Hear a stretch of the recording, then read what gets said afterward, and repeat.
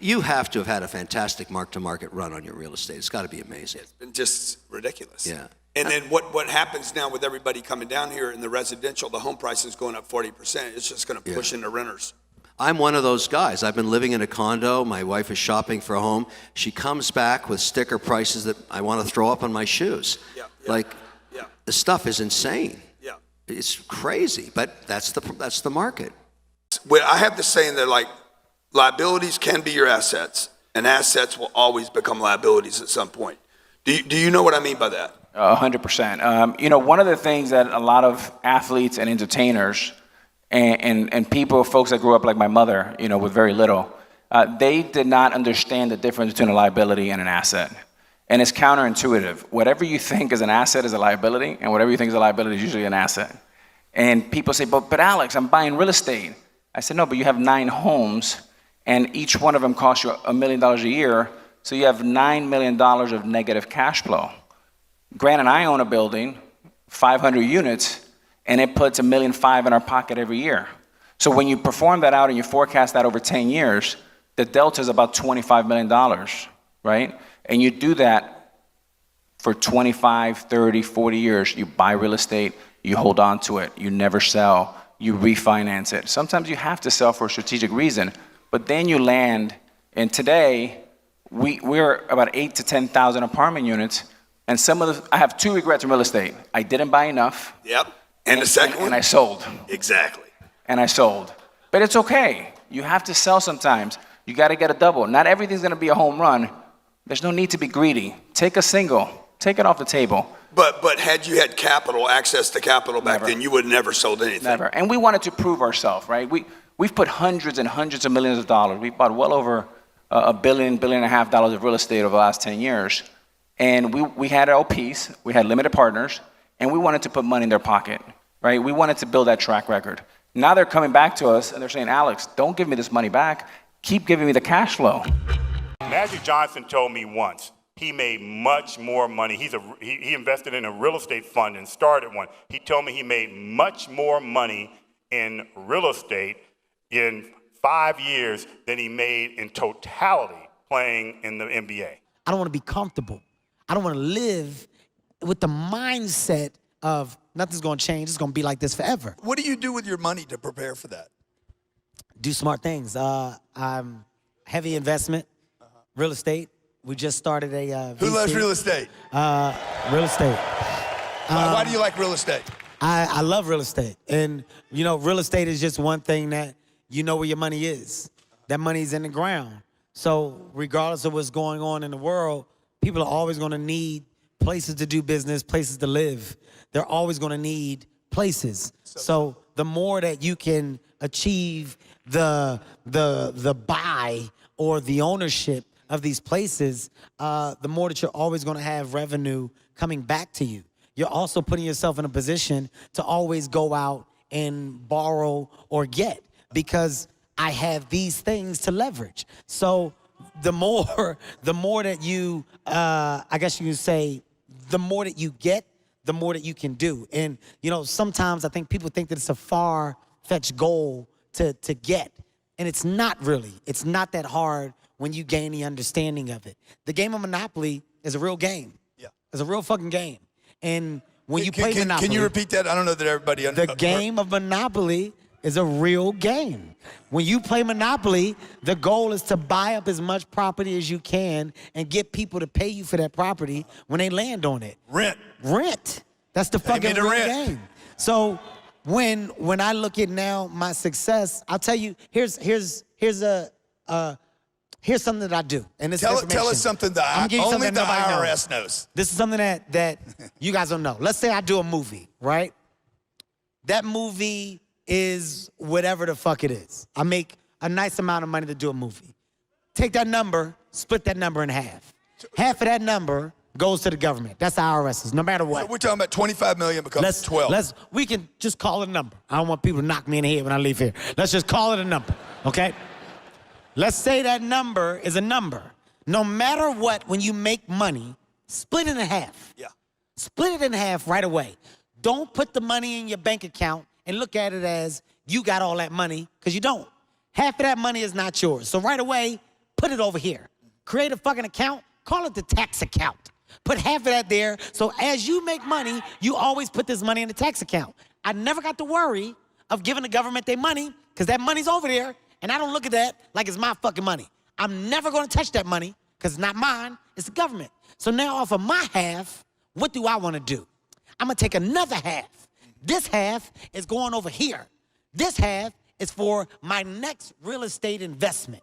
I don't know what it is, I haven't figured it out yet, but I'm putting it over here, so when I do figure it out, I got it there to buy. So now I'm only living. This is so ridiculous. I'm only living off a quarter of my financial gain. I split it in half and I took a quarter.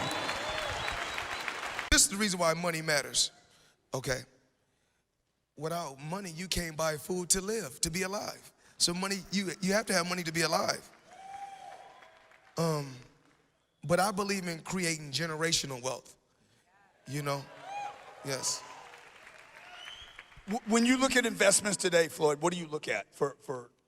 Is it a feeling? Does it have to make sense to you? Is it something you like? If it's something that I know is paying off, lucrative and heavy, I got to go with it. I have to go with it. How much do you like real estate?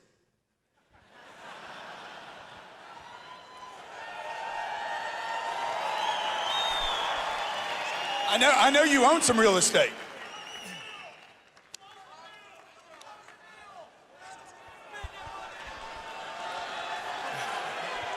I got $2 billion worth of real estate. I'm going to 10, so they're like, hey, maybe you partner with Floyd, you know? Create a new fund. Mayweather Cardone fund. Well, you know,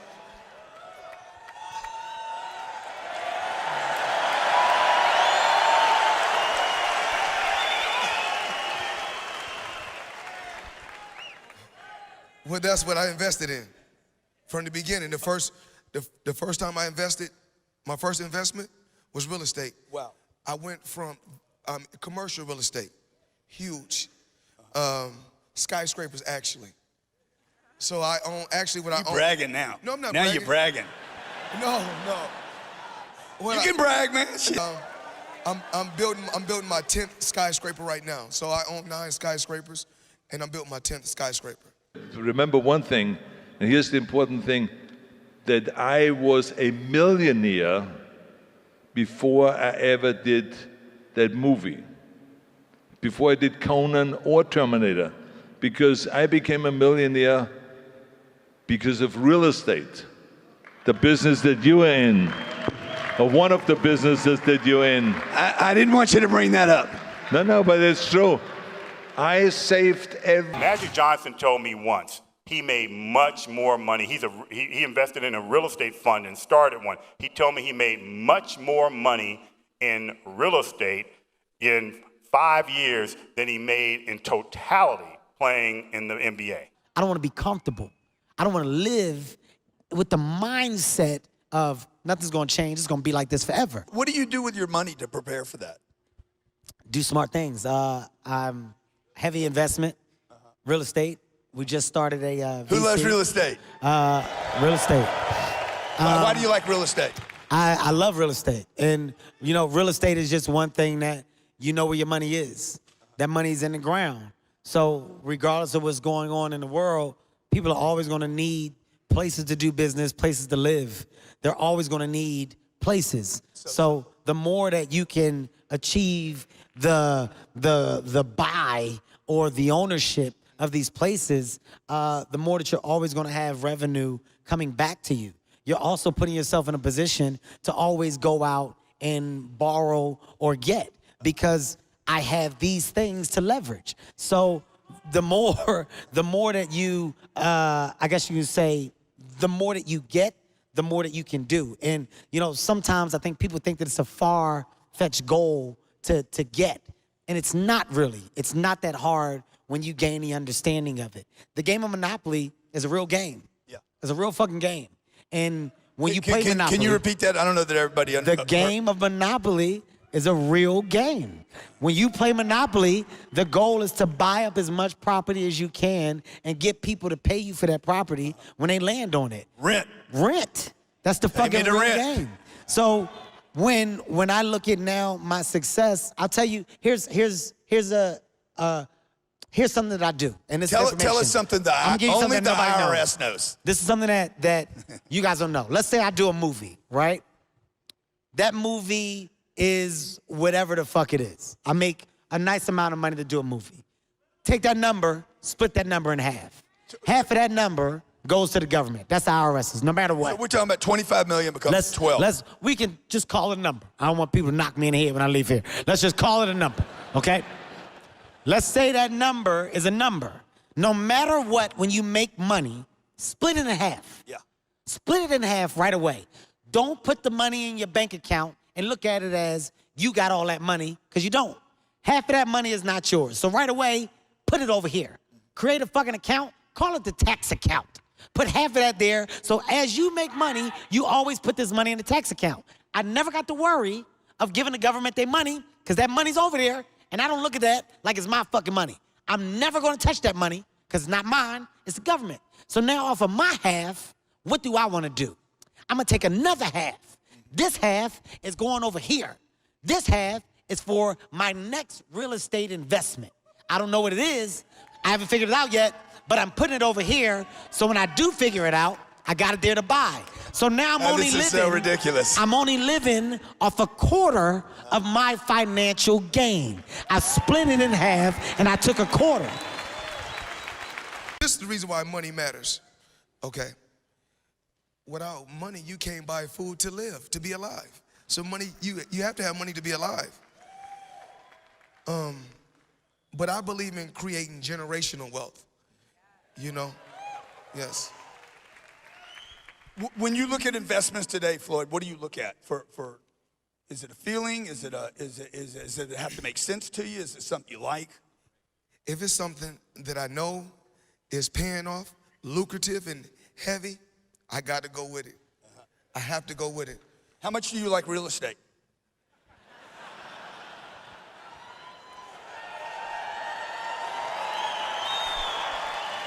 I know you own some real estate.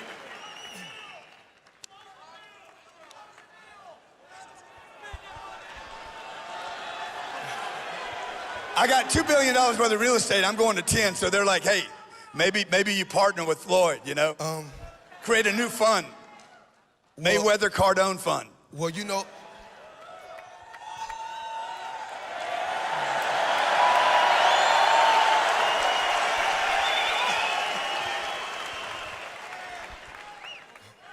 well, that's what I invested in from the beginning. The first time I invested, my first investment was real estate. Wow. I went from commercial real estate, huge, skyscrapers actually. So I own, actually what I own. You're bragging now. No, I'm not now bragging. You're bragging. No. You can brag, man. No. Actually, what I own right now is 9 skyscrapers, and I'm building my 10th skyscraper right now. So I own 9 skyscrapers, and I'm building my 10th skyscraper. Remember one thing, and here's the important thing, that I was a millionaire before I ever did that movie, before I did Conan or Terminator, because I became a millionaire because of real estate, the business that you are in, or one of the businesses that you're in. I didn't want you to bring that up. No, but it's true. I saved every penny. Imagine that I did not have a blazer to go out in with the age of 24 or 25. I had nothing. I was just training and working and training and working and training and working and going to school, getting my degree, my business degree. And I was going around and doing seminars and exhibitions, and every time I made some money, I took the money and I stuffed them right here, my cash, into my boots. Because sometimes I was in England, sometimes in South Africa, sometimes in France, Canada, so I always was flying home. So I didn't want to go to sleep and have someone steal my money. So I was smart, so I stuffed my cash into my boots. Then I took them home and then I put them in the bank. And that's how I saved up until I had $27,500, and then I put down money for a 6-unit apartment building. And then You didn't buy a house. No, You bought. no, because I tell you, there was a real estate woman by the name of Olga. Olga. She was from Lebanon, and she was Danny DeVito's height. She was like this, and actually pretty old already. I would say she was in her 60s. It's very unusual to work at that age. And she said to me, she says, Arnold, listen to me. You need income property. When you have a house or when you have a condominium, then you have to pay the mortgage and you have to pay for the expenses. But I find you a 6-unit apartment building that has an owner's unit in front. And you're gonna stay there in this owner's unit. And then you're gonna go and pay for your rent, and then they're gonna pay for their rent, and the value of your property will go up. It was a $240,000 apartment building. Now remember, this is the 70s. $240,000 apartment building. 2 years later, I got $400,000 when I sold that building. 2 years later, $400,000. Now imagine, I put only 27.5 down. Now imagine that profit. 10x. Right? I mean, imagine that profit. Now I didn't take the money because that Olga came back. I mean, she was the original one that said, I'll be back. And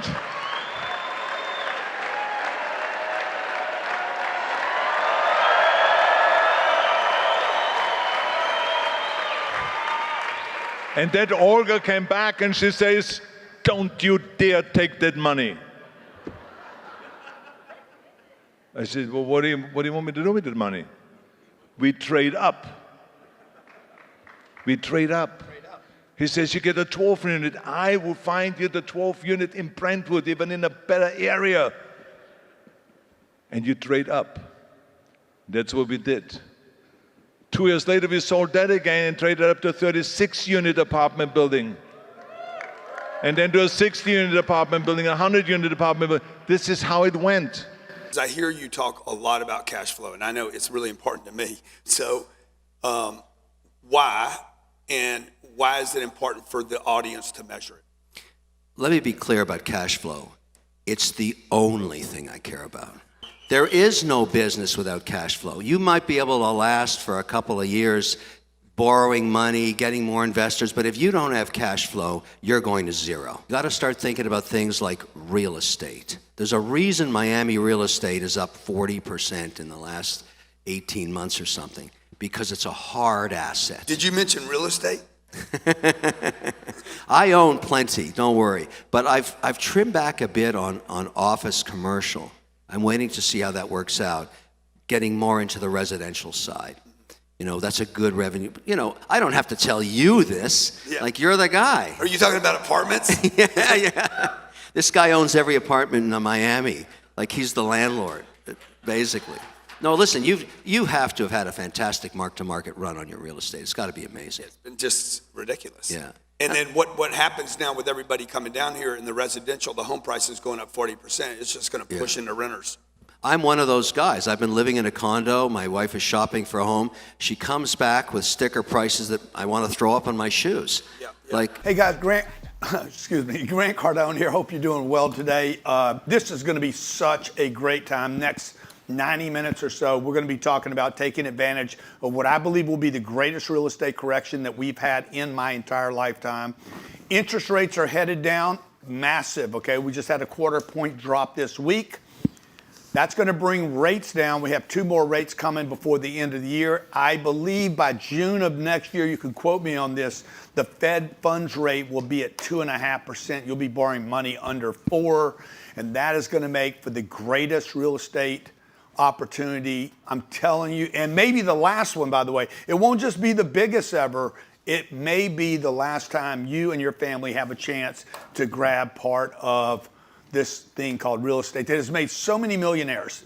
Okay, tens of millions of families around the world become millionaire families because of real estate. So really super excited to be hosting this today and answering your questions and providing you with the information you need in 90 minutes, okay? What will happen in the next 90 minutes, by the way, would normally take some other people, mere mortals, if you will, would take them weeks or months or years to teach you. I'm gonna share with you, if you're one of those high IQ people that's able to duplicate everything at extremely fast rates, you're about to get $1 billion worth of information in 90 minutes. And I'm not even kidding. How about $5 billion worth of information? Had I known this when I started buying real estate when I was 25, I have something stuck in my throat right now. Had I known this, I would be so much bigger than I am today. So in 90 minutes, what I'm gonna do is I'm gonna show you where to find deals, how to find them, what to look for. I'm gonna show you what to pay for them, how to make an offer on them, how to talk to the broker about the deal. The deal is, when I refer to the deal, I'm talking about the real estate itself, where to look, what type of real estate to look for. In your city, if you stay till the end, we're going to do some Q&A to find out about your city, your market, what pricing, what cap rate, what the expectation should be in your particular market. Whether you're in Singapore or Cincinnati, Los Angeles, or you're in Lagos. It doesn't matter to me, dude. I can tell you how to underwrite a deal anywhere in the world. 2, how to get debt on these deals. Who are you going to go to get financing? A regional bank, a local bank, your friendly bank, which is not that friendly, okay, particularly right now. Or you're going to go to Fannie Mae or Freddie Mac, a life insurance company. I'll go over that today. Everyone should have something to write with. I will be taking notes because there's things that get unfolded by your questions that make me learn things as well today. 3, for those of you who don't have any cash, rest assured, I can show you how to buy real estate without any money down. In fact, most of the real estate that I've bought in my career, half of my portfolio, about 7,000 units, I have bought without any of my own money. I needed a deal, and I needed to know what I was doing, and I needed to be able to know the difference between a good deal and a bad deal, but I can show you how to raise money. In fact, I can show you today how to get a deal under contract, get a loan on it under contract, and do so with no money. And how about this for the kicker? This is the kicker, okay? I can show you how to invest in real estate with no money.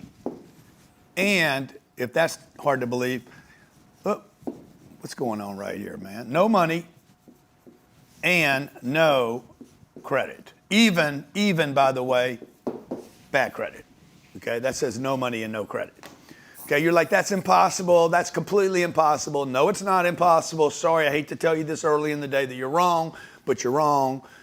Quit telling stuff, quit lying to yourself. There's plenty of people out there that will lie to you and give you fake information. Don't be the one that gives you wrong information because it's simply not true, okay? The type of real estate, there's a specific type of real estate in the marketplace today that banks will lend on even if you have bad credit and no money. In fact, they're not going to even want your credit, okay? But I'll show you that in a few minutes, okay? Also, I'm going to introduce you to a network of people that you have to have in order to do these deals. This is not a lone shooter game. You cannot go play this game by yourself. You're going to need insurance companies, banks, financiers, mortgage brokers, tenants, investors. You're probably going to raise money to do this if you're going to scale your business. It's a phenomenal business. And the last thing you're going to need is confidence. Now, I cannot give you the confidence today, okay? That takes time, okay? I mean, you're going to have to go through some work. You're going to have to look at some deals. If you guys are committed, I can give you the first 4, and I can set you up for number 5, which is confidence. And by the way, number 5 is probably the single most important thing after the first 4. Certainly it is. But without confidence, all I can tell you is there's more millionaire families, first-generational millionaire families, been made because of real estate than any other industry on the planet over all of history, okay? You don't need to learn how to code. You don't need to learn AI. You don't have to be a freaking smart person. You don't even need to be connected, okay? Some of the best, biggest real estate people in the world, low IQs, no offense. I mean, I don't need to have a 167 IQ to go buy a piece of real estate. I'm gonna show you how simple this game is today, okay? All right, real quick in the chat, put where are you from? I need you to post where you're from and one thing that you want to learn today, one thing that you want to walk away with today, one thing you want to get. Dallas, Miami, just down the street from us. Tulsa. Springfield, Tulsa. By the way, Jared Glantz in the house. If you guys can cut to my guy, Jared over here, president of Cardone Training Technologies. This is our educational company. We do education for sales, marketing, business scaling, startups, Wealth creation, operations, running operations, hiring great people. That's what we do here. We're an educational company first. And by the way, I've been educating people since I was, 18 years old. I've always wanted to help people, okay? And so I'm so proud to help you today. Sacramento's here, Nashville, Bakersfield, Charlotte, Reno, Niceville, New Jersey, Los Angeles, Macon, Georgia, Las Vegas, DC, Glendale, Tampa. Man, can you guys slow it down? I can't read what they want. Brisbane's in the house. New York City, they want confidence. You got to slow it down. Who's on the damn on this I got thing, it, G. guys? I got it, G. So Houston, Arizona. Now you got to move it now. Rockford, Illinois, Los Angeles. Okay, there you go, man. There you go. There you go. Okay. We got Bismarck, North Dakota. I want to learn how to raise equity. Great. We're going to be showing you exactly how to raise equity, okay? Every one of you that is watching today. On any given deal, okay, you have to find the deal first. There has to be a deal. A deal, when I refer to the deal, I don't mean it's a good deal or a bad deal. If it's not going to be a good deal, we're not going to buy it. So when I say a deal, I mean a piece of real estate. This is going to be the real estate itself. What am I buying? Is it 1 door, 10 doors, 100 doors? Was it a grocery center, a retail center? Was it a storage, self-storage? Mobile home park. Was it industrial? Was it a mobile home park? That's what I mean when I say the deal. I'm talking about, it's my Louisiana terminology for the real estate, the purchase, whatever it was. Then what I need is I need a bank involved, okay? For the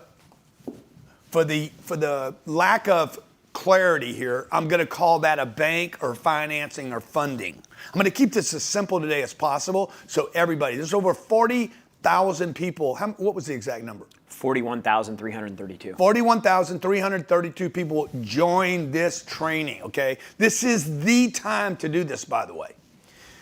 I got to find a deal and I got to go to a bank. Now, a lot of people get super intimidated right here with the bank. I'm going to show you how to never be rejected by a bank because I'm going to show you the exact bank to go to that will guarantee you that loan. So you will have a 100% success rate going to the lenders that I give you today.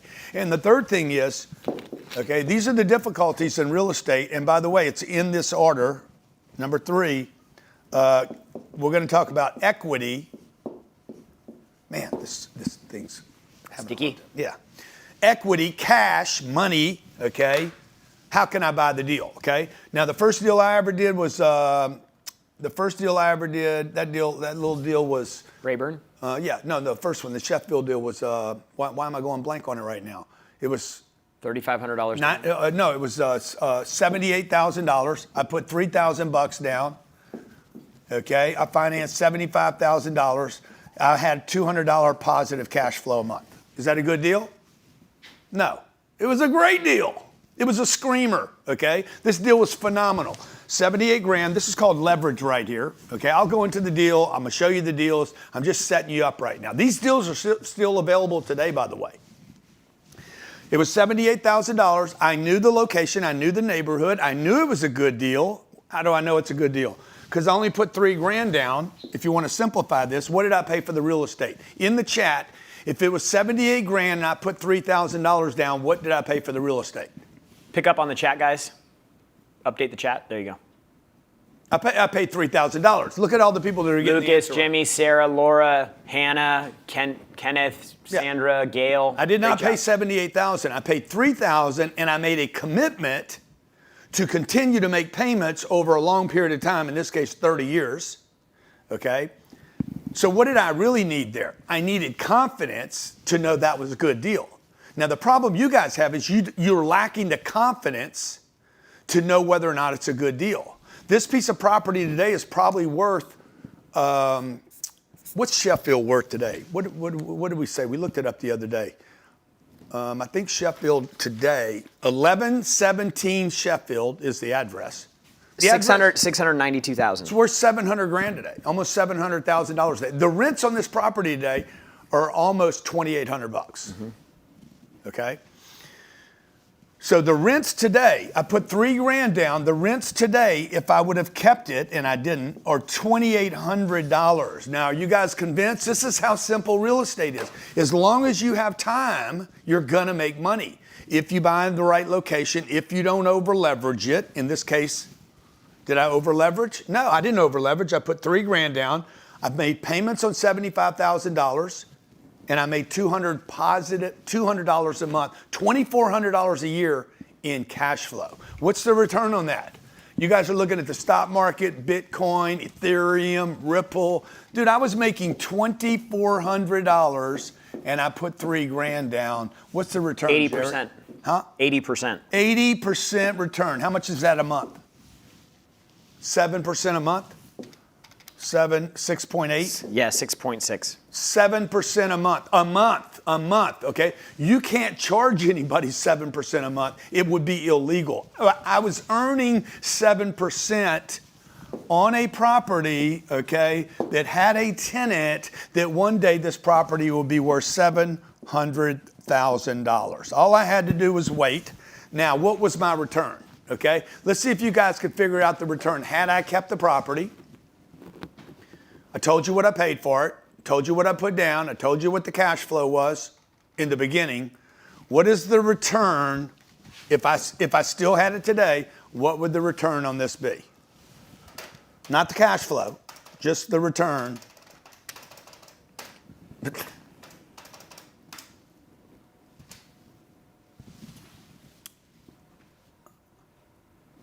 What'd you get, Jared? 230 times. That's what I got. 233x on the down payment of $3,000. $3,000 became 700 grand. Plus, but that's not all of it, plus the last 10 years, the rents there, just the last 10 years, this is 28 years ago, the last 10 years, the rents there have been 2,800 times, what is that, 120 months?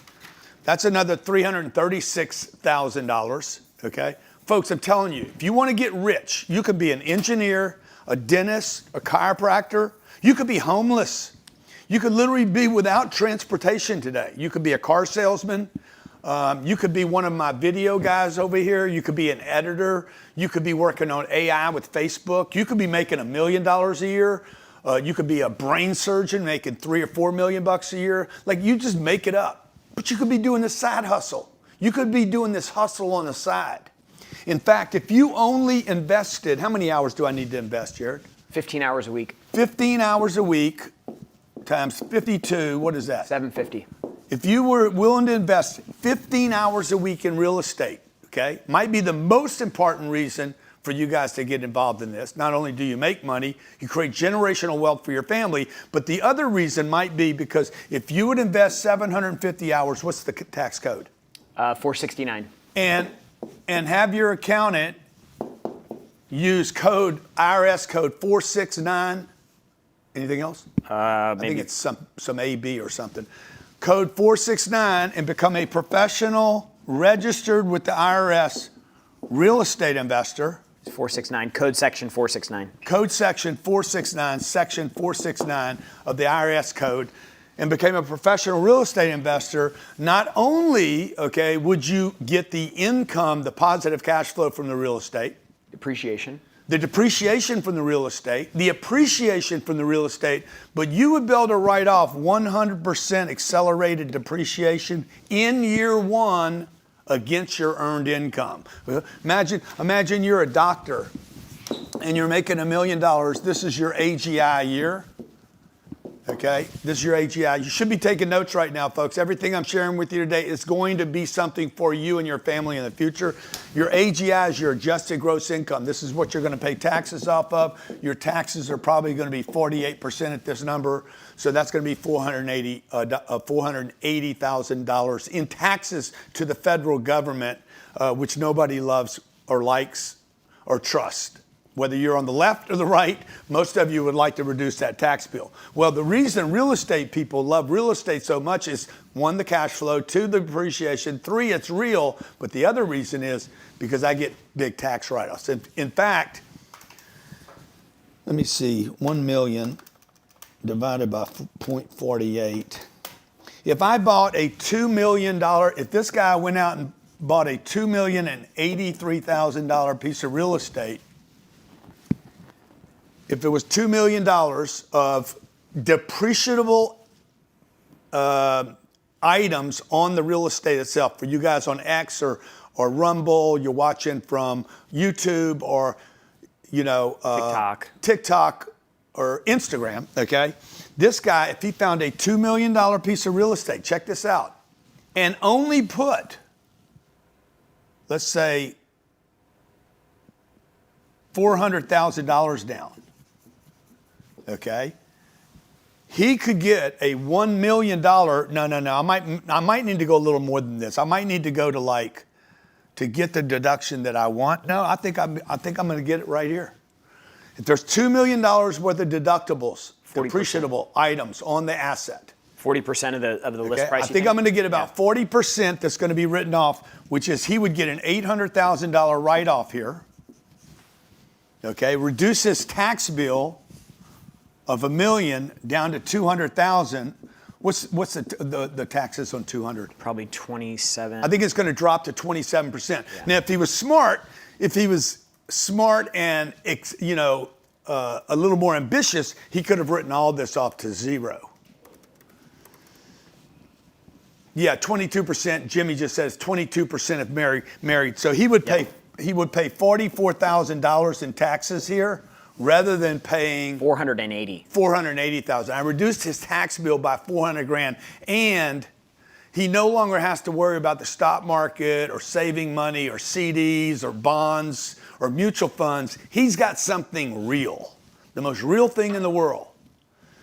Okay, the most real thing in the world is the family that you have and the real estate that you own. The rest of it's kind of made up. Okay, that's what we're going to be going over today, okay?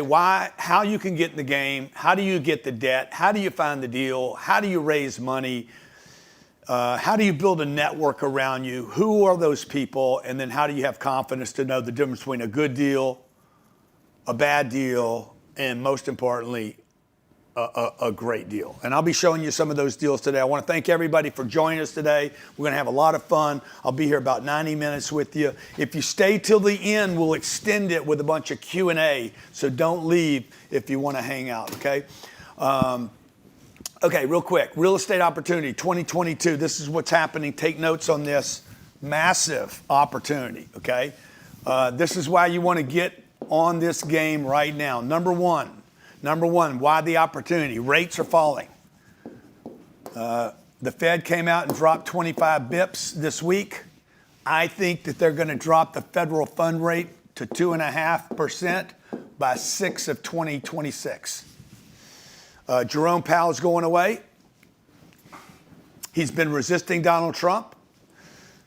If you drop rates down, housing will start to sell. It's not selling right now. Housing's not selling. People are being forced to rent, but they really want a mortgage. Your rates, when rates drop below 4%, sub 4%, you're going to have the biggest real estate opportunity of your lifetime, okay? The difference between a 4% interest rate and a 7% interest rate changes everything, okay? It changes everything on your returns. And I'll show you how to get those loans and how to be ready. 2, we're in a market correction. Oh, by the way, how many of you'd like to see interest rates drop 2 points in your market? Throw it in the chat. Okay? For those of you who are trying to refinance something, maybe you're trying to sell your home. If you're trying to sell your home right now, I would tell you the only way to sell a home in America today is to do seller financing. Okay? Interest rates, these interest rates that Jerome Powell has kept up too high for too long, it has been a disaster. It's choked the real estate market out. It's killed the middle class. Okay? It hasn't kept the rich people from doing what they want to do, because they always do what they want to do. Number 2, market correction. We're in a massive market correction right now. you don't know we're in a market correction because most of you are looking at the wrong asset class. You're looking at single family homes that are not corrected. Condos are corrected. I saw something this morning. Condos are being corrected across the country by minimum 20%. So there is a market correction going on in condos, apartments, shopping centers, retail, office, 50, 60, 70% market correction. So since 2000, so the COVID boom, 2020 through 2022, prices exploded. But since then, they've come down 16%. What price? Pricing has come down 16% since COVID. On what asset? Multifamily. Yeah, multifamily. Yeah. Okay. Debt crisis. We're in a debt crisis right now. And if you don't know what a debt crisis is, think back to 2008. That was a debt crisis. 1995, debt crisis. Okay. Real estate does this. Okay. Real estate goes up and down in cycles. What you need to know about in cycles, this is 1996, this is 2008, and this is now. Okay. The reason these cycles happen, this is a boom, we're going up. Values are positive, and then they go negative. The only reason real estate values ever go negative, the only reason, there's only one reason ever for real estate. Who knows the answer to that? Why is the only reason real estate prices come down? Let's see who knows the answer. Is it moving right now? No, There it's you not go. moving.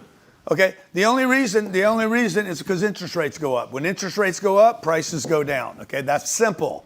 When rates go up, prices go down. Real estate is tied to lending and banking. The only time we have a real estate crash, the only time in the history of the world, the only time there's been a real estate crash is when there's actually a banking problem. So what do we have right now? We have in 2000, let me just give you this timeline, right? Like this. Let's see, 2000, what are we, 25 right now? Yeah, we're 25, Yeah. okay? So this is 2020. And now we're 2025, okay? Why did the value of the property get adjusted? Jared said 16% on multifamily, which are apartments. I'm talking about large apartment complexes. Why? Because right here, the interest rates were, 2.5%. And now the interest rates went to 7%. Oops. Damn. Did anybody try cleaning this thing this morning? Okay, when the rates go up to 7%, the rates went this way, the prices have to go down, right? When rates go up, prices have to go down. So it's just simple. Like if I can get a loan on $1 million at 2%, my debt is $20,000 a year. Right? $1 million costs me 20 grand a year. So the bank's like, yeah, we can lend you that $1 million because the interest rate is only 2%. But when the interest rate goes to 7, the interest is $70,000 a year. So the loan proceeds have to come down. When the loan proceeds come down, Your money doesn't go as far. the buyer has to put more money down. So your money doesn't go as far, okay? Or the only people that can buy now are cash buyers. The Blackstones, the BlackRock. BlackRocks, the big mega companies. Last year I bought $600 million worth of real estate and didn't finance any of it. I paid cash for it. Guess what? That real estate last year was probably worth $900 million. And I got a $300 million discount because I paid cash for it. Now, you're like, dude, who has $600 million sitting around? I didn't. I didn't have $600 million. Guess what I did? I found the real estate. I created a network. I had confidence. I know the game. And I raised the money from friends and family. Just to give a little more context on this debt crisis, guys, in 2008, there was between 800 and 1.2 trillion in outstanding loans that went into trouble and defaulted. The current commercial loan debt that is coming due in the next year or two, which rates are higher than they were when these loans were taken out, is $1.9 trillion. So it's bigger in volume than 2008. I wish Jared would have stayed with me on this one point, though, that I raised money from friends and family, okay? And you're like, I don't have any friends and family that have 600 million.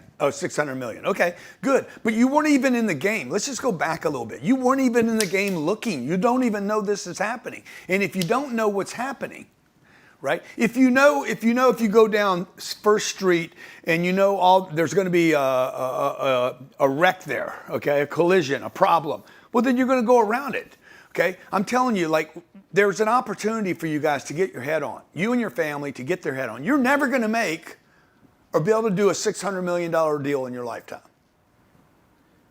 You know, at your job. If you're an engineer or you're a plumber, $600 million ain't going to come your way, or 6 million or 60 million. The only way to do any of those big deals is to be looking, number one, and two, probably be in an environment in a real asset class. I can't go back to school and do that deal, okay? I was looking, I knew there was an opportunity, and what I did was put my audience together and raise money on a deal. That's not the first deal I did. First deal I ever did. First deal I ever raised money on was 20 million. I found the deal. I knew it was a great deal. Okay. It needed $6 million down. It needed $6 million. I knew the deal was good. I did not have the money. How many of you are in a situation where you don't have any money? Just throw a big zero down there. If you'd like to buy real estate, but you don't have any dough. Look at all the people that don't have any money. Guess what, folks? Welcome to the richest people in the world.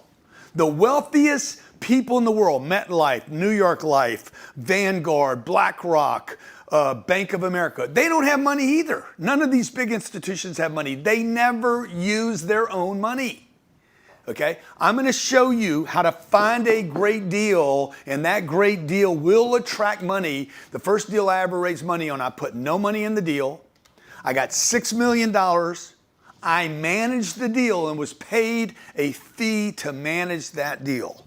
Okay, by the way, that deal ended up returning 424% to the investors.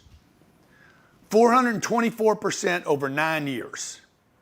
Okay, how many of you'd like to get in this game?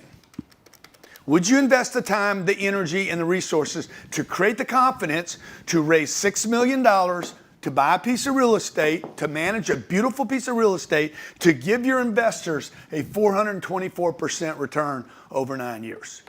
I'm going to show you that deal today. I'm going to show you the address. I'll document the information. Everything I tell you today has an address. Everything I tell you today has a track record. Everything I share with you today can be substantiated with records. And that's really, really important because real estate it's got DNA all over it.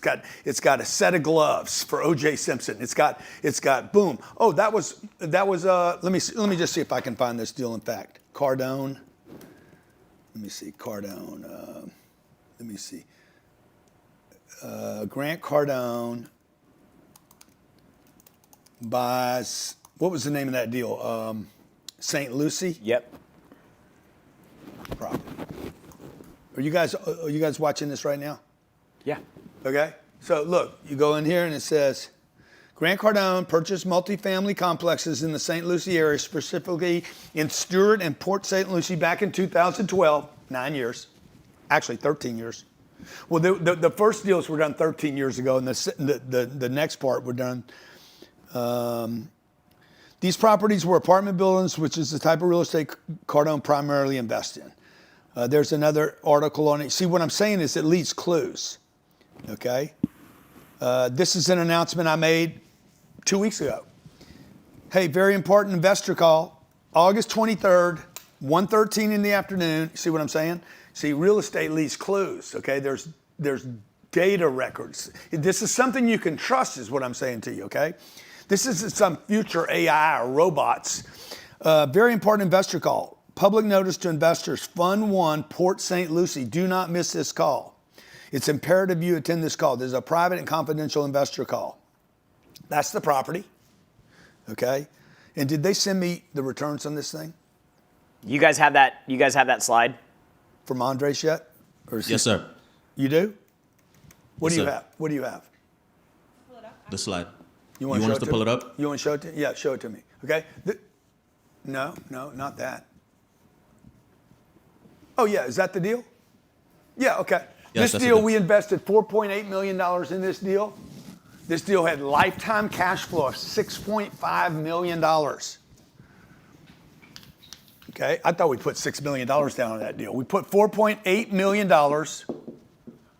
We've raised 100% of the money. 100% of the entire deal was raised, and I bought it using other people's money and my experience with real estate. I found the deal, picked the deal, negotiated the deal. We had put a management company in place for the deal, okay? We refinanced, we paid $6.5 million out of cash flow. What percentage is that, Jared? Is that 1.4%? 140%? This is the down payment. Yeah. We return that in cash flow. What is that? 4.8. 6.5 divided by 4.8. Did it the wrong way. It's 135%. 1.3, yeah.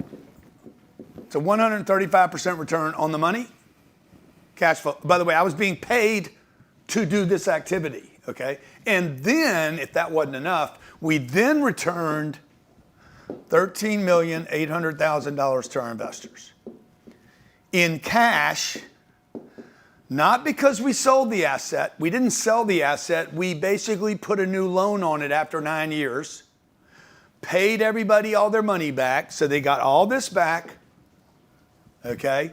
All their first money plus $9 million, plus the cash flow, and, oh, by the way, I got paid $3 million. Okay, it's a 424% return or something. It's ridiculous. This is available right now in your market. You could be doing this for your dad, your mom. Your mom and dad could be doing it for you. You could be doing it for your grandkids. This is the single best retirement plan on planet Earth. You guys that are in IRAs, 401ks. How many of you have money invested in an IRA or a 401k? Let me just see a hand. Put 401k. 401k, me, both 401k. The best 401k on planet Earth is apartment complexes where the rents go up. You're like, how do I know this is going to be a good deal? Well, I'm going to show you how to find a good deal. I'm going to show you how you can guarantee it's a great deal, okay? Okay? When rents go up, and they have since 1945, when rents go up, this is rents, values go up, okay? The value of the property goes up with the rent. These two things are connected. Rents are connected to value. When rents go up, values go up, okay? Now, when rents go down, guess what? Rents go down, guess what happens? The value of the property goes down. So if you're in Flint, Michigan, okay, and people start leaving Flint, Michigan because the water's bad, there's a good chance that there's going to be a bunch of available housing. Nobody's going to rent it. The rents are going to go lower, and then the values go lower, okay? We're not talking about single-family homes today. We're not talking about mansions, okay? A mansion actually you can rent for less than they own it for. So if you want to live a great life, Ty Lopez rents mansions in Beverly Hills. The owner might pay $20 million for the place, and Ty pays whatever, $10,000 a month. He's getting a great deal. So as rents go up, so do the values. We're going to show you how to plan that over 3 years, 6 years, 9 years, 12 years, so that you can create financial freedom for you and your family. So imagine you're 50 years old, okay? Put your age down, by the way, in the chat. How old are you right now? How old are you? Okay, we got some 50, 52s, 54s, okay? 50 years old, and you're going to retire when you're 76. That's 26 years. Guess what? You could buy a $10 million piece of property today. I'm just picking a number out. Put $3 million down. I don't have $3 million. That's fine. You don't need $3 million. You need to raise $3 million. Okay? $10 million. Let's say the rents on this property today are what? Let's say the rents are $1,500 a month. That's the rents. Remember, It's 2000, what, 25? So you're going to retire in 26 years. It's going to be 2051. 51. By the way, 76, 20 years from now will not be the 76 today. Okay? I'm 67 years old. 67 in 2025 is not 67 in 1975. Okay, in 1975, there was no 67-year-old men walking around like at scale in good shape. You got lots of people in good shape at 67 years old today. So everybody agreed that we're getting older, we're going to last longer, the body's going to be in better shape. We're having Better health, better technology. Better health, better technology, more sophistication, more information, et cetera. Okay, so watch. This guy's going to be, he's 50 years old today, or it's a woman. She's going to live till she's 84. Okay, or longer. She could live. Rockefeller, back in the 1900s, Rockefeller lived till he was 98, before there was any technology. Okay, maybe rich does matter. Okay, you're 50 years old. You're going to retire in 26 years when you're 76. Rather than doing an IRA, a 401k, a Roth program, why wouldn't you take the same money, invest it in real estate, or even better, why don't you just raise the money from your friends, family, neighbors, co-workers, community, buy a piece of real estate where the rents are $1,500. Help me out here. What do you think the rents are going to be in 2051? Assuming the real estate was in a good location, assuming you bought a great, you bought in a marketplace where there was growth going forward over the next 25 years, what do you think the rents are going to be? Help me out in the chat. If the rents are $1,500 today, what will they be in the year 2051? 3,000, 4,000, 4,000, 2,800. How much? Okay.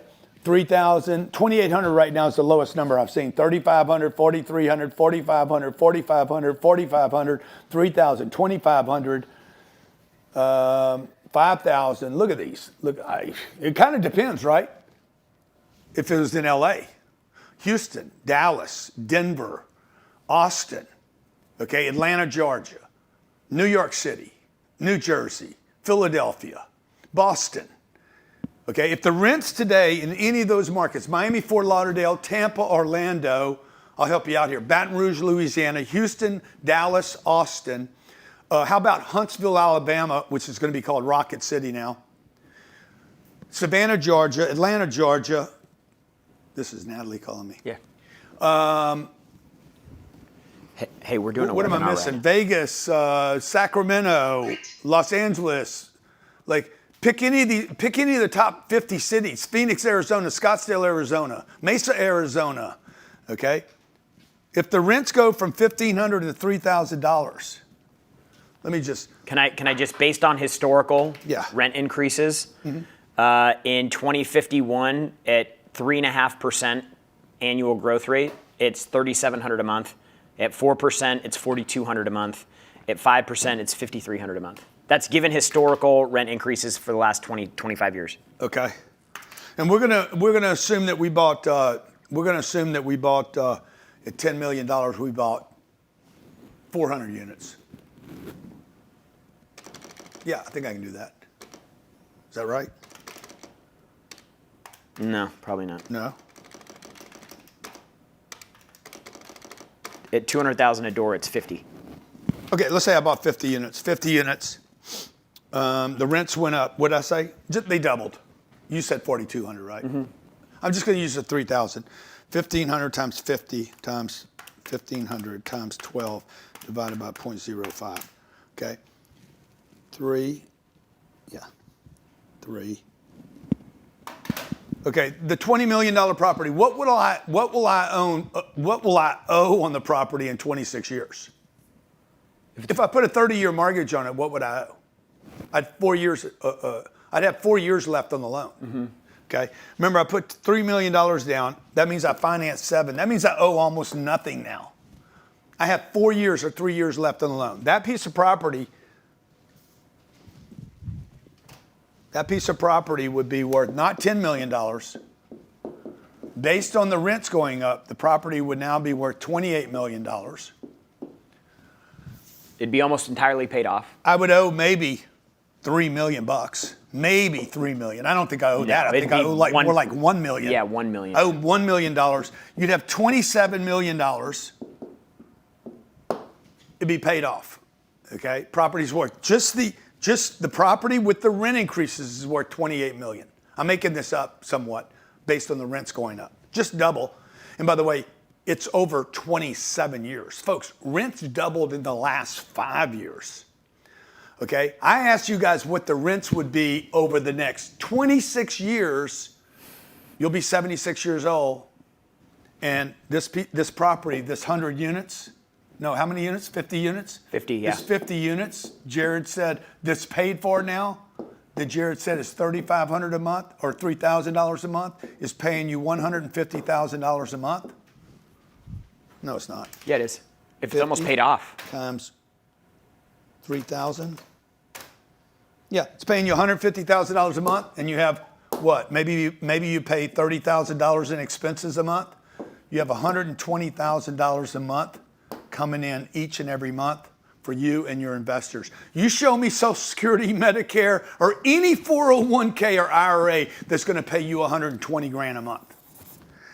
Okay, check this out. Because it's paid for and it's worth $28 million. Okay, you can put financing on this. Any bank, anywhere in the world, MetLife, New York Life, Fannie Mae, Freddie Mac, IndyMac, HUD, anybody will give you a loan on this deal. And they're going to give you a loan for $21 million. See if you can do this with your 401k. They're going to give you a loan for $21 million. You're going to return this money to your investors and yourself. You're probably going to have a program where you got 20 or 25 or 30% of that 21 million. So you're going to return $18 million to your investors and $3 million for yourself. I'm sorry, I did that wrong. You're going to return $6 million to yourself, $15 million to your investors.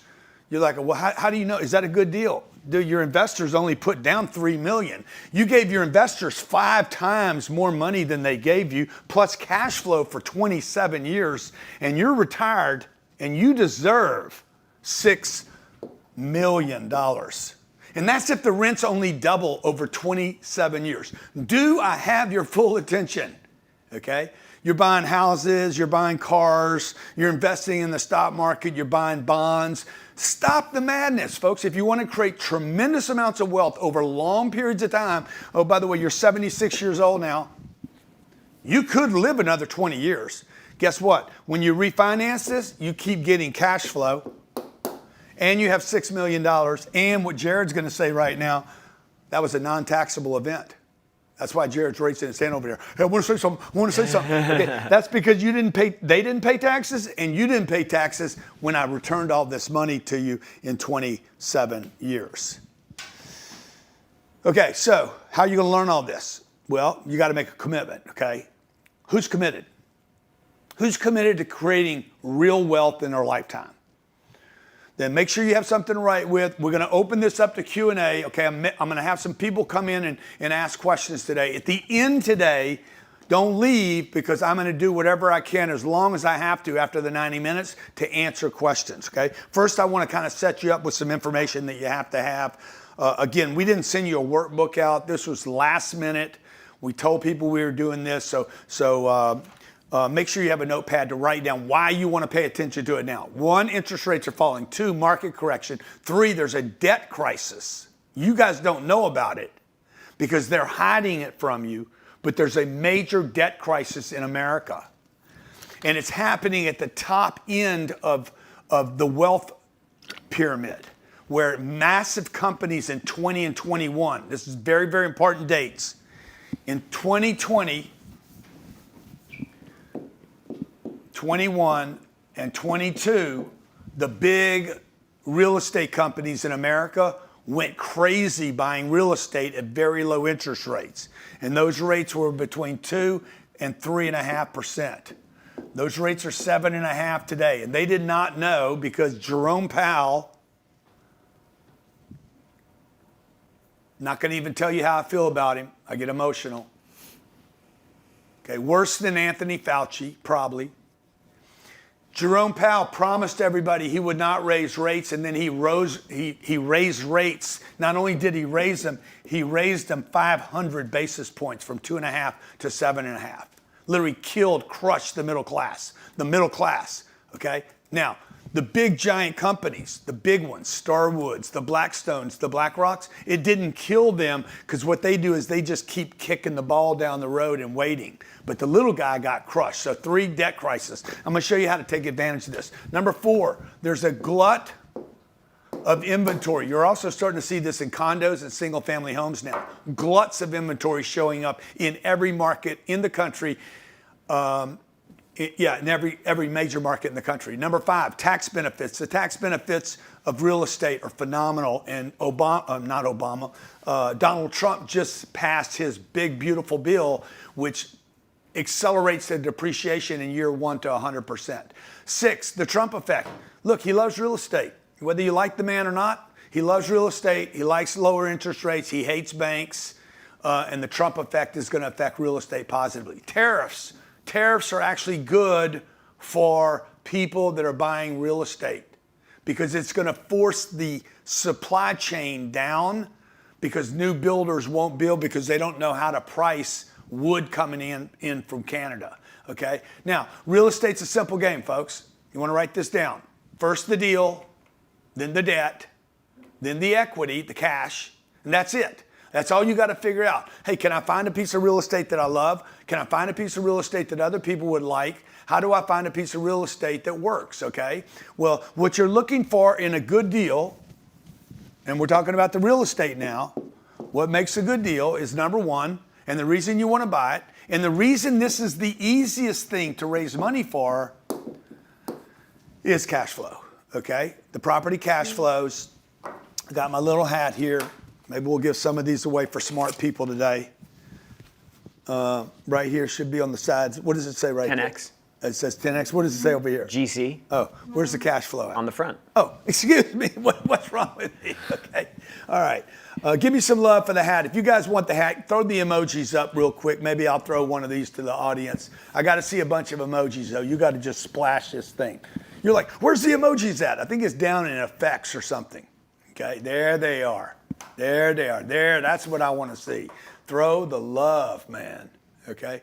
Can you believe we live in a time, 2025, where we have technology that you guys can be on your phone, your computer, I can be in Miami, you can be where you are, and I can be delivering all this education to you. It's a great time, folks. There's never been an easier, better time in my lifetime. I have never, ever experienced a better time in the world to earn money, to connect.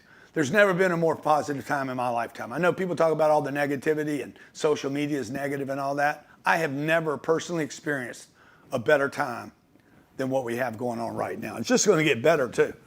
It's not going to get better for everybody. We're going to give this to, go back. She said cash flow is king. Scroll up. Yeah, I think it was, let me see, I'm going to send this hat too. Scroll up. Cash Scroll flow up. is king. Scroll Cash up. flow is Scroll king. up. Cash Scroll flow up. is king. They're right there. Go down. Go down. Gail Wood. Gail Wood. Gail, right here, Gail. Let's see, where's that camera at? Okay. All right, Gail, I got a hat coming to you, okay? All right, so first, cash flow. Number 2, capital preservation. The reason you want to buy real estate is you have capital preservation. This property that I bought on Miami River, that's in this picture right here, that property, I think we paid $140 million for that property. It's still there. Okay, a hurricane can come through town, it's still going to be there. That's a Category 5, modern built construction, concrete, glass, steel. It cannot be destroyed. Could I have some damage? Yeah. The roof could be blown off. It's covered by insurance. It preserves my capital. I'm basically taking garbage pieces of paper. Hey guys, does it look dark on your computer? It looks dark in here to me. It looks fine over here. Okay. Because on my make screen, it brighter, though. Maybe my thing's just dark. All I'm doing is taking garbage pieces of paper and I'm converting it to a building that has more value. I'm going from fiat, something not real, printed at mass, okay, to something that is very, very difficult to build, okay? So capital preservation. Number 3, tax benefits. The tax benefits that came from that purchase right there, it was $140 million. okay? The tax benefits on that deal, if I'm right, was $56 million from a $140 million purchase. So we financed $100 million and we got a $56 million tax write-off. So we put $40 million down on this deal. We financed $100 million. This was the amount financed, but we took a $56 million deduction for ourselves and our investors. There's no stock, no Bitcoin, no crypto, no other investment in the world except maybe if you buy a gas and oil production facility, okay? 4, control appreciation. I can actually control the appreciation of this asset. Now, this particular asset had 346 units. I want everybody to do some math with me.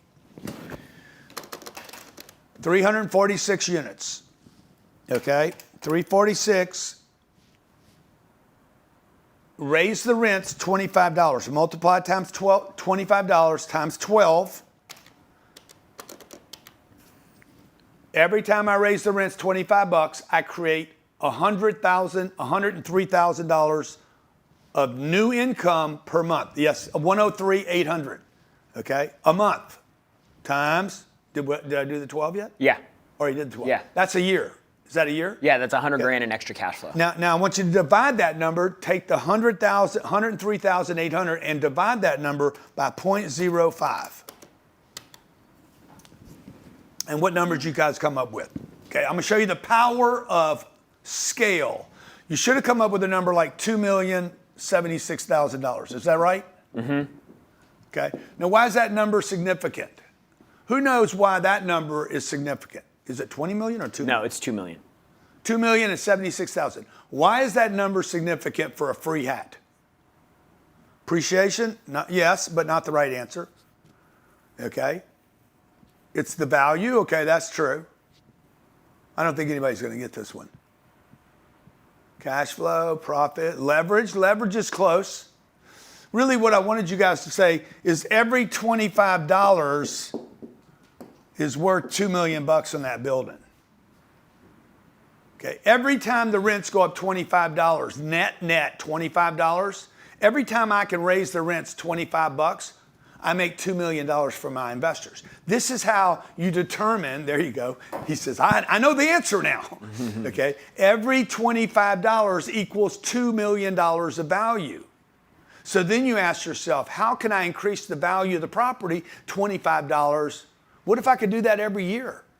If I do that every year for 10 years, I increase the value of the property by $20 million. Okay? If I could do $25 4 times a year for 10 years, I would increase the value of the rents $1,000 over the next 10 years. Reasonable. I think that's reasonable. The rents would go up $100 a year for 10 years. Everybody think that's reasonable? Times 346 times 12 divided by 0.05. That would be $83 million.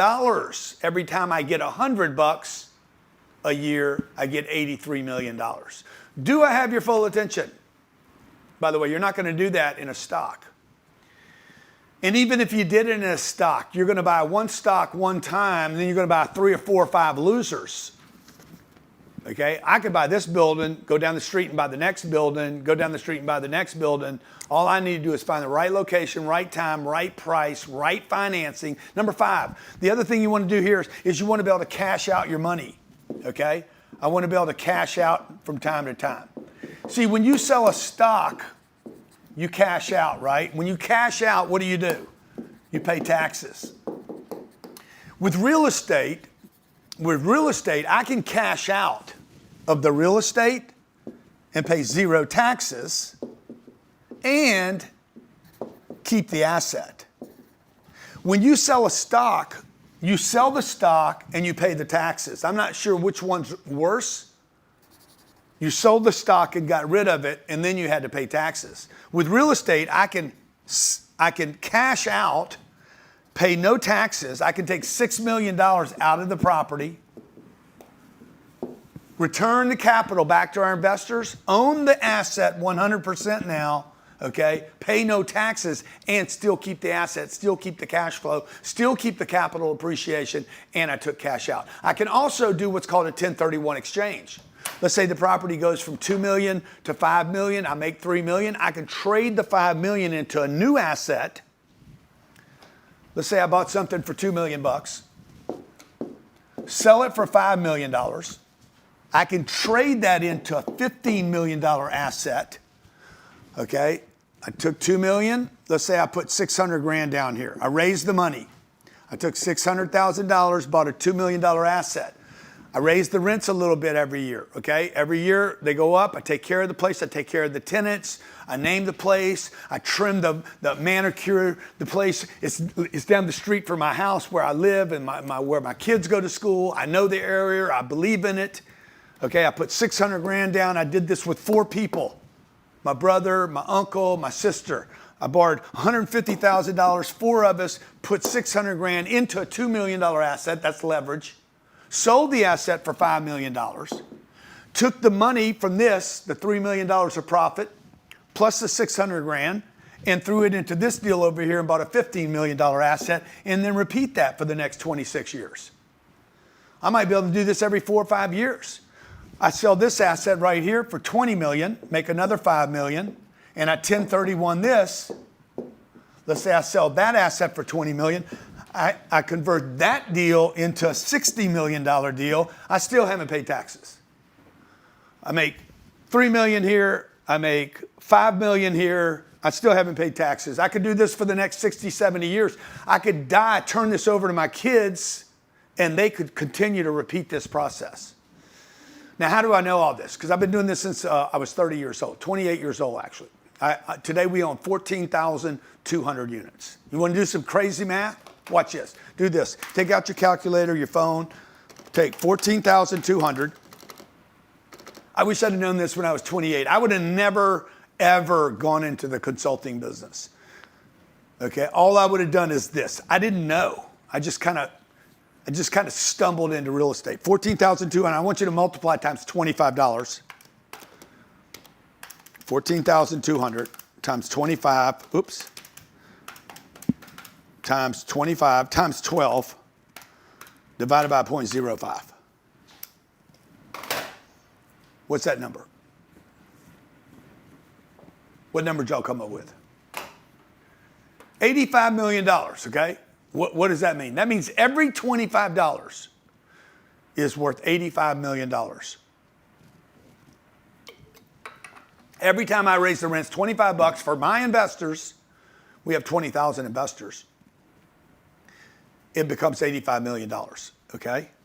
So what's the biggest takeaway from that calculation right there? A free hat for anybody that could come up with the biggest takeaway from that calculation.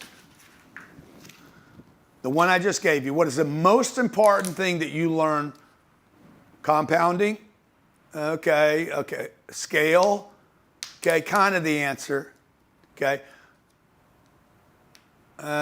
Nobody quite got it right. I mean, you guys are bouncing around it. The most important number in real estate. What's the most important number in real estate? Get more doors. Yeah, more doors. The most important number in real estate is the number of units that you own, okay?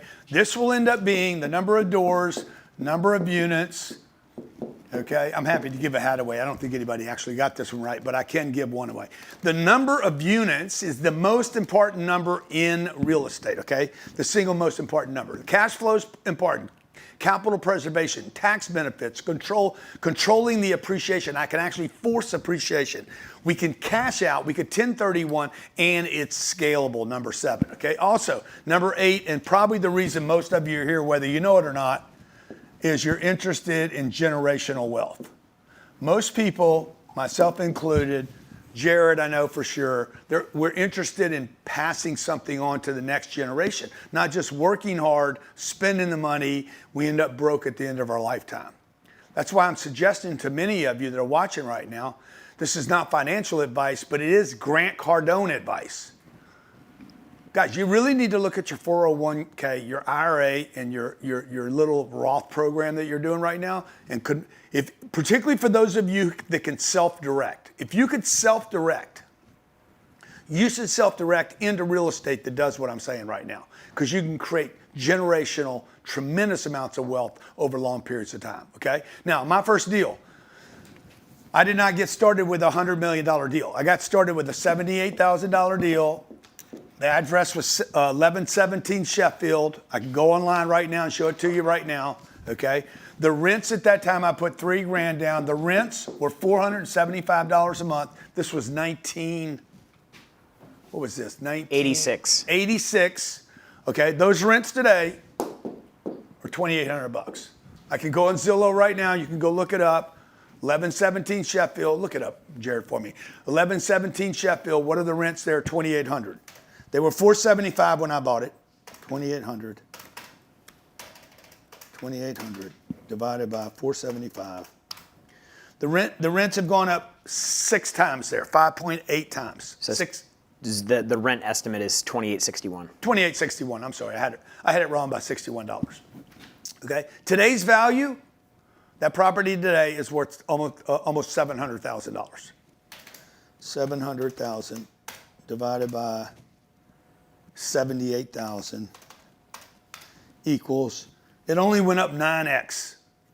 Now that's not the whole story. It went up 9 times, 8.9 times, but it cash flowed for 20, how many years is that? 40 years? And for 40 years, it's been positive cash flow. There's only been 2 owners of that house, and I was one of them. Only 2 people have ever owned that house. Still there today. It was built in can you see when it was built? It was built in 1955. 1955. That house is older than I am. That house is older than Facebook. That house is older than Apple Computer. You understand the point I'm making? That house has been producing income and a utility. It's been around longer than Bitcoin. Okay, it's been around longer than Microsoft. Is that insane or what? Wild.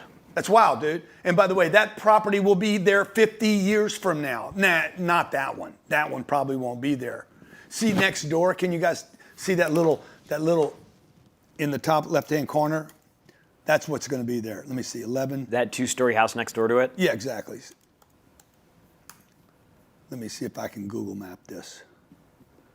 See, what's going to really be there is this. And by the way, another beautiful thing I like about real estate, it's real. Oops. 1117 Sheffield. Okay, now I'm going to go to the Google map. And there's the house. That's the house I bought. It was there then. It's going to be there tomorrow unless they do this to it. Okay, that's what they're going to do to it. Okay, what they're going to do is they're going to tear this house down one day and they're going to build this. Now, if I'd have been smart, okay, let's just go down the street and see what they're doing down here. Okay, here's another one. Okay, now let me just take you down memory lane. 5422 Brayburn Drive in Bel Air. Same neighborhood, by the way, 3 blocks away. Oh, look what's there. Oh, what is that? Oh, that's a brand new house. Now, when I bought it, it didn't look like that. It looked like this. Oops. It looked like that house right there on the corner. Go to his computer, guys. See, they haven't changed that house. There you go. Okay. See, they haven't changed that house in the corner. This is what mine used to look like. Now go back to mine. This is what this looked like when I bought it. $92,500. Guess what? I put no money down on this deal. Nothing. Zero. Not a penny. I sold it 3 years later for $125,000. I thought I was a genius. I'm like, I just cracked $30,000, bruh. $33,000 on no money. What's the return? Who can tell me what the return? If I profit $33,000 and I put nothing down, what is that return?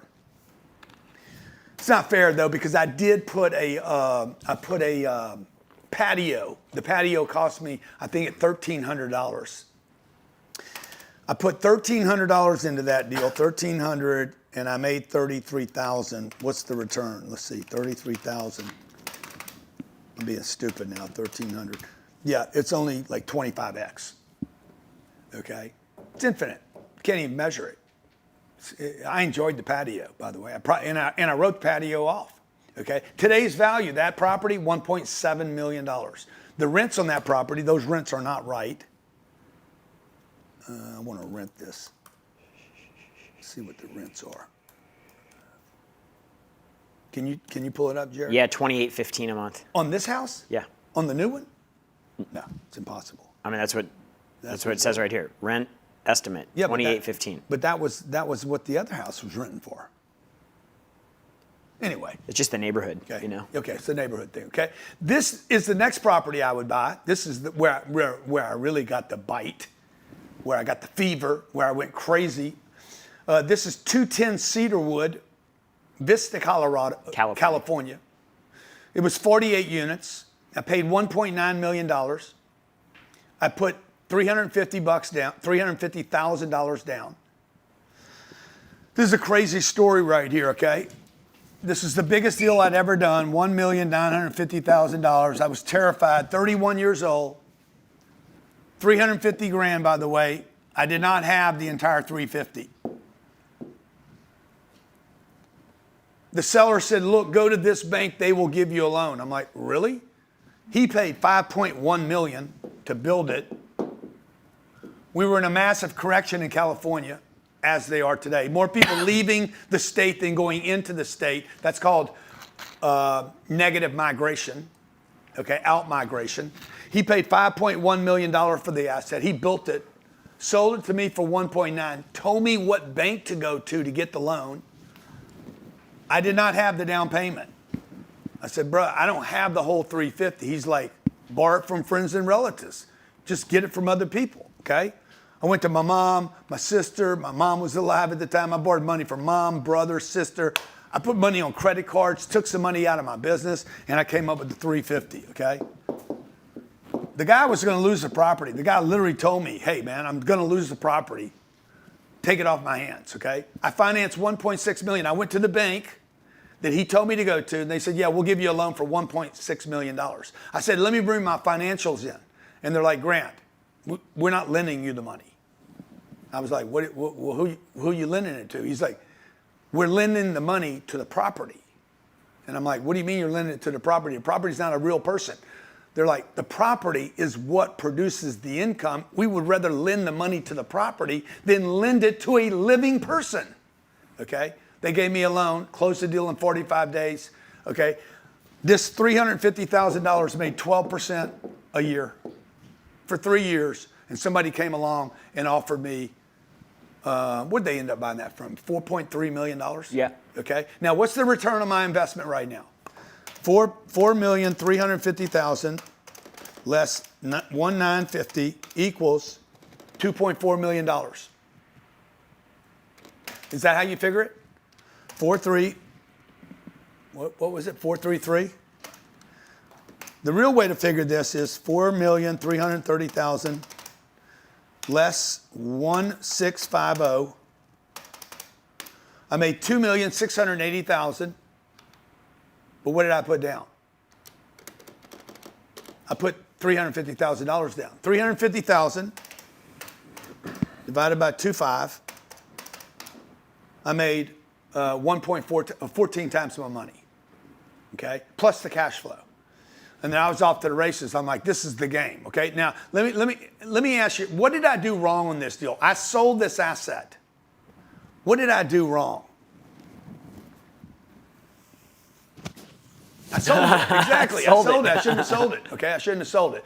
This is a graph. I'm showing you a graph now. This is a little bit of a humble brag graph.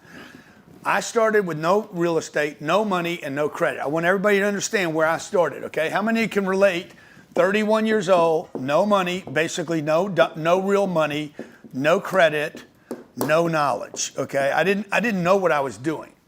Okay, I had no clue, but I did know that I needed to get money to work for me. And I knew I needed to get into real estate because real estate would not go away. It would not let me down. I really believed that, okay?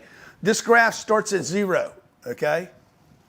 Now, the way the graph looks today to you guys, this is $5.2 billion of real estate up here. It's 14,000 units, 500,000 square feet of office. It's got a bunch of retail with it, okay? We got 20,000 investors. But remember, I started with nothing, okay? I went nothing.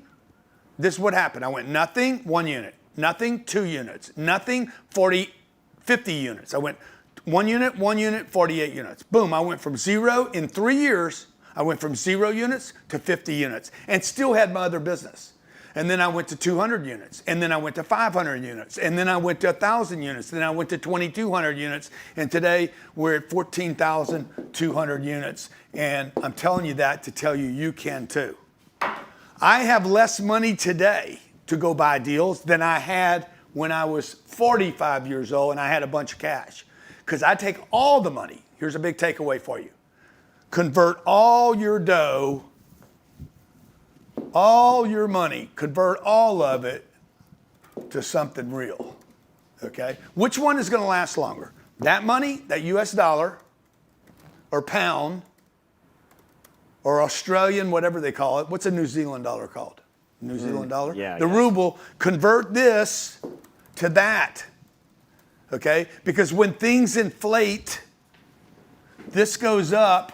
When they print more money, Huh? A New Zealand dollar is called a kiwi. a kiwi. Is okay? it? I thought New Zealand. When they print more dollars, they print more Canadian money, they print more euros, they print more rubles, they print more pesos, and they print more kiwi. Real assets go up and paper goes down. Kiwi dollar. Okay? Bitcoin will go up, silver will go up, gold will go up. So which one should you invest in? Stocks will go up. Okay, well, you could invest in Bitcoin, but it doesn't cash flow. You can invest in Bitcoin, but it doesn't have tax write-offs. You can invest in Bitcoin, but most of you can't explain it to me. Gold's up like 40% this year, but it doesn't cash flow. You don't get a tax write-off. You can't go touch it and visit it. Oh yeah, I can, Grant, I can touch my gold. Where? In a safe? Okay, how do you sell it? You don't easily sell it. Nobody wants it. Okay, to sell it, it would take you weeks. If you had $1 million worth of gold, where are you going to keep it? What are you going to pay to keep it there? Okay, and by the way, if Jared wants to buy your gold, he will want to authenticate it before he takes it, which would take you weeks. Okay, so what kind of real estate? If I'm convincing you to buy real estate, not gold, not stocks, not Bitcoin, not silver, but let's say we're going to go down the real estate road. How many of you like real estate and that's why you came today? You're like, dude, I just get it. How many of you get it? You don't actually need to be sold on this concept that real estate is the place you need to be. I get it, me, yes, I love real estate. Good. Now what we got to do is we got to condense this down to what types of real estate you're going to look at, because not all real estate is created equal. There's different kinds of real estate, okay? There's single family homes. It's one house. It looks like this. It's a neighborhood, okay?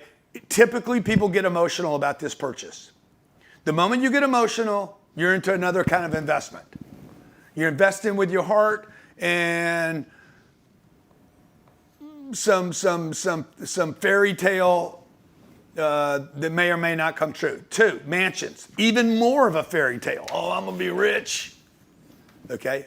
I saw Charlie Sheen on TV last night. You know how much money that guy went through? Probably a lot. He said, bro, He was making $1 million. $150 million a year. And I said, what's the biggest mistake you made, Charlie? He's like, biggest mistake I made was I sold my residuals back to the network for $27 million. Oof. Okay, he's worth $3 million today. He has nothing, okay? Why? He's spending on mansion, hoes, and cocaine. Okay, number 3, apartments. This is the single best asset class, lowest Sharp score on planet Earth. Sharp score means the volatility of the asset itself. Large apartment complexes. Okay, number 4, office buildings. Tremendous value in office buildings today, but they're riskier and it requires a much more better educated investor. Okay? Sophisticated, yeah. A much more sophisticated, better educated, and it takes a lot more money today. Okay, number 5. But let me just say this on the office. The office is going to be major. People are going to make billions of dollars in office in the next 5 years. Retail, shopping centers, This is where the chiropractor, the dentist, the Walgreens, the Nike, cosmetologist, maybe the Clothing stores. the gas station, the McDonald's is over there. It's a retail, okay? Self-storage, okay? This is a tremendous, very simple way to invest. You don't have toilets. You don't have tenants. I mean, you got tenants, but you don't have toilets. You don't have air conditioned units. You don't have a bunch of depreciation either. But it's a great investment. Very passive, hands-off, easy to do. Number 7, mobile homes. Unbelievable amount of wealth. I wish I would have known about mobile homes 20 years ago. 8, farmland, ranches, leases, okay? No real cash flow unless you got an oil lease with it. Okay, this could be an empty lot. This is more speculative. Okay, now let's go over this little list. I don't know if you guys can see this on your computer. It's a little hard to see. Any of you that call my office, You can see it, you can see it on okay, the Zoom, okay, yeah. Okay, so if you just take what I did was I took all these and I basically measured the benefits of each one against the others, and I broke it down into protect your capital, provide cash flow, long-term appreciation, tax write-offs, good debt, protects against inflation, proven and tested, easy to finance, hard to disrupt, and liquid. Okay, the more greens they are, the safer the investment is for you. Okay, back to full screen. The more green buttons there are, the more safe the investment. So you can see there's only one of them that has a majority. Okay, really it comes down to apartments, self-storage, and mobile homes, and maybe retail that have the simplest, easiest structure. Okay, now, what do you need to invest in real estate? This is not hard. First, you need to find a deal. The most important thing is the deal. It's the property itself, then it's the financing, and then it's the equity. Okay, now we created a piece of technology that takes advantage in the marketplace of the things you need to look for. Okay, so like what am I looking for when I look for a deal? I'm looking for, and then I'm gonna have Jared open something up for us, okay?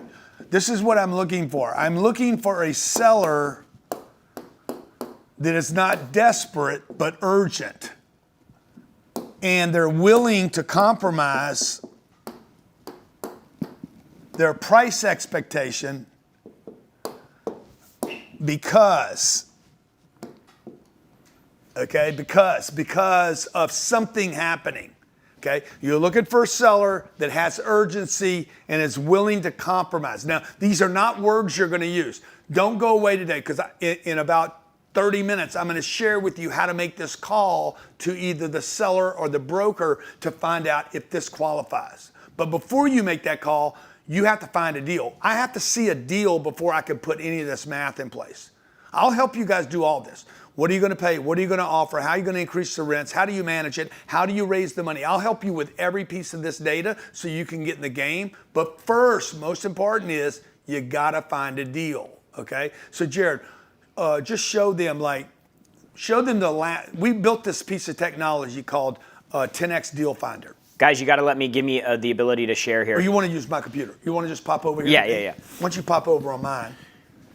And then we're going to pick up something called the last 5 years. The last 5 years, and we'll be changing this over the years, but 2021, 2021, 22. Somewhere between 19, 20, and 21, Jared's going to put in the deal finder. This is my deal finder he's going into. He's going to put in the last 5 years as a criteria to finding deals that are off market that may have a seller that has urgency and is willing to compromise his price expectation. This is where we steal deals. Yeah, so this basically what you do is like Grant said, every piece of real estate is tied to a record. Like everything is published, everything lives in the county records office. You can go down to the county records office and try to ask them for all this data. But if you want to get access to these public records nationally, all across the nation, we built a tool for that. And you can go in and you can establish your filters. So let's say I want to look for, let's see here, apartments. I want to go down to 4 units, to 64 units. And I want to look for something that the last sale date was in the last 5 years. Now, the reason why this 5-year period is really important is because 5 years ago, we were going into COVID, and there were a lot of people, as the market started exploding, there were a lot of people that started buying based on speculative outcomes of what would happen with the property. They thought that in 2000, when the market started going up, that people were just gonna, like it was gonna go up forever. And so I wanna look for deals that had been transacted in the last 5 years. So I've set some basic criteria in here. Another thing you could actually go through and do is loan maturity date. Grant mentioned that when rates are low, when a loan matures and you have to put new debt on the deal, if you had a loan that you signed in 2019 or 2020 and the rate was in 3.5%, if you signed a 5-year note on that and that note is coming due, their interest rate today is going to be 6.5%, and that deal is going to go back to the bank. It's not going to work anymore. So number one, 5 years. 5 years back. So I went 5 years back. And two, any loan that's maturing could be 5 years. It could be 3 years, 5 years. You're really looking for these 3s, 5s, 7s, and 10s. So right now, last 5 years, and between 4 units and 64 units, there's 2,600 pieces of property in Texas that fit that criteria. Now, the beautiful thing about the Deal Finder is that this is a platform that was designed to give you signals. It give you the opportunity to preempt, meaning these homes or these properties that are listed here or that are shown in these results are not publicly listed yet. Okay, now that's really important because when a deal gets listed, there's competition on that property. Okay, so would you rather compete with 100 people to buy the deal, or would you rather be the only person competing for the deal? And so what the Deal Finder does, it gives you the deals that are potentially in trouble so that you could identify an opportunity to preempt a sale. Like, take a look at this property right here, 4934 Greenslope Drive in Abilene. This deal is upside down, meaning there's negative equity in the deal, potential problem. 4917 has delinquent tax activity and they're upside down. Important to know. These are indications of potential trouble. Here's another potential. You'll see here, free and clear, meaning they own the property. There's no debt on the property. These deals are awesome opportunities for you to be able to go and negotiate a seller finance deal with this seller because they own the property outright. You don't have to get the bank involved. So I can go through. Is this what low? You mean there's a tremendous amount of equity in the deal? Well, it's yeah, because there's no loan on it. So you could literally, if Grant owned the deal and he paid cash for it, I could just say, hey, Grant, I know you've got this property right now. You bought it 30 years ago. You bought it 30 years ago. For 50 grand. You own it outright. I'd love to buy it I'll give you $1 million and I'll give you 50 grand down.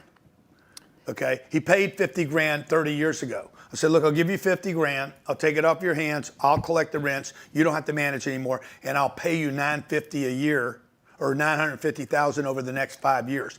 The returns on that deal, if you knew how to go to that guy, your returns would go into the 25, 30, 40% a year returns. So you're looking for 5 categories. I don't want to. Anything bought in the last 3 years, 5 years, 7 years, or 10 years. That's really what you're looking for, okay? Then a loan maturing, okay? A loan maturing. They took the loan out in 2015 and it's maturing in 2025. When a loan matures, they have to get rid of it. Okay, like you don't get to tell the bank, I want to extend it. Maybe there's an extension, but you're putting urgency on the seller. Okay. 3, he's upside down in the deal. Now the third one is the least attractive to me because now you got to deal with a bank. Okay, Jared owes $1 million. And it's only worth 600 grand. Jared's just going to roll over. The bank's going to end up with the deal, and this will be 18 months. So if you're ever on a deal, I'm saving you a bunch of time right now, and Jared's like, yeah, I want to sell it, but I owe $1 million, and it's only, the loan's, I owe $1 million. I owe $1 million, and the property's only worth 600 grand. No matter what he wants to do, this is in the bank's hands now, not his. And so this is another thing the Deal Finder does. So for this property right here, I can go down and it will show me the loan and the transaction data on the property. So now I know that this guy took out a 30-year note at a 3.85 adjustable rate in 2022. His rate right now on this loan is what do you think, 6.5? 6 3/4? Today? Today. Today. What kind of property is it? It is, let's see here, how many It's units it is. 11 units? No, Yep. it's how many units? Let me see here. It's, Where's the grant deal? I mean, his loan could be 7.5 to 8.5%. He's negative. He can't even. See, this is where you guys need to learn the math. I know a lot of you are hitting the text right now and say, I want information on the deal finder. Okay, the deal finder is $1,500. You don't have to buy it right now. You can if you want to, but I'm gonna show you a way where we give it to you today. Okay, so any of you that do go buy it right now, I'm gonna show you how to get a credit for the entire $1,500. The deal finder is very valuable for those people that are committed. We don't want you to buy it if you're not gonna learn how to make a call, how to talk to the guy, how to find out what his price is, how to know how to underwrite a price.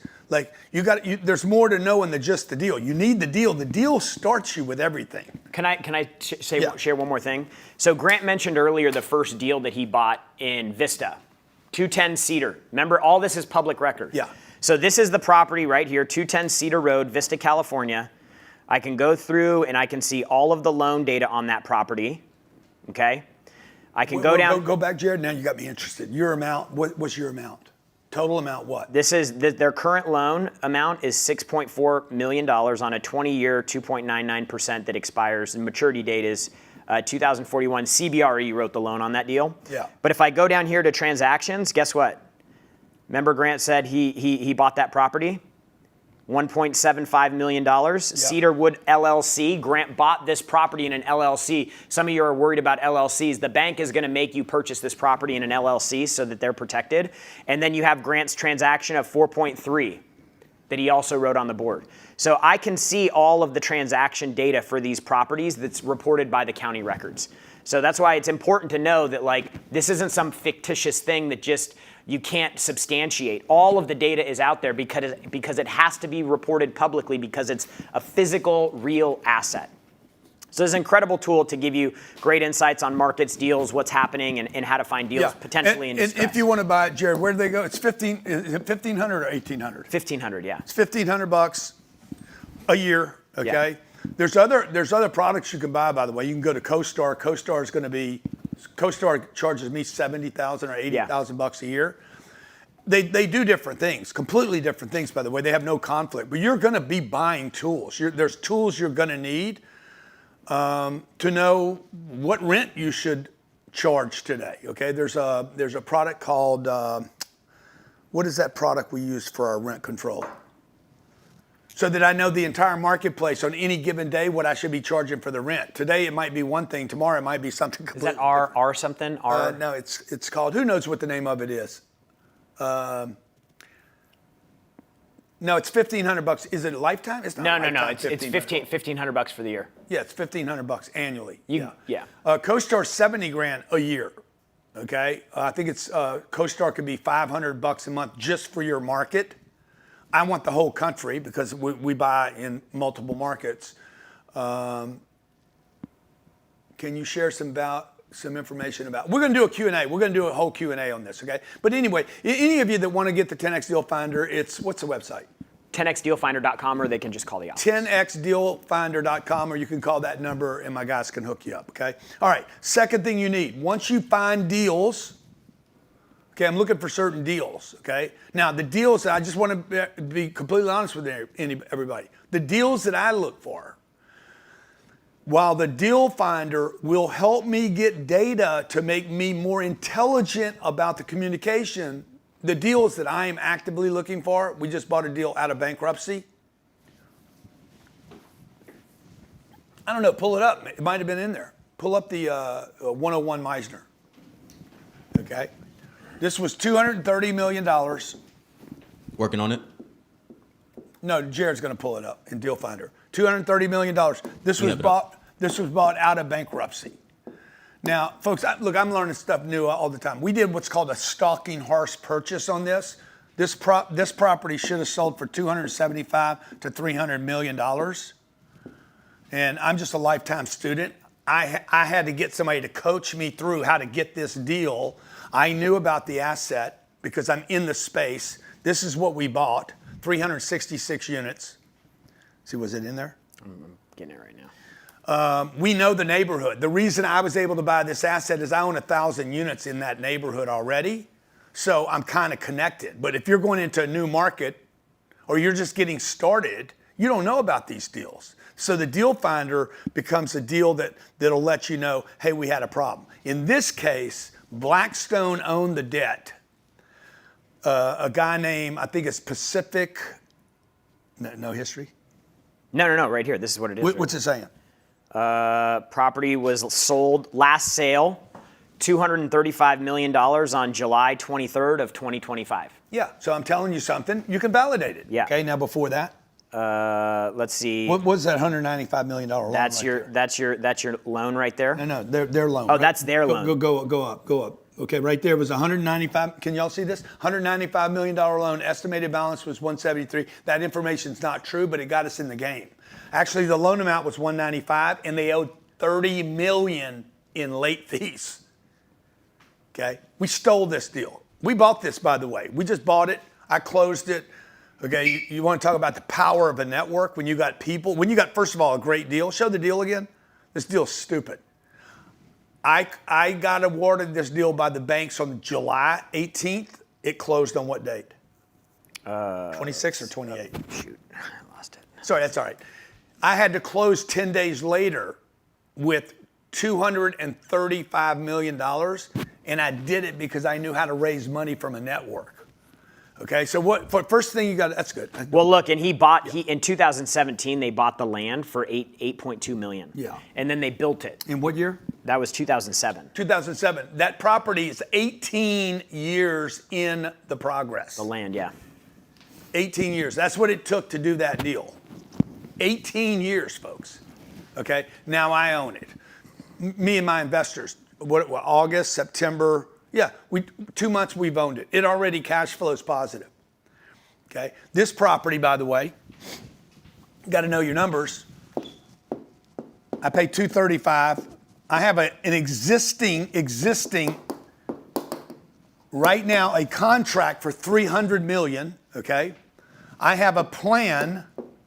5 years. And what he means by that is he has a standing offer to sell that property for $300 million whenever he wants. If he could execute that right now and give all the investors, they'd make $65 million in profit on their deal in 2 months. 22, this is, what are we in, 26? 26, 27, 28, 29, 30, okay? I have to get my NOI from $11 million to $13.5 million. That's only 20%, by the way. Watch the power, man, the power of money, okay? The power of an asset. By the way, the location on this asset is, you drive through Boca Raton. Park Place. It's Park Place on Monopoly, okay? It's good as you get. So if I raise the rents 13.5, if I get my NOI, I know exactly where I have to get my EBITDA or my NOI or my profits on the property. If I get it. If I raise it 20%, I paid $335. We have a loan. $235. Oh, $235. I paid $235. I got a loan for $140. This is my debt, my loan. Okay. I put $95 million down to control $235. If I get my NOI in 5 years or sooner to $13,500,000. $13,500,000. Divide that by 0.04. The property will be worth $337,500,000. Okay, $95 million less the debt, 140. We will make $197,500,000. We turn $95 million into 197. We'd make $100 million in 5 years. That's $20 million a year. Okay? Did I help my investors? My brother, my sister, my friends, Jared's in the deal. Of course, but I had to find the deal. So most important thing is you have to have signs of opportunity. Who's going to get that deal? Man, if I just knew about that deal, okay? If I just knew about it, good. You got to get in the game. The deal finder's a way to get you in the game, okay? Okay, so now what do you need? What do you need once you find the deal? Once you find that asset, what happened? I find the asset. This is not complicated, folks. How do you find the asset? You got to be looking for the asset. You got to be looking. You see what you'll find what you're looking for, okay? You see the asset, then oh my God, this is a great asset. It's going to hit Grant's what do we call those? The non-negotiables. I'll share those with you. I have a certain set of non-negotiables. Criteria, yeah. They have to be in for me to consider buying the deal, okay? If they're not in, I will not buy the deal. I have to have a majority, 95%. I have to get a 95% score on my non-negotiables or I will not look at the deal. The first of which, I like the deal when I see it. Immediately love the deal, okay? So I'll show you what those are. Just hang in there. I find the deal. I find it. Because I was looking for it. I know what I'm looking for. Once I get the deal, then what has to happen? 1, 2, next most important thing is I get a lender. Now, this is where a lot of you guys break down because you have had so many bad experiences with finance. Unfortunately, when you go to college in this country, you get out of college, yeah, you got debt. You got a Visa card, a MasterCard. You got a car loan and you might have a house loan or something, but you don't know anything about borrowing money because unfortunately, nobody teaches you how to borrow money effectively. This is the best money in the world. This lender that I'm talking about right now, if you could see number 2 here, the lender. So what do you need now? Once you find one of these complexes, a storage, a retail, an office building, or an apartment, you need multifamily lending programs, okay? You need first the deal, then the financing. Now we're on step 2. There's only 3 steps here, folks. It's 1, 2, 3, period. You find a deal, find the financing, find the equity, okay? Everybody throw it in the chat. Find the deal, find the financing, find the equity. This is so simple. This takes you can learn this in 3 months. It doesn't take you 4 years, 6 years. Find the deal, find the financing, find the equity. You don't need any money, okay?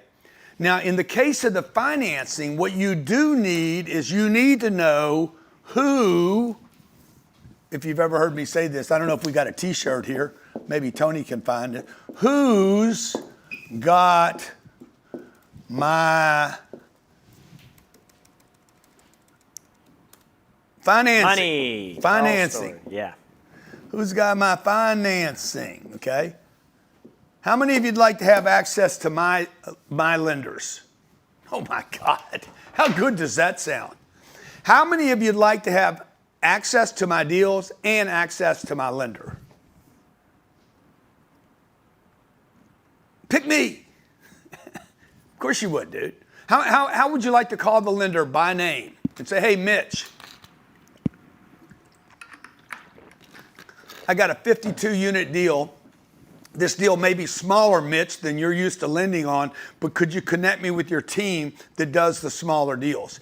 In lending, okay, I'm going to give you the name. I'm going to show you how to have access. In lending, there's going to be a tier of big, giant monster deals. What does that say? What does that shirt say? Who's got my money? That's right. In this case, who's got my financing? I need one of those shirts again, guys. We got to, yeah, I need one of those shirts. I don't have any who's got my money t-shirts. Okay, so back to the important thing.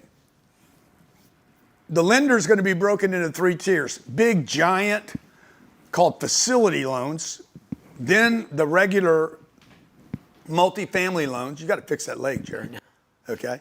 I think you're getting what I got. Yeah. And then much smaller loan packages. So if this deal's $4 or $5 million, $3 million, $2 million, Mitch, real person, Mitch may be like, hey, let me give you to Ralph and Craig, and they handle the $2 million or under $10 million bucket. Okay. Now, understand this about this lending. These people have a mandate to lend money, folks.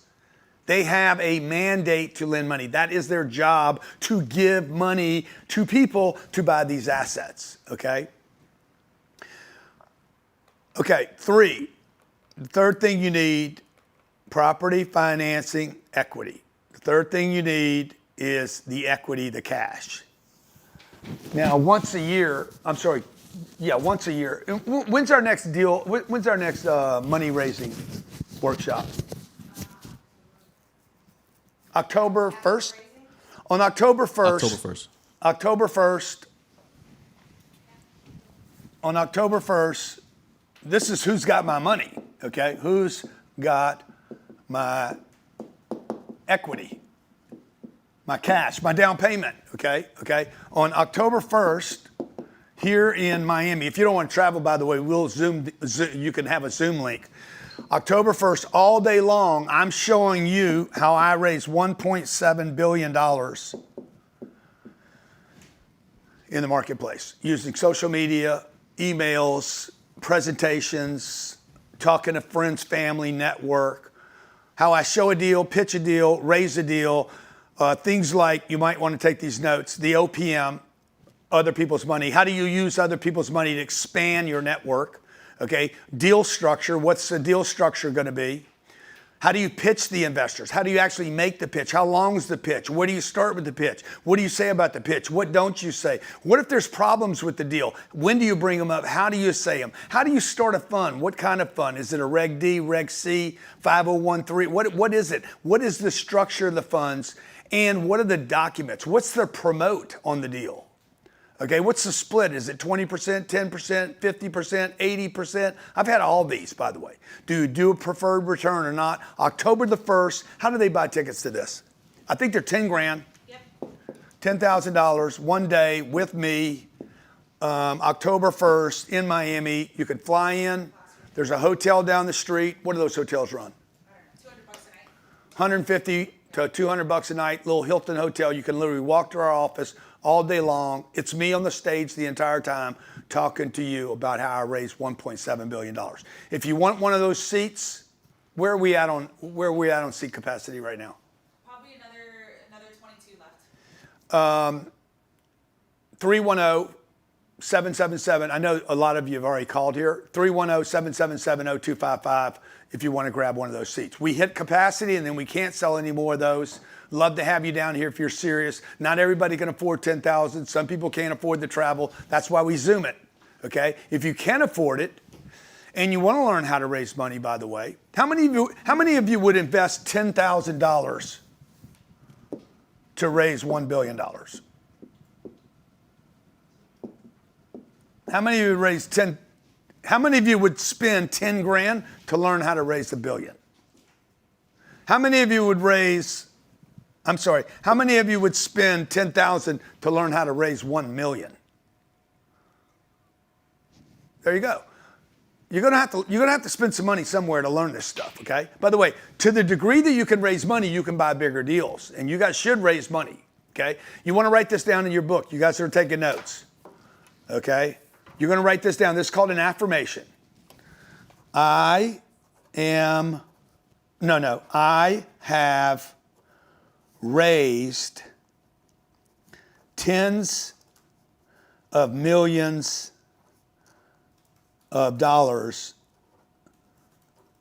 for profitable investments. I used to say this twice a day. I've raised $1 million, and then I raised 1 million. I'm like, shit, dude.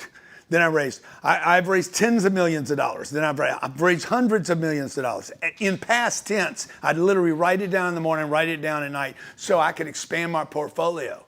Here's the coolest thing about raising money, though, okay? The coolest thing about raising money is how many people you help, okay?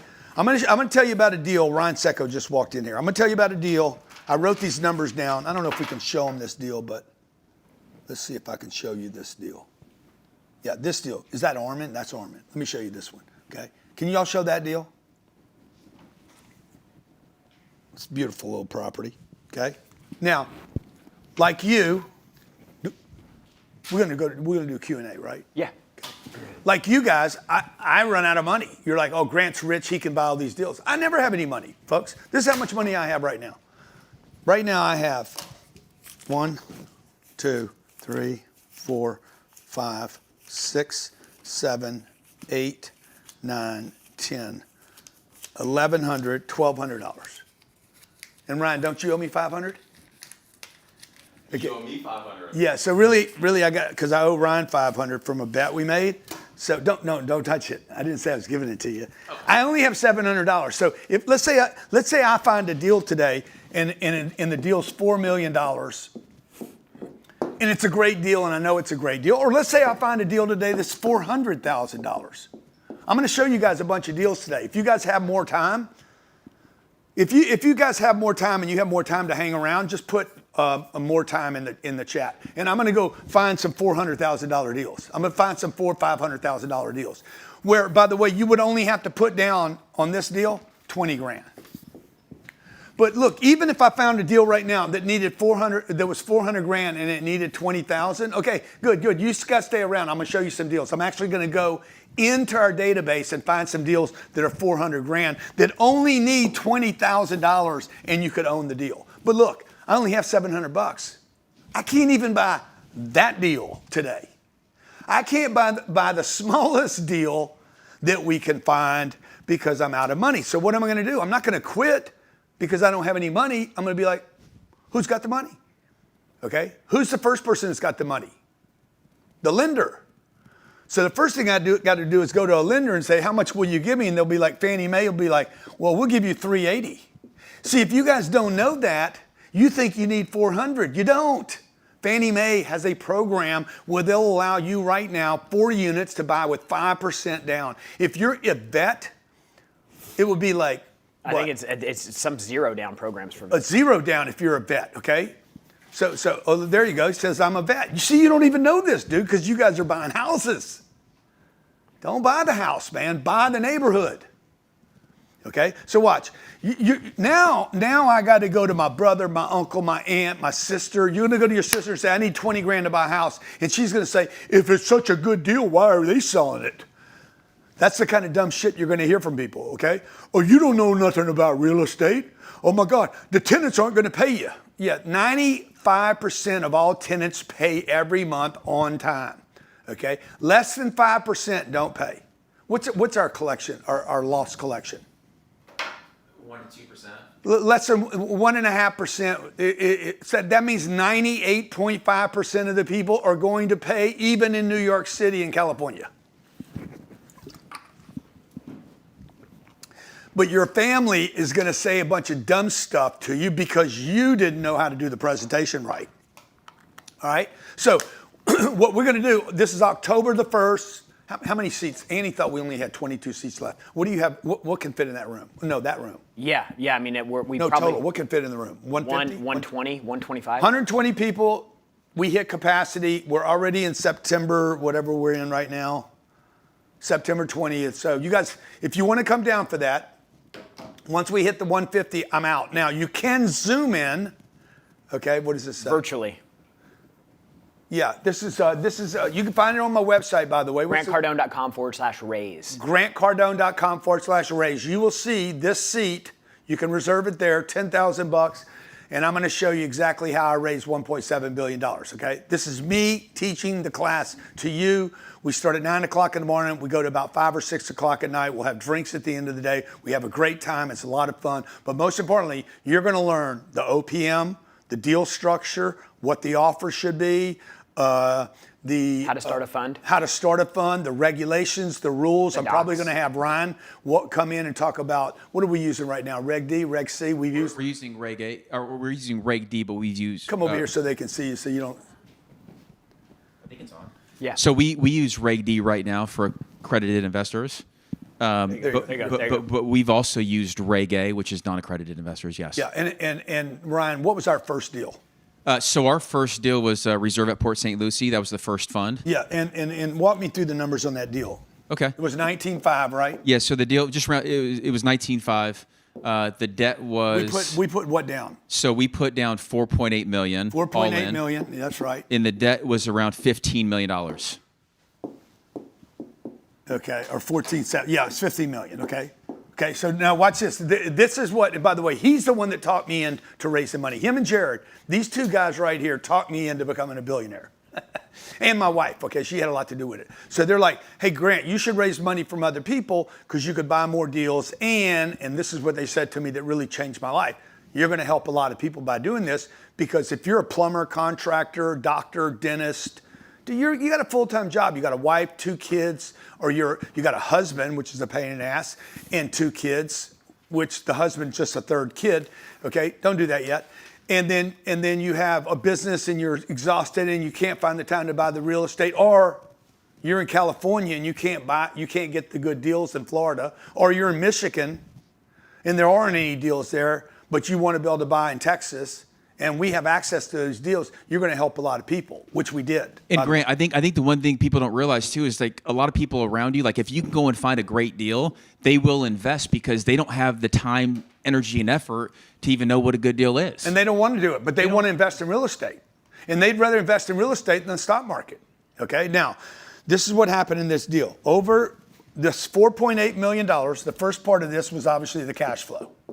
What do we pay back our tenant? What do we pay back on the $4.8 million? So in lifetime to date cash flow was $6.5 million. We paid $6.5 million. This is cash flow, folks. This is not the original money. Okay, we did this for 9 years. That's right. Okay, so we paid that over a period of 9 years. Yep. Then we just refinanced the property. We refinanced it. We owed $15 million. We refinanced it for how much? 28. The cash out refinance proceeds were $13.8 million. And then we gave back the $4.8 million. Yeah. We gave back everybody their $4.8 million, and then we gave them back another $9 million on top of that. Yep.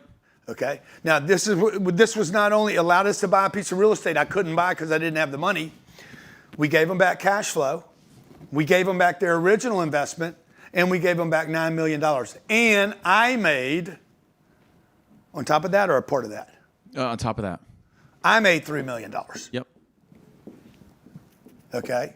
And if that's not good enough, they have their cash flow.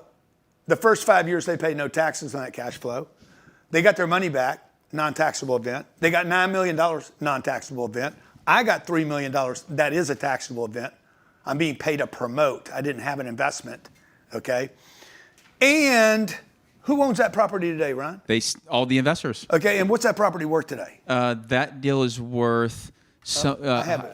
Yeah, here. high. What is it? I have it at $51 million. $51 million. Yep. Today, the property's still worth $51 million. And nobody has any money in it. Okay? So not only do I not have any money on it, Jared doesn't have any money on it, Ryan doesn't, my wife doesn't, all the other people, by the way, the other people that invested, how many people were investors in this deal? That deal was 6, probably 7? It was like 10 investors. Yeah. It wasn't very many. It was a close-knit group of people, okay? That was one deal we did. Literally 15 days later, almost within the same month. Yeah. Same seller. Same seller. We bought it from a guy. Guess what?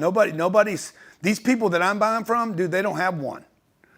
They got many. These people are like they got 8 kids, 10 kids, 15 kids. They got, I got a buddy of mine, he owns 140,000 units. And he wants to sell 3/4 of his portfolio right now.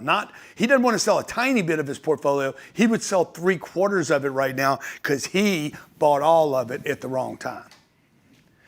Glut of stuff out there. Now tell me about this deal. How many of you first of all, how many of you would have liked to have been involved in this deal with me? You wouldn't do anything. You didn't even have to go to the property. Jared, what'd you make on that deal? Well, I put $100,000 in. I've been paid about $135,000 in cash flow, and then I just got back a check for $287,000. And we still own the deal, and I still get $1,000 a month in cash flow. And we'll keep getting cash flow forever. So everybody's into other people's money now. You guys understand? Every investor in this deal is now invested on other people's money. You're beating the system now. Tell me about the next deal we did, Ron. So this was Fund 2. This was called Reserve at Ormond Beach. We've done 40. How many funds?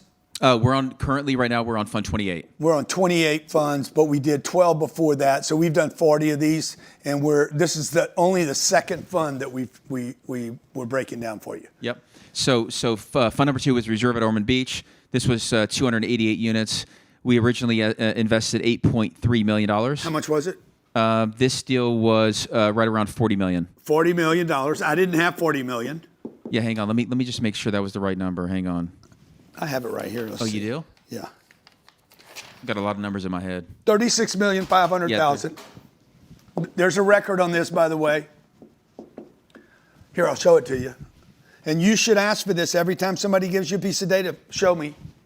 Every time you should say, show me. Okay, there's nothing wrong with you guys as investors. Show me. Okay, what are you going to, when somebody shows you a deal, what are you going to say? Show me. And by the way, when you show other people a deal, we'll be going into this on the October 1st Raise Your Capital workshop. When you're going to do a deal, nobody's going to say, show me, because you're going to know, show them first. Okay, see, like what I did? See, because show me builds trust, okay? And you should fully trust who you're partnered with. And the way to truly trust the partner that you're doing business with is say, show me. And if they were a good partner, they would show you before you even had to say, show me, okay? Yep. $36,500,000, we put what down? We put down $8.3 million. Finding the deal finder. How much? $8.3 million. $8.3 million. Yep. How much money did I have at that time? I didn't have $8.3 million. Okay, but because I didn't have the money, didn't keep me from not buying the deal. It was a good deal. We knew it was a good deal. We didn't know how good it was. Okay, so we financed what? About $27 million? That's right. Originally? Yep. Yeah. Yep. We financed $27 million. Who gave us that loan? That was Fannie Mae. Who at Fannie Mae? Who do we work? What broker helped us? At that time, it was Wells.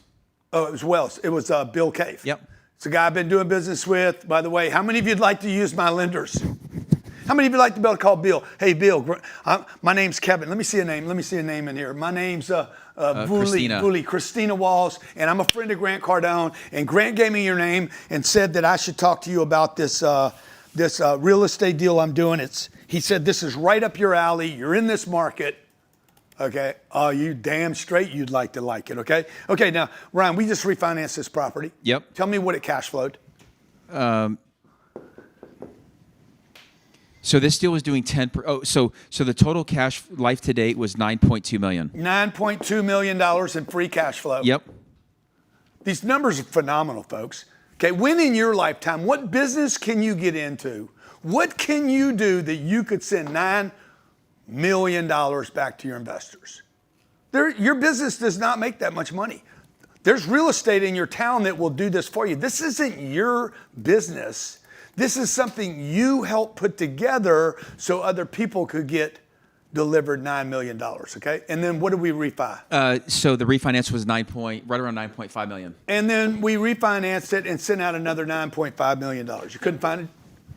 Okay. Then another $9.5 million. So this is what happened on this deal, okay? It didn't do as good as the other deal. Only did 220% over 9 years. Divided by 9. That's only 24% a year. By the way, that is my target for real wealth. If you want to create real wealth, you have to be above 15%, closer to mid-20s. And if you want to guarantee super wealth, you want to be in the 30s. I'm going to have you write that down now, okay? If you want to ensure that you have some financial freedom, you should target returns 15%. If you want wealth, you should be at 25, mid-20s. And if you want to guarantee wealth, you're looking for a 30% return every single year. If you guys did that, you would never invest in the S&P 500 again. This is what you would do, okay? Now, Cindy said, why not pay the property off? Because if we pay the property off, we lose the leverage. We create more cash flow, but I'm borrowing money at 5%, okay? Today, we refinance the property. How much is it going to cash flow now, Ryan? Okay. Remember, how much did we put down on that deal? We put down a little over $8 million, 8.3. We put $8 million down, guys, okay? We've already returned $16 million. We returned the first 8 and another 8, okay? $16 million was returned. We still own the asset. And what's the cash flow? It's going to cash flow about $1 million a year. And it's going to cash flow $1 million a year. How many investors were in that deal? That deal was a little more. That was like 30 investors. There was 30 people splitting this up. So $1 million divided by 12, divided by 30. Everybody's going to get a check. Okay? You got 30 people getting a check for $1 million a year. 30 grand a year. We have no money invested in the deal. We've already made 8 million. Okay? Now, how much equity do these 30 people have access to today? It's worth what? It's we right around 55 million. 55, and we owe what? We owe 40, so it's like 15, 60 million dollars still. So we have $15 million, by the way, divided by 30 people. Yep. So it's paying me. Why would I want to pay it off? Dude, I'm gonna wait 9 years and put more debt on it. 9 years from now, I'm gonna give everybody another $16 million back. And Grant, when you take debt out on a deal, is that taxed? No, there's no tax event. This event, there's no taxes on this, okay? By the way, the interest being paid on this loan at $40 million, the $40 million of debt, that interest is all tax deductible. The real estate is paying. The renters are paying the loan down, not us. This is how you create wealth, folks. Positive leverage, okay? So what do we do here? Okay, thank you. Yeah, and Jimmy, really quick. So the original debt on this deal, there was already debt in place on this asset. And when we refinanced it, that's where we were able to pull out the $9 million. So we didn't have this deal paid for free and clear. We had original debt on it. We put the equity down. Then we refinanced it 9 years later and pulled more money out. You will never have your deals paid for. That's right. You're never going to have your deals paid for. You don't want to have your deals paid for. Okay? This is not a Dave Ramsey economy. This is creating tremendous amounts of wealth by using positive leverage, low interest rates, Fannie and Freddie Mac, and using the best asset class in the world to do so. Thank you, Ron. Yep, thanks, okay, give Ron a big hand, guys, for being here. Throw some emojis up for him. Okay, great dude. Quit his job at United Airlines, by the way, to work with me and to do real estate together. Okay, now, you got some problems. Okay? How do you know what to offer for the real estate? How do you know what to pay? Here's a little formula. We created a calculator for you. Here's a formula. If you take the number of units times the rent times the occupancy, that'll be a percentage, times 12 months, and divide that by the cap rate, you will know what to offer for the asset, okay? So let's just go over that. Let's say it's 20 units. 20 units, and let's say the rents are $1,000. And then you have 90% occupancy on the 20 units. Means 18 of the 20 units are occupied. Did I miss something? No. No, multiply by 12 months. Units. No, I didn't get to the NOI. Units, rent, occupancy. Yeah. Times 12 months divided by the cap rate. Yeah, less expenses. Yeah. Where's that? Okay. Yeah. Oh yeah, times 12, okay. Less expenses, and divided by the cap rate. Yeah, I knew I missed something. Okay. So let's just take that. Y'all walk through it with me, get your phone out, and I'm gonna show you how to figure this, okay? I'm gonna go 20 units. 20 units times 1,000, that's 20,000 a month. Times 90, that's 18,000 a month. Okay. Times 12, what is that? 216,000 a month. Now we're going to flip this expenses thing, okay? We're going to flip the expense thing. You see this expense thing? Whatever the expenses are, I'm going to just make it simple. I'm going to say the expenses are 50%. That way the other 50% is the answer. But let's say the expenses were 30%. You're in San Diego, the expenses are going to be less because the taxes are less. Okay? You're in Austin, the expenses are going to be 50%. You're in San Diego, similar market, just different because of taxes. The taxes in San Diego the expenses are 30%, so you're going to use 70%, the flip number, to figure out what your NOI is. Okay? Your NOI is then divided by this cap rate. Here, I'm going to give it to you again, okay? I'm going to give it to you again to make it simple. Number of units. Can y'all fix that? Yeah. That I'm looking at right Yeah. now? Do they Yeah. know how to fix it? Yeah. Number of units times the rent, 20 times 1,000, okay? Times the occupancy, 0.90, times 12 months. Oh, yeah, 12 months. It's always going to be 12 months right there, times expenses, okay? And you're going to invert the expenses. So let's just say it's 50%. You're going to use the other 50, okay? And that gets you the NOI. Okay, so it'd be this. This is 18,000. You said that was 216, Ryan? Yep. Okay, less 50%. It's 108. 108. You're just going to take the difference, the balance, the 108, and you're going to divide that by, I don't know, pick a city. Pick a city and I'll tell you the cap rate. And I'm going to tell you what it is. It's 2,000 build. Tell me the city you're in. New York, it's a 4 cap. San Francisco, 4.5 cap. Las Vegas, 5.25. Kansas City, depends on where. Probably a 5.75, 5.85. Houston, Texas, a 5.75. Los Angeles is going to be a 4.25. New Jersey, a 4.25. Raleigh, North Carolina, depending on how close to Raleigh or Chapel Hill, it's going to probably be a 5 at 5.15. Tulsa, Oklahoma, 6.25. Fort Myers, 5.6. Idaho, depends on where. If you're outside the city, rural, it's going to probably be 7.25, 6.8, 7.25. I could do this all day. You get the point, okay? You got to know what you're doing. Divide it by, let's say Miami, 0.0475. That's Miami, okay? So let's just do the math here. 100, let's see if everybody comes up with the same number. 108 divided by 0.0475. What number did you come up with? This is what you're going to offer on the property. This is how you know what to offer on the property, okay? Now, did I freak you out enough? Watch. What if I could give you an app that did this for you? Okay? I'm going to take the same numbers because I know a bunch of you people are terrible at math. I actually created this for my wife. Okay, because she counts on her fingers. She's literally, we were playing blackjack and she's sitting down there. She got a 16, 17, 18. I'm like, what are you doing? You're counting cards, bro. They're going to throw us out of here. Okay, how many units? 20 units? Yep. Give me the numbers, Jared. 20 units, 1,000 a month, 90% occupancy. 90%. Expenses are what, Jared? 50. No, we're going to go 30. No, you want to go 50 just to see the same number, same answer? 50% expenses. Cap rate is what? What did I say? 4.75? Yep. And watch my computer.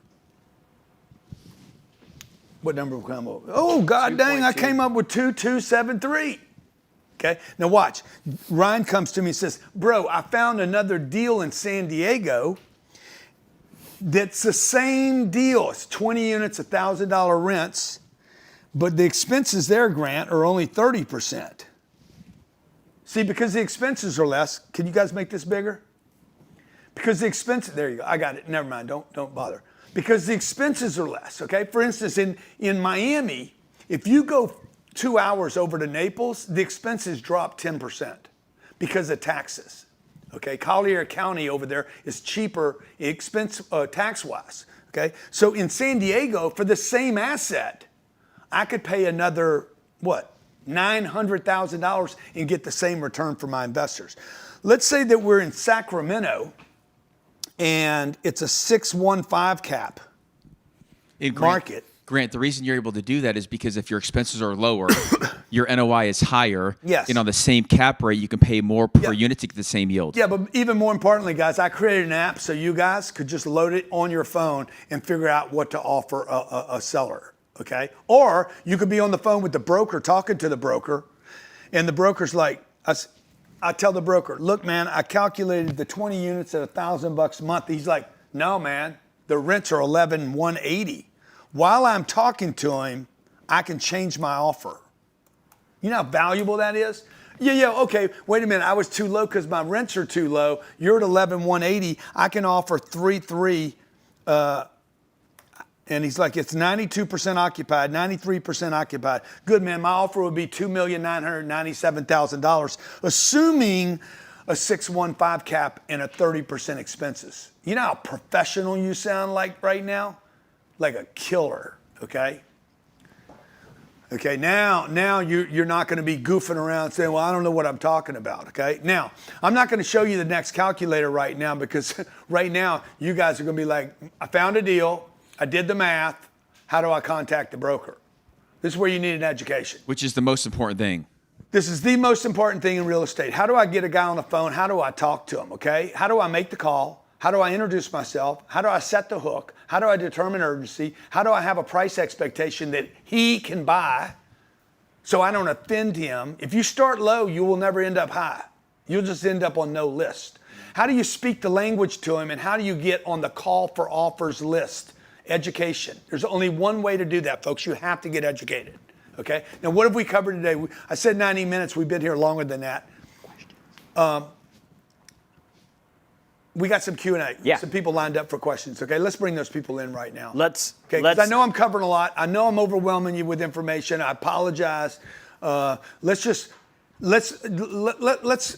talk to some people so you guys could see that real people are buying real estate. Let's go to Chris. Chris Linger. Christopher. It looks like Linger. You're such a weirdo, dude. Yo, what's going on, guys? Hey, good afternoon. Thanks for doing this. Hey, good to see you guys. See you. Go ahead. Thank you, Grant. Thanks for all the stuff that you've done for us. You help us change our life and the lives of many people through the things that we learned through you. Thanks, guys. Yeah, we're looking forward to do more with you continuously. What's your question? Specifically, we've raised about $25 million for deals in the last 5 years. How much? Through working with you. How much? $25 million. $25 million. In what period of time? In the last 4.5 years. Probably less than that we've been around you. Dude, that's awesome, guys. And who have you raised that money from? Well, a lot of so that's one of our questions because our avatar is the medical community and business owners. So we meet some of the people in the community and the 10X community, and a lot of our, community of our own. I'm in the medical community, and that's one of the continuously. And then what's your offer? What's your offer to your investor? Because you've seen some of my offers, but what do you guys offer? Yeah, so that's what some of the things that we have changed in submitting you, because we were racing for a single product. For every time we found a deal, then we rushed to raise the capital. So being around you taught us that investors want more certainty and predictability. So we are now, our product is we raise through our fund, which offers 6% return and the expectations to double the capital in 5 years. So we do depreciation, appreciation, and. Yeah. So you have a 6% preferred return, and then what's the split? 80-20. And then you do an 80-20. Have you changed that? Were you doing something different at one time? We were raising a deal at a time, which is very nerve-wracking. You find but a deal. Did you guys have some kind? Did you have a different promote at one time? A different? It was deal specific. Got it. Was it different? Yeah. Was it different than a 6 and a 80-20? Sometimes it would be, yes. And then were you doing Reg A? standard. Were you doing Reg A or Reg D? Reg D. Reg D. Okay. Well, that's fantastic, guys. What's your question? So as she mentioned, our avatar up to now has been medical professionals, business owners, but really we're looking to move towards finding family offices, people who can write 8-figure checks instead of 6-figure checks. And so we were trying to figure out what would be some ways for us to, up till now, we know how to talk to, because of the different courses we've done through you, we figured out how to talk to people who can do those 5- and 6-figure checks and build trust with them so that they would invest with us. Now we're trying to move towards family offices and larger people. How do we build that trust with them so they're ready to invest with us? So what you need to do is start showing up at the family offices. We just formalized our family office, Cardone Family Office, and I'm going on a tour right now of family offices around the country. My next one's I just did one in, where was I? Kansas City? Yeah. Then I'm going to Greenwich. You guys are invited to go there. Like if you want to go to the Greenwich deal, I can get you a link. I think it's like $900 to go. It's not mine. I'm not. It's the family office set it up. They'll have speakers there. They meet. They asked us to be a guest there, speaker. What are the dates on the Greenwich deal? I don't know off the top of my But this is where you guys need to go, Chris, where you guys are actually talking to people that have a mandate to spend money. October 14th and 15th, I think, in Greenwich. But we can get you a link if you want to come to it and see what they do. I'm sure they'd be happy to have you. And Absolutely, we'd love to. yeah, and that's how you do it. Like, I'm always looking to expand my audience. Last night I was on Laura Ingram's show. She's got probably 4 or 5 million viewers a night. People are like, why do you do that show? I'm like, it's nerve-wracking, but it gets me known. She introduces me as the CEO of Cardone Capital. That's another way, a little harder to do because you got to have that relationship and develop it. And the other thing to do is start going to events. I was at an event with Eric Trump and the Scaramucci family on a launch they just did for a new company, ABTC. I showed up at that. It's expensive to do this stuff. Like, it costs money, time, and energy, and resources, and time away from the family to do it. But if you're committed to growing your portfolio and growing your business, that's what you're going to do. Also, clubs, man, real estate clubs. You guys are in the real estate club. We are, and we've raised capital out of the club as well. And, Yeah, and found absolutely. partners as well, found several partners for acquisitions. And we've been in the real estate since you opened it. So thank you so much for bringing that community together. Amazing partnerships we found there. And we are in there we extended for 10 years. So we know that Yeah. there's an investment that needs to be happening, and we're willing to do that. Hey guys, when you started following Grant, Yeah, like where were how you much at? how much real estate did you own, and where are you at now? In 2020, we had 35 apartments worth about $3.5 million. And we met Grant July 21. And today we're in 3,000 apartments worth about $350 million in assets. Dude, that's awesome, bro. That's like 10x. Absolutely. We appreciate it. I still remember the I'm first sorry, time that's like 100x. I'm sorry. 100. Okay, and you guys I are asked you regular what to people. do. You're not. Are you guys real people, or are you guys actors? No, we're not actors. I just retired from the military in 2020. Yeah. Thanks for your service. Thanks, guys. Appreciate you. Okay. Let's go to Thank you. Kim. Thank you. By the way, for all of you that are interested in the club they spoke of, the club is $27,500 a year. This is very serious people in real estate. These are not people that need hand-holding. They're very, very serious about investing in real estate, underwriting deals, doing deals, and raising money for deals. So that club, how many members do we have there? About real number. yeah, like 900. In the club? Yeah. How big's the mentoring? How big's the mentoring? Over 3,000, Oh, I didn't- 3,500, that. yeah. You're growing faster than I Okay, let's go. I think it's to Kimberly. Kim Gilroy. Kim, how you doing? Kim, this is my Louisiana buddy. Okay, you got to send me some crawfish this year. Dude, for real. Okay. So different out here, but I love it. Thanks for getting me kind of out of there, by the way. That was my intention, is when I saw you and Elaine, I saw you on Clubhouse and saw the Instagram that you and Elena were both from Louisiana. I was like, these guys can help me get out of this. Yeah. What's your question, Kim? Yeah. Well, Grant, I wanted to thank you, first of all, for understanding about capital raising. You know, I've been in business for 30 years, and my game was, let me dump all the money at the end of the year so I don't have to pay taxes. And that's literally all I knew before coming into here. Went to one of the real estate summits, and you flipped something in my brain. Since then, I'm in one of your deals. I did the 24. Okay. Fund 24. And I'm in 2 deals with members of the real estate club. So I could technically So say now I'm in this 3 is deals. cool. This is cool for all you guys watching right now. There's 40,000 people registered for this event. Okay, I don't know what's on right now, but you guys are watching on YouTube or X or wherever you're watching. Kim joined a club. I guess you're in the club, right, Kim? Yeah, you're in the club. I went to a summit. I brought my grandson to a summit. I got a ticket to a summit. To a first. 2-day real estate event. It's basically the event where people come and then we offer people to sign up for stuff. We educate. 90% of the room doesn't buy anything from us. About 10% says, hey, I want to do something else with you. But Kim was one of those people. Now, in that percent, some of those people not only decide to get educated with me and commit to the club, or the summit or the training, but they also decide to invest money with me in my deals. But this is the crazy part that nobody understands online. Kim invested in one of my deals, but she invested in 2 deals with other people in the room. She's invested in 200% more deals of others than in mine. And I think a lot of people take that for granted and don't realize, dude, like, not only have I put a network of people together, but it's like other people are doing stuff in that network. Did you have a question, Kim? I did. Let's hear it. So I'm earning about $600K right now as a business coach. And my question is, my target is to do that in cash flow when I'm 65. I'm 57 today. Oh, so happy birthday, Kim.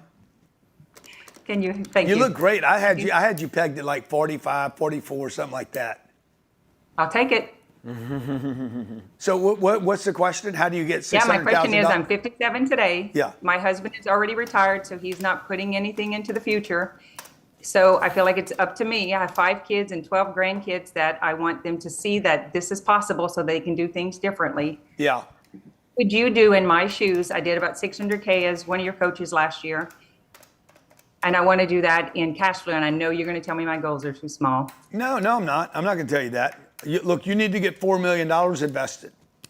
If you take the number, your target, if you take the 600 grand that you target passive income a year that you want to get, I think that's the question. And you divide by the 0.15, you need $4 million invested. Everybody should understand this math target, right? So that just happened. Your target's 600 grand divided by 0.15. Now you're looking for any investments that can earn you 15%, and you're interested in nothing below that. Okay. Am I focused on growing my revenue, or am I focused on deals and partnerships? Should I, like, am I worried about, like, do I need to get to 5 million in my job, or do I need to focus more on? No, you want to use your job to get your money invested. You want to use the job just to create fiat so that you can convert the fiat into investments. And that's the only reason for a job, folks, is 1, you want to have some place, you want to service other people, and 3, you want to get enough money to make investments so when you can't work anymore, it can take care of you. Let's go to Matt. Thanks, Kim. Appreciate you, buddy. Thank you. Matt Tiffany. Okay, all these questions, by the way, folks, these questions are your questions, whether you know it or not. Sometimes the most valuable things that come out of these are your questions. Don't go anyplace, because after the next two questions, I'm going to get into how to find the deal, fund the deal, make sense of the deal, underwrite the deal, and how do you know what price, how do you navigate the future price so you can tell your investors what to expect. Matt, how you doing, man? I'm doing great. It's good to be here. Good to see you, Thank you for making some time. Yeah. Well, I appreciate the opportunity. Grant, my question really is based on the market right now, and is now the time to push your chips and go all in? I've got 1,400 doors under contract in Austin and San Antonio, and I'm a go-getter, but I'm like, man, am I stretching too much? Yeah, you are. Or is this what you are. You're always going to feel like you're Yes, stretching sir. too much, bro. I'm always if you're not worried that you're stretching too much, you're not stretching enough. So it's good that you have a healthy kind of like, God dang, is this too much too fast? 1, 2, you could slow roll this deal. Okay, you're in a position right now because of the timing in the market to kind of slow roll this. If you're under contract in September, I'm always looking at the calendar. October, November, December. You probably don't want to close at the end of this year. You probably want to put these guys in a position to find out, dude, do you guys need to close the end of this year? That's how you would ask them, by the way. Okay? Some of the languaging and linguistics around the communication to the broker and seller, folks, is when you're contacting a broker, I'm going to go over with in a few minutes. You would ask them, hey, how important is it that you close by the end of the year? And they may say, no, dude, the only thing important to us is security of closing. Because really you probably want to drag this out to March or even June of next year. Because I think rates are going to just fall off a cliff. Yeah, Jerome Powell's already tapped out. Okay, he's tapped out. Donald Trump has literally like publicly embarrassed him and harassed him for 3 months now. Walked into his building and said, "You spent $2.8 billion on it, like this building. What are you doing?" Okay, like dragged him through the media. He went ahead and tapped out to a quarter this time. He should have done 50. He's going to do 2 more quarters before the end of the year. In May, he's gone. He's done. Okay, in May, Trump will drop in his guy in May, and rates are going to fall off the cliff. From May to June, it's just going to be like straight down.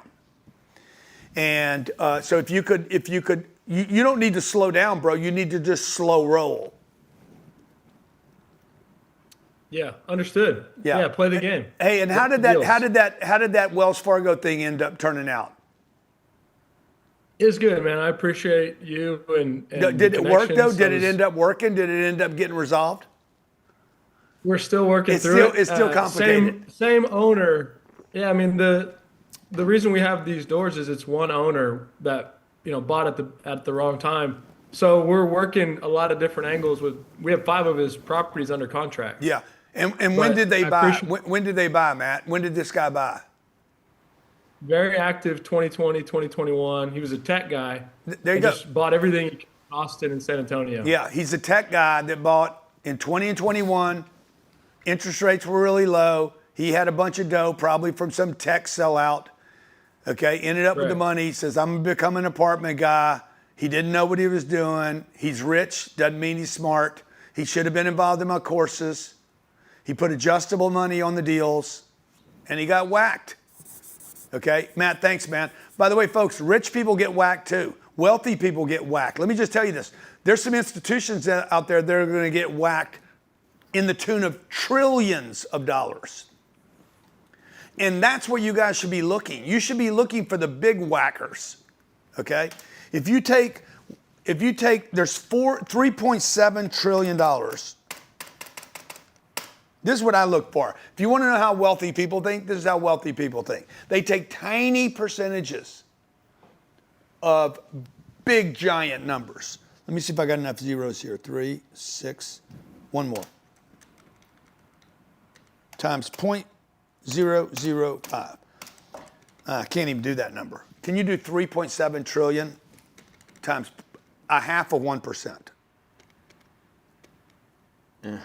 It won't let me go. It won't do it, huh? Hang on. Hey, Grok. Grok, can you tell me what is 1/2 of 1% of $3.7 trillion? 1/2 of 1% of 3.7 trillion. $18.5 billion. That's $18.5 billion. $18.5 billion. If I got 1/2 of 1%, if I failed on 99.995% of all the transactions, I would become worth, what did she say? $18.5 billion. $18.5 billion. So the wealthier people think about tiny, tiny percentages of massive numbers. By the way, there's less competition over there. If you can just think and simplify. If you're playing with numbers that big, even a sliver like $18.5 billion feels life-changing. And yeah, the game's rigged that way. Okay. So what are you looking for? Okay, you're looking for the deal. I'm going to show you guys. I'm going to show you guys exactly how to make sure you find a deal. 2, I'm going to make sure you find out how to get financing. This is going to be 70% of your transaction is taking place right there. One person is going to give you all the money if the deal is right. If the deal is a screwball deal, nobody's going to give you a loan on it. If you go to the wrong place, they're not going to give you a loan on it. But if you go to the right place with the right DCR, then all you got to worry about is the equity, okay? Now, for those of you who are serious, let me see who's really serious. I want to accelerate your investor career. Let me see if you're serious. And I want to invite you to an opportunity to join me to accelerate your investor's career so more regular people like me and you, Matt, Kim, people that you heard from today, can actually start owning the real estate that the institutions are buying. I want to give you these things, and I'm going to make you an opportunity offer to join me in an event where we're going to show you how to raise money. I'm going to give you the 10X Deal Finder that I talked about. Anybody, by the way, that bought the 10X Deal Finder, a bunch of you guys called in and bought it already. You paid $1,500. I'm going to credit the money that you paid for it when you take advantage of this opportunity. 10X Deal Finder is $1,500. You can buy it by yourself, or you can let me give it to you, okay? This is where you get to go look for deals that have problems on them. These are unlisted deals. I want you guys to understand, these are not listings. These are off-market deals. Shopping centers, mobile homes, apartment buildings, single-family homes, vacant land, okay? The data is hairy, okay, because it's coming from county records. Second thing I want to give you is access to a preferred multifamily lending program, Freddie, Fannie Mae, and HUD loans with contacts that will actually help you facilitate your loan so you guys aren't calling some regional bank, some local bank about a loan that they're never going to do anyway, okay? Also, I'm going to show you the criteria from which these guys, I'm going to actually give you the name of brokers that work with me to work with you. I don't know what that's worth to you, but I know it's worth not being embarrassed, okay? So you're a general contractor and you're interested in investing in real estate. You're a plumber, you're a chiropractor, you're a doctor, you're a dentist, you're a tech guy, and you don't know where to go or who to call. I got you. I'm going to give you that. Third, the capital raising workshop I'm going to give you access to. You can travel down to Miami and be in the room, or you can zoom in from Sydney, Australia, or Cincinnati because you can't get away, okay? It's $10,000. That's what the seat costs. I'm going to give that to you. The website is grantcardone.com/invest. Okay. Now, it's not completely free. I'm going to include also, in addition to this, exclusive networking with everyone that joins today and 3,000 other people that are in my network now called our 10X Real Estate Club. Okay. Our networking club. Okay. Plus, I'm going to give you weekly coaching. This is a Zoom call where we deliver it weekly and answer your Q&A 52 times a year. You can watch it live. You can come in and ask your questions, and you get a recording. And we're going to give you guys lifetime access to that call as long as we're doing It's $5,000. I'm going to give it to you. You don't need to buy it, okay? The website for all this is grantcardone.com/invest, but I'm not done. I'm also going to give you the real estate success system. This is a 9,000, you can see it on my website, grantcardone.com.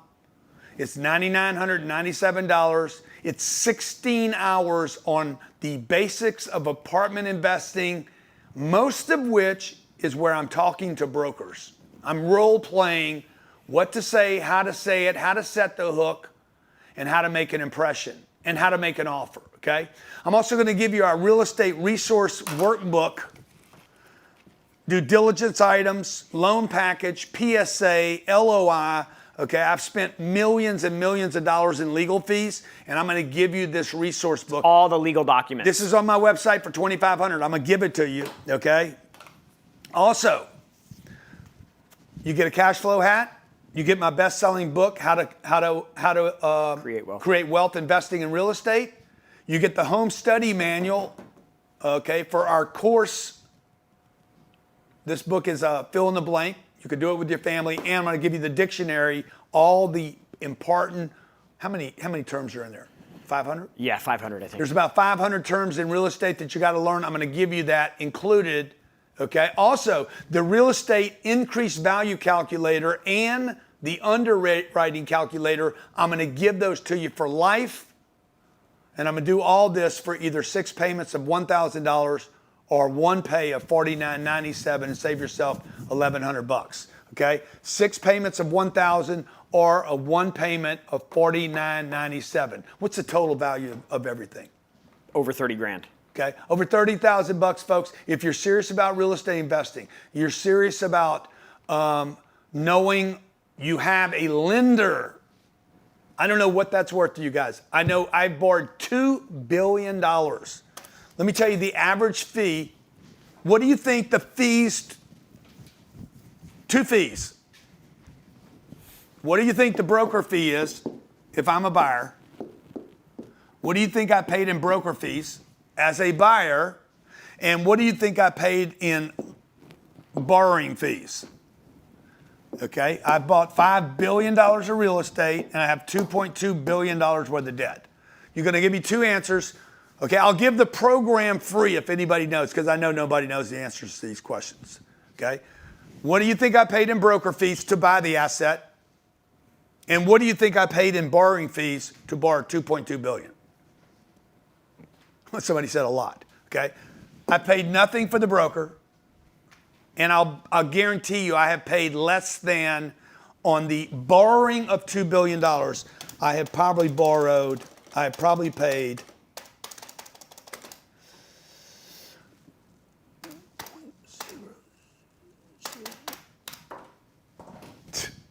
under 500 grand. Okay, on $2 billion. I'm not even paying a quarter of a point to do those loans, okay? And I'm getting the cheapest money available on the planet. We just borrowed some money at 4.89 last week, 2 weeks ago, for 5 years fixed interest-only loans, okay? So you're like, man, you're losing me, dude. You're losing me. Good. So don't let me lose you. Go back to your commitment. Are you committed? Okay? Now, I told you guys I was going to show you some other deals. These deals don't have to be 40 million, 20 million, 16 million, or 12 million, okay? They can be, and you don't have to buy anything from me, folks. If you guys don't want to spend money and you don't want to invest money and you don't want to learn the game and have the confidence immediately, remember, you're going to need 5 things. You're going to need to find a deal. Otherwise, there's nothing to talk about. You're going to have to get debt. Then you can start borrowing money, but from who? Okay. 4, you're going to need a network. And who knows the 5th thing you have to have? Number 5, you got to have confidence. I can give you all of these. I started today by telling you, I can give you all of these except this one. This one has to be earned. These do not have to be earned. I can help you find the deal. I can help you find the debt. In fact, I'm going to give you my lenders. The equity, I could show you how to raise it. The best place to do this is in clubs, churches, country clubs, and family offices. Clubs are a great place where people gather together. Churches are a great place because they gather together. Country clubs are a great place because there's wealthy people going to country clubs, and family offices. And I invited Chris to our family office event that we're doing in Greenwich. Any of the rest of you that want to go to the family office, I'm not putting it on. There's a fee to go. I think it's $900 or something. You fly to Greenwich and you visit there for 2 days and you're around wealthy people. It's called pay to play, okay? And I still do it. I still go to these events because it gets me around the people I want to be around, okay? How do you do deals with other people's money? Let's say when you start raising this money, what are you going to do now, okay? What's the OPM look like? What's the offer look like? What's the structure look like? How do you pay investors? Do you pay them every month? You don't have to. Do you pay them quarterly? Do you pay them annually? How much do you pay them? How do you start a fund? What do you legally have to do? How do you get access to the funds? You're going to spend money to do all these things, and all this will be answered by these 5 things. What's the deal like? What's the debt like? What's the equity like? Who's the network that I could talk to? So I hope you guys, like today, seriously get how much money that you can make investing in real estate. I said I would show you some deals. Let me just see. Let me see if I can find a deal here. What do I have to find deals? I want to find. I mean, you could go on. They're going to shut me out. LoopNet would be the easy one. I think they're going to shut me out right now. I'm looking for listed deals now, not unlisted. Okay, and let's see here. And then maybe open up some questions. Go for sale. For sale. Okay, there you go. There I am. Okay, so I'm gonna search the whole country right now and show you guys. Put your city in notes here. Kansas City. Kansas City. You got Kansas City, Missouri, or Kansas City, Kansas? Missouri. Do Missouri. Okay. These are all multifamily. Okay. I just found 28 results for multifamily in Kansas City. Okay. Now I'm gonna go low to high. Even though that's not what I do, I always go high to low. Okay, here's the deal right here. told you guys. Shit's everywhere, dude. I hadn't even been on the computer 5 minutes, okay? Watch this. This deal, can y'all see this? There you go. Now, I know nothing about this deal, understand? Okay? This is a deal, and I told you I would do this. This deal is $340,000. And you guys are gonna be like, oh my God, man, how much is it really worth? Don't even worry about it. Just give them the $340, guys. You can buy this with $15,000 down. Okay? You're gonna finance $325,000. I'm gonna turn you on to my lender. My lender's gonna give you a loan for, well, Fannie Mae's gonna give you a loan on this deal for, give me a 519 rate on this much money. 519 plus 125. So give me a rate of 643, Jared. 643. $20,900. $20,900 a month? No, it's $1,700. It's $1,740 a month. That's $20,000 for the year. Okay, good. That's what I want. Yeah. $21,000 a year. Okay. The place is going to rent. Let me see. They want 340 times 0.08. It's telling me what my NOI is. It's $27,000, $200 for the NOI. The property makes $6,000 a year. Okay. You put 15 grand down. You're earning 40% on your money. There, I just gave you a deal. 40%. You could go to anybody in Kansas and say, I got a deal. I need you to put the $15,000 down. You put the $15,000 down, and I'm going to pay you 20% a year on your money. I'm going to pay you, Jared. You give me the 15 grand. I'm going to pay you 20% on your 15 grand. No, you know what? I'm going to pay you 10%, Jared, on your 15 grand. Your 15 grand and 10% a year. I'm going to pay you $1,500 a year for the next 3 years, and you guys get to keep the rest of the money. Okay, I just showed you how to pay for your program. No brainer. It's $5 grand for life. I'll show you how to find the deal, find the funding, and raise the money. Okay, and your investor gets to make somewhere between 20 and 40% a year. All right, let me see another deal here. We're still in Kansas City. Look at this deal. Look at this little deal. Okay, okay. 6 units.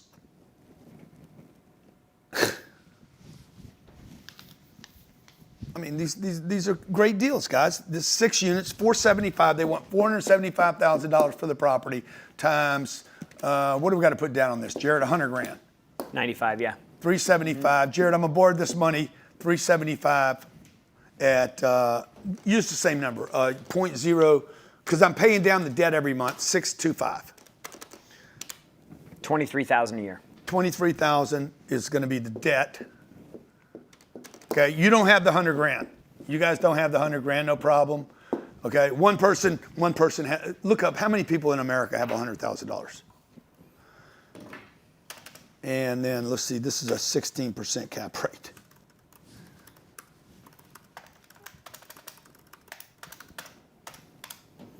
$76,000 a year. It's going to make $50,000 bucks, $53,000 a year. It makes $4,000, $4,500 a month in free cash flow. Okay, that's a job right there, 53 grand a year. And this is what you're going to do. You're going to go to your investor and say, hey, if you give me 100 grand, this is what I'm going to do. Let's say you want to get all this money from one guy. This is what I'm going to do. You're going to give me 50 grand. When you get your money back of 100 grand, me and you split the profits 50-50. Okay? And then you're going to take the rents on this. I think this is a 6-unit deal. If you raise the rents $200, 14% have 100 grand in savings. Huh? 14% have. 14%. No, I'm sorry. 22.1% of the population have 100 grand saved. 1 out of every 5 people that you meet have over $100,000. 1 out of every 5 people. You're just not looking, and you don't have anything to talk to them about. Okay? So in this particular example, we could pay him his 100 grand back. 6 times 200. These are little tiny deals times 12 divided by 0.08. And I could make $180,000 for myself, and I didn't put any money in the deal. Again, give me another city. Give me another city. Anybody in the cities, okay? That could be a Fannie, that could be a Freddie, that could be a bank loan, that could be a HUD loan, that could be a vet loan. Okay, let's go Tampa. I'm gonna go Tampa now. Man, I'm begging you guys, get involved in this so you can start finding deals. Know where you can find an abundant amount of deals sitting in your portfolio for you and your family.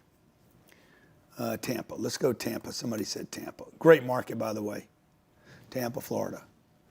Okay, Tampa, Florida. I got another 28 results. Okay, look at this little deal right here. This is a little deal, McElroy Garden Flats, 8 units, a 10 cap.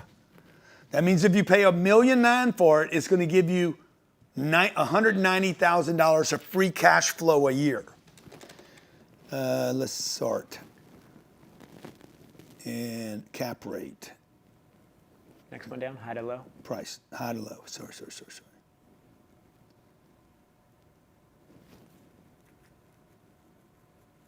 Low to high. There's a 2-unit deal. You could buy that with $15,000. Here's the deal right here. You could buy this for $15,000. Here's a 5-unit deal. You could buy this with, well, it's going to take more than that. Here's a 3-unit deal. You could buy this with $35,000. Here's 1 unit. Don't even bother. It's a broken condo deal. See, I immediately know what you shouldn't be doing. Here's a deal right here at a 7 cap in Tampa. Man, you're going to steal real estate right now. Here's a deal at a 7.87 cap in Tampa, Florida, 4 units. You could buy this with 50 grand down. 50 grand will earn you about, it'll earn your investors about $4,000 a year. Is that right, Jared? 50 grand? No. This deal would be. What do you think those rents are? $1,800 a month? You could buy this with $60,000. You'd finance $1,040,000. $1,040,000 times 0.06. You're going to have a note of $46,000 a year, and your income's going to be, your NOI is going to be 12 times 0.0787. $95,000 a year, so you're going to make $48,000 a year. Free cash flow on 60 grand down. You guys understand the power of the leverage here? Okay, what are we doing? We're buying something for $1.2 million. Fannie Mae will give me a 5% money down. Now, I'm not suggesting this is the best way to do a deal. The better way to do the deal is to go borrow money from other people and put less leverage on the deal. But if you wanted to just go buy this by yourself, because this is only 4 units, and I don't love 4 units. I love 40 units. I like 140 units better. I like 240 units better than that. Because this is what happens, okay? 4, 8, 16, 32, 64, 128, okay? As you go down, as you go up in units, you can go down in rent increases to create the same amount of money, okay? So for instance, on 128 units, you only have to raise the rents like $26 to make $2 million. Okay, so what we're trying to do is we're trying to scale with real estate, a real asset. I'm not trying to wait for stocks to go up. I'm not trying to wait for Bitcoin to go up. I'm not trying to wait for gold to go up. I'm not trying to grow my business now. What I'm merely trying to do is find the right deal at the right time at the right price. Negotiate the right deal. Okay, now here's the problem you guys are going to have, and I want you guys to understand this. For those of you who want to go it alone, your problem's going to be this. Let's say you found this cute, charming little deal near the beach in Tampa. You're like, man, dude, is this thing worth this much money? I don't know. It depends on what you could do with it, okay? It really depends on what you could do with it, okay? First thing you'd have to find out is why these people are selling this asset. Because they should not be selling this asset at this time. This is not a for sale asset. So the issue, folks, is, let me ask you this. How many of you would invest $5,000 to learn how to steal this asset that's $1.7 million? Jared, look this asset up. See if you can find some data on it. 1720 West Hills Avenue. Okay, one sec here.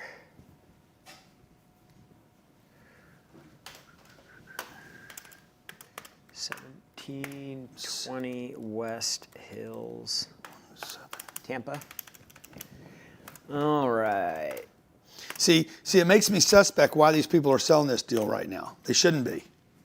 I'll bet you it's probably being used as a short term right now. Yeah, let's see here. Yeah, you might be right. Because this is where I really want to be on this deal. At $1,012,000, at $1,120,000, okay, I'm a buyer of that asset. Yeah, they have 712,000 in debt on the deal right now. Yeah, what did I say I wanted to pay? See, watch. Jared knows. Jared looked it up. They have 712,000. This is where I really want to be. I don't want to be at the one. I don't want to be at this number. I want to be at this number. And I knew that in 30 seconds. I looked at the deal. It's charming. Location's good. I know Tampa. I don't want to pay that. I want to pay this. I could get a loan of $712,000, and I'll have cash flow of about 8% a year. And 8% a year, I can raise money on that deal all day long. All I need at 1120 times 0.25, all I need is 4 people to give me 70 grand, 10 people to give me 28,000. Okay. Now you're like, dude, how do you know all this? Well, I know all this because at 30 years old, I made a commitment. I spent millions of dollars, 37 years, $5 billion worth of assets, $2.2 billion worth of debt. And what I'm sharing with you today, or offering you the opportunity to do today, is I want to show you what I invited you guys to do with me, is this. For those of you that are committed, how many of you are actually really, like, you're serious about using this real estate correction cycle to create legacy wealth, generational wealth for you and your family? Jimmy, I am, yes. Somebody said do Boston. I'll do Boston in a second. Boston's a great market, by the way. New York City, great market. Los Angeles, great market. San Francisco, we're actually going back and shopping in San Francisco right now, okay? Chicago, great market, okay? So watch, check it out. This is what I'm going to do for you today, okay? This is the Real Estate Investors Accelerator. We're going to give you the 10X Deal Finder. I'm giving you that. That's $1,500. I'm giving it to you for life. I'm going to give you access to our lenders program. So you're going to be like, I have a deal, I need $3 million worth of debt, and I'm going to connect you with the right person. Okay? Capital raising workshop, October the 1st is our next one. We'll have another one in January. This one is right around the corner. How to do deals with OPM, how to structure your deals, how to pitch your deals, how to start a fund, and how to get access to fund documents. And that one can be either live or virtual. So if you don't want have to travel if you don't want to. We'll deliver it to your phone, your tablet, your computer, or you can watch a recording. Again, I'm giving you all this for $49.97. Okay? Well, what was the number? Yeah. Right? Okay, yeah, good. 40. Exclusive networking. 3,000 people in a networking group, and we meet every week on a Zoom call. Every week we meet, and all we do for an hour and a half is do Q&A, okay? Also, Real Estate Success System. This is a 16-hour course downloaded to your computer. You have access to this for a lifetime. This is how I pitch the brokers, okay? Folks, I have bought $5 billion worth of real estate. I compete with the biggest names in the world and the most money in the world. What I've done at Cardone Capital is mind-boggling, okay? I was just speaking with the president of Starwood last week at the Commercial Observer in New York City. They asked me to come up. Dude, how do you raise money?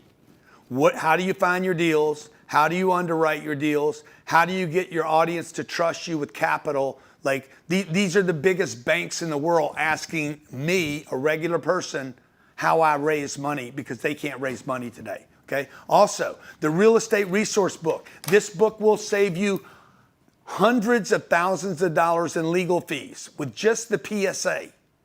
A PSA is going to cost you about $50,000 to do one deal. You can literally boilerplate the PSA that I'm using here, change the name of the property, check with your lawyer, and you can use 90% of the content of that book, to, the PSA, to help you structure your deal. You have an LOI. First, you got an LOI. I want to make a LOI or a letter of intent, and then behind that is you're going to have a PSA.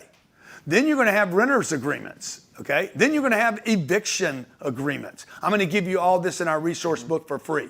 I'm going to send you a hat, the real estate home study course, the real estate book, how to create wealth investing in real estate, the dictionary, the multifamily dictionary, and I'm going to give you the real estate underwriting calculator and the increased value calculator for life. You don't pay for those, for $49.97, okay? The way to get this is grantcardone.com/invest. We're gonna light this up tonight, okay? So when do you get started? We're gonna literally do a call when I'm done here today in the next 20 minutes after Q&A to onboard all of you that are joining us, okay? It's $49.97 one pay. It's tax deductible, or 6 payments of $1,000. Okay, if you can't afford that, if you're unable to pay for that, let me suggest that you look at or call our office about some other option, okay? Like we have a real estate course. The real estate course is what, under $2,000? $1,997. And it is a real estate success system where you get access to the 16-hour introduction to buying apartments, the real estate book, the multifamily dictionary, and when is the summit? When is our next summit that Kim was talking about? December. It's December, I think 13th and 14th. Let me just get you the dates here. December 14th and 15th. And we'll onboard you today for that as well if you want to stay in the Q&A and the onboarding. We'll give you a seat to that. That's a $5,000 seat. And that's $1967? Yeah, $1,967 for a one pay, or 4 payments of $600. Either way, you have to get an education, folks. When I started doing this when I was 30 years old, I wandered the streets of New York and met brokers. I didn't know what to ask them. I didn't know what I was looking for. I'm probably where most of you guys are, okay? Like, where do I get started? I don't have any money.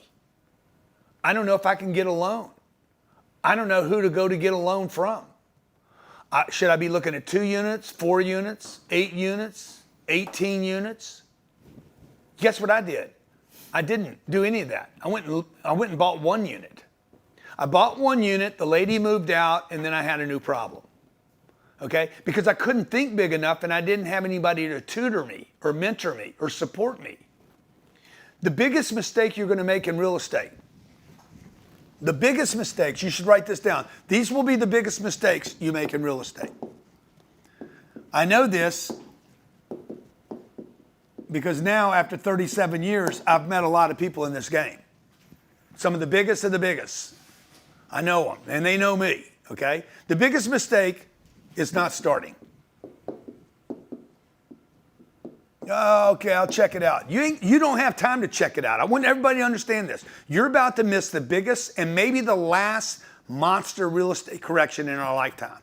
Between now and June of next year, we're going to have the biggest real estate opportunity that has ever hit America. Okay, Donald Trump promised us a golden era. I promise you, between now and June of next year, you're going to have a rush of money moving to real estate, to the type of real estate that I talked today about, particularly apartments, particularly storage, anything with residential, mobile, and possibly retail and office. It'll be monster. This is your chance to secure generational wealth. Not starting is the biggest mistake. Number 2, going alone. This is not a solopreneur game, okay? You need a team.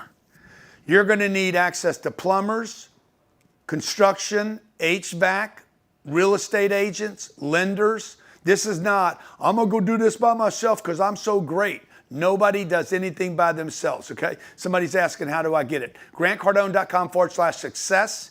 GrantCardone.com/success. By the way, 100% money back guarantee for anybody and everybody. All our products are guaranteed. If you're not happy for any reason, we'll give you the money back. 100% lifetime guarantee. At any point, if you decide, I did not get my money's worth, all you got to do is hit us, okay? GrantCardone.com/success. It's GrantCardone.com/success.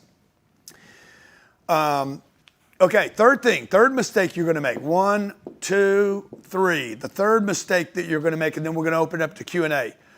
Not starting, going along. Okay, this is going to be the one that screwed me up. See, me, I'm a crazy man. I started and I went alone. And I went out into the marketplace. But you got to start talking to people and realize you're not alone anymore. I'm talking to Robert. I'm talking to Ken. I'm talking to Rudy. I'm talking to Dale. I'm talking to all these people. I'm just spinning my wheels because I don't even know what I'm doing. I don't know if what I'm doing is right or not.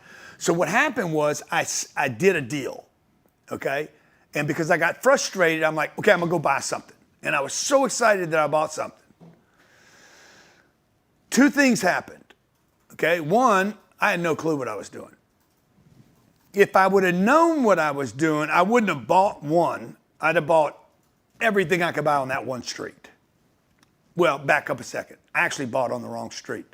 The second deal I bought on the perfect street. The first deal I bought because I could get it, and I didn't know what I didn't know, right? So the second thing I did, I went too small, and then when I had a problem with it because I was self-managed, big point here, folks, don't self-manage. You do not want to manage this real estate yourself, okay? Yes, this is a tax write-off. Every penny that you invest in a real estate education program, all $4,997 is tax deductible by the IRS code, and more importantly, contributes to your 750 hours with the IRS, 16 of which is in the audio program. Okay, so when the IRS says, how much time did you spend? You'd be like, also, I joined the mentorship. What's 52 times an hour and a half?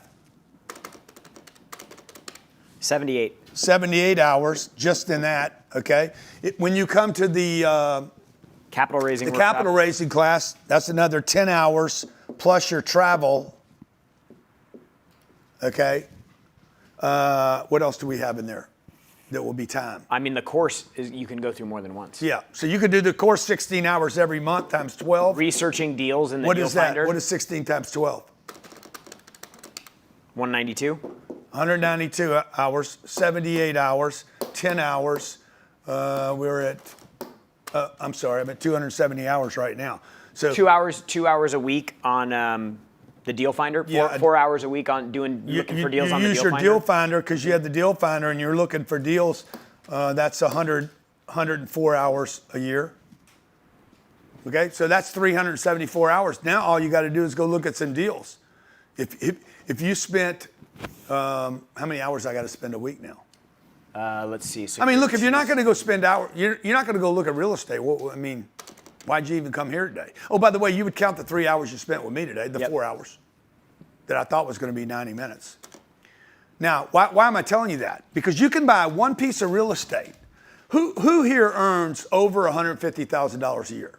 Just put in the chat if you earn $150,000 a year. Okay, you earn $150,000 a year. You're probably paying $45,000 a year in taxes. Okay, I could buy one piece of real estate at $450,000, 4 units, put down 20 grand, and I would get on this deal $160,000 tax deduction. No tax bill. Okay, your tax bill right now is $45,000. I could write off $160,000 in year one, and I only used 20 grand. 20 grand got me a $160,000 tax write-off. That, by the way, would be good for the next 3 years. I get a tax write-off this year, get a tax write-off next year, and get a tax write-off the 3rd year. And still have carry forward tax write-offs. But your accountant doesn't tell you that. Because you can't use that unless you're a professional real estate investor, and I just showed you how to invest the time and get the tax write-off. Not only would you not pay income on the taxes of this deal, you would have offset the income on your talent or your trade or whatever it is you learn or do so well. Yeah, now that's if you make $150,000. And just so you guys are clear, there's no test you take to become a qualified real estate professional. There's no you don't have to go get licensed. You don't have to take a test for this. All you have to do is you have what they call a contemporaneous log, which means as you're doing it, log it. And then when you file your taxes, you tell your accountant or your CPA, just say, check the box that I'm a qualified real estate professional. And then if the IRS has any issue, they'll come back, they'll just say, prove it. You send them your log and you're good. Yeah. Chris just said, Grant, thank you so much for this information. We haven't paid taxes in 5 years. Every trip they take, every time they come to Miami, every time they go to meet us in Scottsdale, they go down to Cabo, they go on a trip with us, every one of those trips have been paid off. They fly up to Greenwich, Connecticut. All of it's tax deductible because they're using that time to educate themselves and not going alone. And the IRS knows that you can't buy real estate by yourself, okay? Now, how many of you here earn $1 million a year? How many of you here earn $1 million a year? I'm gonna show you how not to pay taxes on $1 million. Because you guys are getting whacked. Okay? Nope, gross. Okay? 1 million. Okay, we got 1 million. 1 million. You earning $1 million a year and you live in anywhere in California. You live in California, Chicago, Illinois. You live in New York City, New Jersey. You're paying $520,000 a year in taxes. How do you write that off? Okay? You buy a $3 million asset. By the way, that could be 4 units, and you could do it with $150,000. Well, no, you couldn't because it taps out, huh? Mm-hmm. It taps out the total. So it could be $1.5 million. I'm sorry. You could be $1.3 million. You could put 5% down, 65. You could put 65 grand down. Can't do this in the stock market. And you would be able to write off on that deal, how much, Jared? 40%? 520. Yeah, 520. There you go. Write off 520. About $520,000. And your tax bill would be zero. And you only use $65,000. And now, if you can improve the quality of this asset and start raising the rents, all you got to do is raise the rents $1,000 over time, times 4, times 12, divided by 0.05, because you're in San Francisco, and you'd make $960,000 on this deal. Now you got to put all that together that I just did.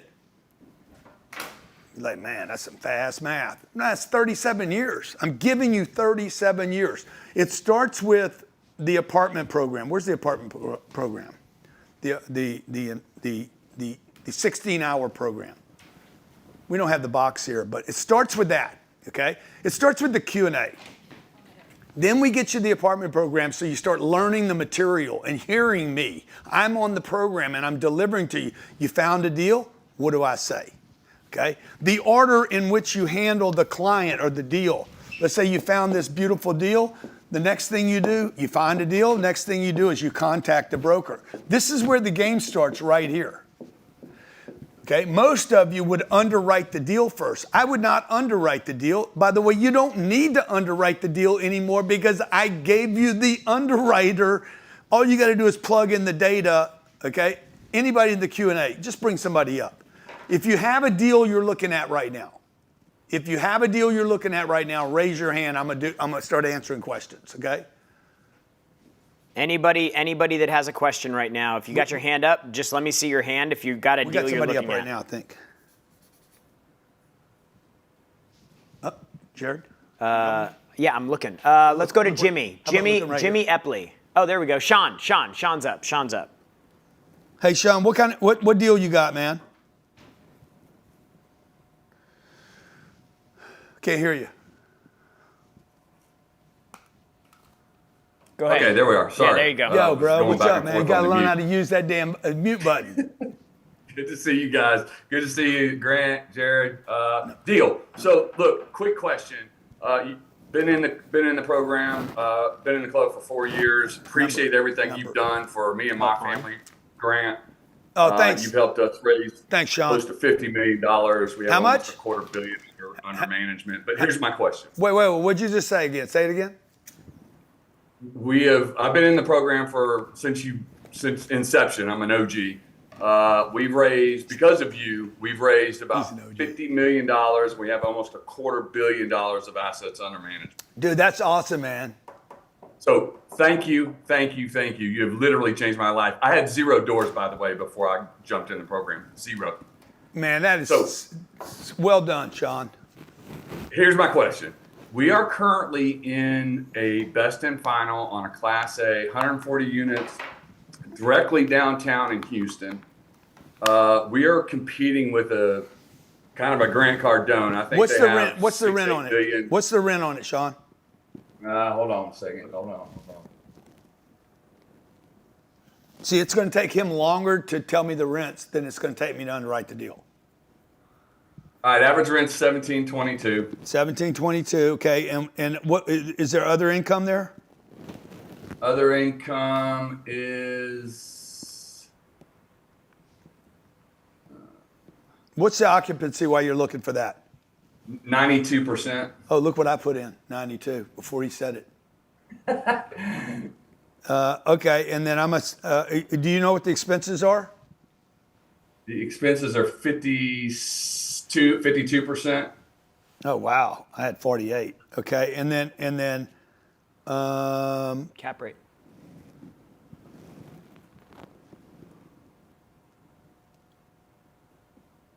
What's the offer you're making? So the offer that we had, the original offer we had was 25.3, I think. They asked us for best and final, of course. We went to 25. Yeah. 20. We're at 26 right now. Yeah. The top offer is 26.7. Do you see the number I have in there? I don't see it. $25,073,000. Okay, So now you're saying here's the deal, dude. I just walked away from a deal in Houston. See, the math is one thing, folks. Then you got to talk to the broker. Sean, what Sean's asking about now is how does he finesse the broker that he gets the deal without paying more money? You don't have to be the highest to be the gettest. The deal that we just did down the street on Boca Raton, I was not the highest bidder.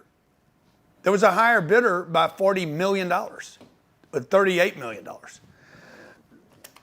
You need to be the best salesman.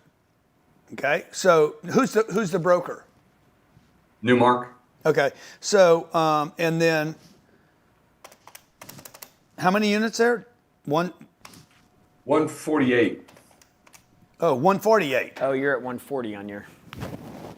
It's 148. Yeah. Yeah. 148. Okay. Well, now I'm at 26.5. Let me see. Okay, that's fine. We're in the ballpark, right? I just want to get in the ballpark on the deal. Okay.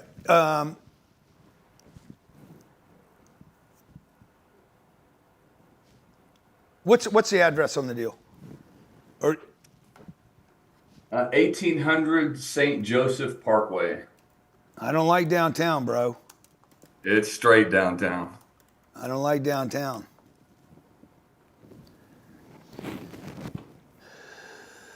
The Hamilton Apartments, is that what it is? That's it. Oh yeah, I know this deal. And why are they selling? They've got a maturity date coming. Yeah. Who's the seller? REAP Equity. Yeah. What do they owe? This is saying estimated loan balance is 23.2. Yeah. I mean, look, Sean, I don't, you know, who did he tell you who the other buyer was? He did actually. Well, he didn't, but he told me what other property they own in the area. So I looked it up, and give me 2 seconds. I'll tell you here.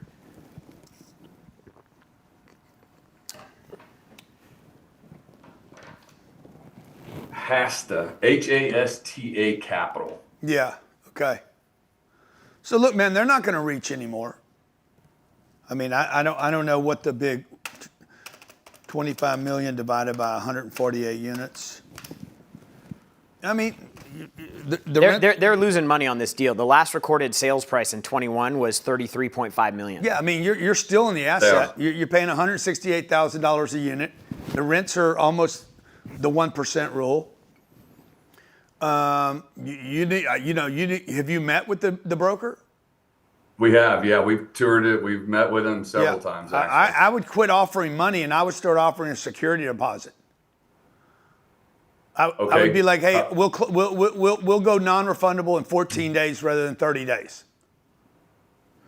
1% or 2%? 1% is fine. Say we'll put 1%. We'll go 1% security deposit, non-refundable, and we'll do the due diligence in 14 working days. Yeah, it's 2016. I mean, there shouldn't be much to do, right? No, there's still stuff to do, bro. I mean, it's not like a Class C. It's not a 1960s problem. Yeah, I understand, but you still want to pay attention to it like it is, okay? Yeah. So you still got issues down there. But, I mean, this is now for all of you watching this, you're like, Houston's a flip cycle. Houston's a place where you want to get in and probably get out. You don't want to be there long term because you can get caught in troughs there in Houston. Who's the broker on the deal? Newmark.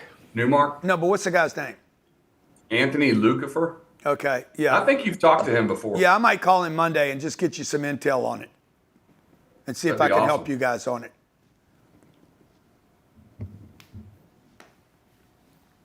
I'll let him know you're my friend. Well, we do go back 5 years. Yeah. Yeah, that'd be awesome, dude. Okay, because that can help you get a deal. I would tell you not to stretch on money. I would not pay more money. What I would do is I would go non-refundable sooner after you've done your due diligence. And see if you could press like that. And then he's going to tell you, well, the other guy's willing to do that. Yeah, but he might be not telling you the truth. This is the other thing you guys need to learn. Who's telling you the truth and who's not. Neither is bad, by the way. You just want to know for sure. Now, where Sean, you've been coming here how long? 5 years. I'm an OG from your real estate club. Yeah. So Sean spent hundreds of thousands of dollars coming to these. Has it been worth the hundreds of thousands that you've spent? I would pay probably 10x that, Grant. Like I'm telling you, I had 0 doors to 250 million in assets under management in 4 years. Like it's priceless. Yeah. Like, anybody that's even thinking about this needs. You didn't have this package 5 years ago. Yeah. 3 things you can do today, guys. Well, you can do nothing, but that's really an alternative. It's an alternative, okay? You can join this opportunity we're providing for you, okay? It is an opportunity for $49.97. We support you. We give you the tools you need, the education you need, the calculators you need, the lenders that you need, okay? We give you the deal finder that you need and access to the lenders and a network, and I'm going to show you how to raise the money. Okay, everything you need to know about the deal. I can't get you your heart, your commitment, your enthusiasm, your passion. I can scare the shit out of you though. And I'll tell you this, if you guys don't learn how to invest in real estate, you will spend the rest of your life working for people that own real estate. Okay, buying a single family home is not going to get you passive income, will not get you the tax write-offs, and will not create generational wealth. All you're going to do is pass a house on to your kids that your kids absolutely don't want. You need cash flow, passive cash flow, long-term appreciation, and capital preservation. The U.S. government is going to go on a print binge here in a little bit. We have destroyed 25% of the value of the U.S. dollar in the last 5 years. In 5 years. We will continue to destroy the value of that dollar. The things that benefit most from printing presses are real assets, not stocks. I showed you a deal today that I did that earned our investors 424% on one deal, a second deal 200%, and paid me and my team. Everybody won on this deal. Every single month for 9 years, everybody was paid. I knew when I saw it, it was a no-brainer. In fact, I knew it was such a no-brainer, I bought a second deal from the guy, okay? You don't know that today. One, because you're not out there looking. Two, you're doing it alone. So one, if you're not going to do nothing and you came here and you're serious, join this opportunity and be committed to like, okay, I'm going to meet with Grant on October 1st. You can zoom in like you're doing now. I'm going to be in our classroom. It's a multi-million-dollar classroom, or you can travel down here and take advantage of the seat. I think we have 9 of those left right now, okay? And I'm going to get you, we're going to lay out each week for 52 weeks Q&A so that when you're looking at a deal, okay, Sean came in. Hey, man, what would you do? I showed Sean how I would negotiate that deal without paying more money. If Sean doesn't pay an extra $1 million to get it today, guess what? That's an extra $1 million for him in the future. Every penny you save on a deal is a penny you saved on the deal. And in real estate, they always say, dude, and set up some Q&A now. Okay? In real estate, they say you make your money when you buy the deal. You don't make your money when you sell the deal. You make your money when you buy the deal. So the better the deal is. So the question now is, where's your deal flow? Okay? One other thing, Jared, I want to give everybody. I want to give you guys access to this. Okay? This is a proprietary deal tracking sheet that I use. This is all my deals. I'm going to show you how many deals I'm looking at right now. There's a lot of data in here. These are just lost deals. Okay? Now, what's important about this is how I lay everything out. The name, the city, the units, the year of it was built, the price, the CapEx, the total cost, the price, the NOI, the cap rate. I'm going to give you this. This is what I use every day. Little work to do. Okay? This is a portfolio somebody else has that I looked at recently. This is on market deals. Okay? I'm going to give you all this. Just deals that are on the market right now that I'm thinking about. And then this is my portfolio. Now, I'm not going to give you all the numbers included here, but I'm going to give you the headlines so you can drop your data in. This is my personal information. You can't buy this anywhere. It's privy to me, okay? We're going to give you 52 mentoring calls or Q&A calls where we support you. My team supports you. And, hey, what's a good deal? What's a bad deal? How should I underwrite the deal? How should I work that deal? What should I say to the broker? Where should I be in my program? Okay, you might need to be back on the basics or into the call, setting hooks with the broker. Okay, like when I call a broker, check this out. I never say anything bad about the asset. Ever. Okay, if it's got an old roof and it's overpriced and the cap rate's ridiculous and the location's bad, I never say anything bad about the asset. If I know he's lying to me, I never call him out for lying to me. I want him to lie to me. You get your best deals from liars. You don't get your best deals from the honest guy. So if you're committed and if you're ready to create generational wealth, all you got to do is figure out how to put $5,000 together. Okay? I'm not going to do it for nothing, because if I did it for nothing, you wouldn't pay attention. It's not a government program. It's a steal, is what it is. And it's going to show you how to start beating the IRS. Because the IRS and the Fed, between those two groups, hey, give me a little middle finger emoji if you hate the IRS and the Fed. You think they have those in Zoom? They got to have them. I don't know if they have those in Zoom. Okay? Look, if you want to beat the IRS, one portion of a deal can save you the money just beating the IRS. The other guy you guys got to be worried about is the Fed. That's not the Fed, by the way. The Fed is not the federal government. Okay? And they decide when to print money and who to save. And every time they print money and save Ford Motor Company, they print more money, they destroy the US dollar, they destroy your earning power. It is an invisible tax. And the only way to beat that, those two groups, is to invest in real assets. You want inflation, okay? I want my assets to inflate. Do you understand? So now your job and your responsibility is not to complain about taxes and the depreciation of the US dollar. Your job now is to figure out, what do I do to counter the attack? And until Trump dismantles the IRS and dismantles the Fed, until that happens, the only thing you guys can do is invest in real assets. This is the simplest, easiest investment you will ever make in your lifetime. Easier than stocks, easier than mutual funds, certainly better than both. Why? What does it do? Okay. First, the cash flows. Okay. How many of you would like to have more cash flow? Passive income. Do you understand that passive income is taxed differently than earned income? Your goal should be 100% of earned income should be your passive income. Passive income, cash flows, passive. You didn't work for it, you made a decision. I made a decision, I got cash flow from it, and I get it every month, okay? Number 2, capital preservation.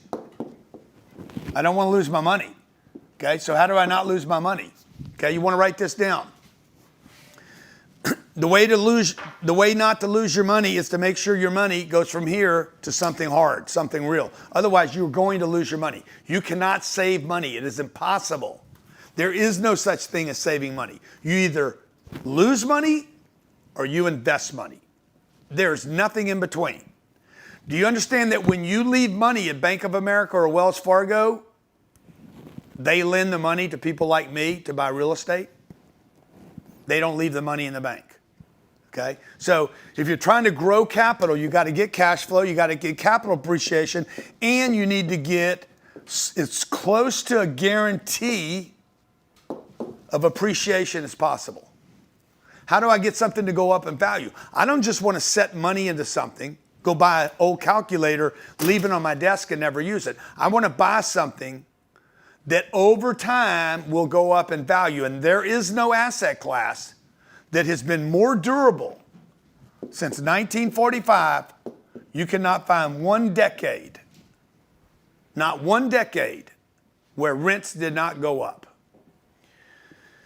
And they will continue to go up. And as they go up, the value of your real estate goes up, okay? So real quick, I want you guys to put in here, what number of units, remember the number of units is the most important thing.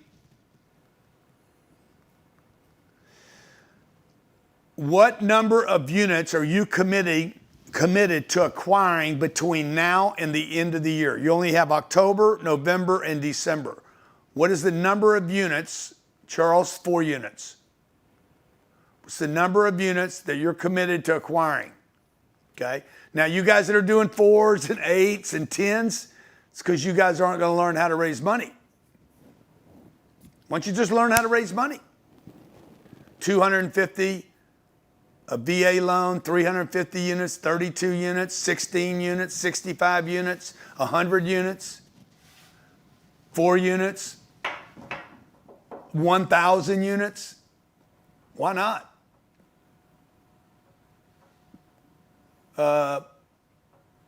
You know what's crazy to think about?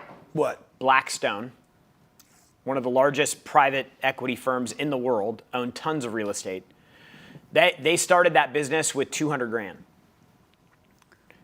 They started all the money they raised. They raised all the money to do all the deals. Every deal. The largest private equity company in the world. Blackstone or BlackRock? Blackstone. Yeah. They started that business. 11 trillion, 1 trillion now. They started that business with 100 grand each from each of the partners of their own money. And then they said, we got an office now.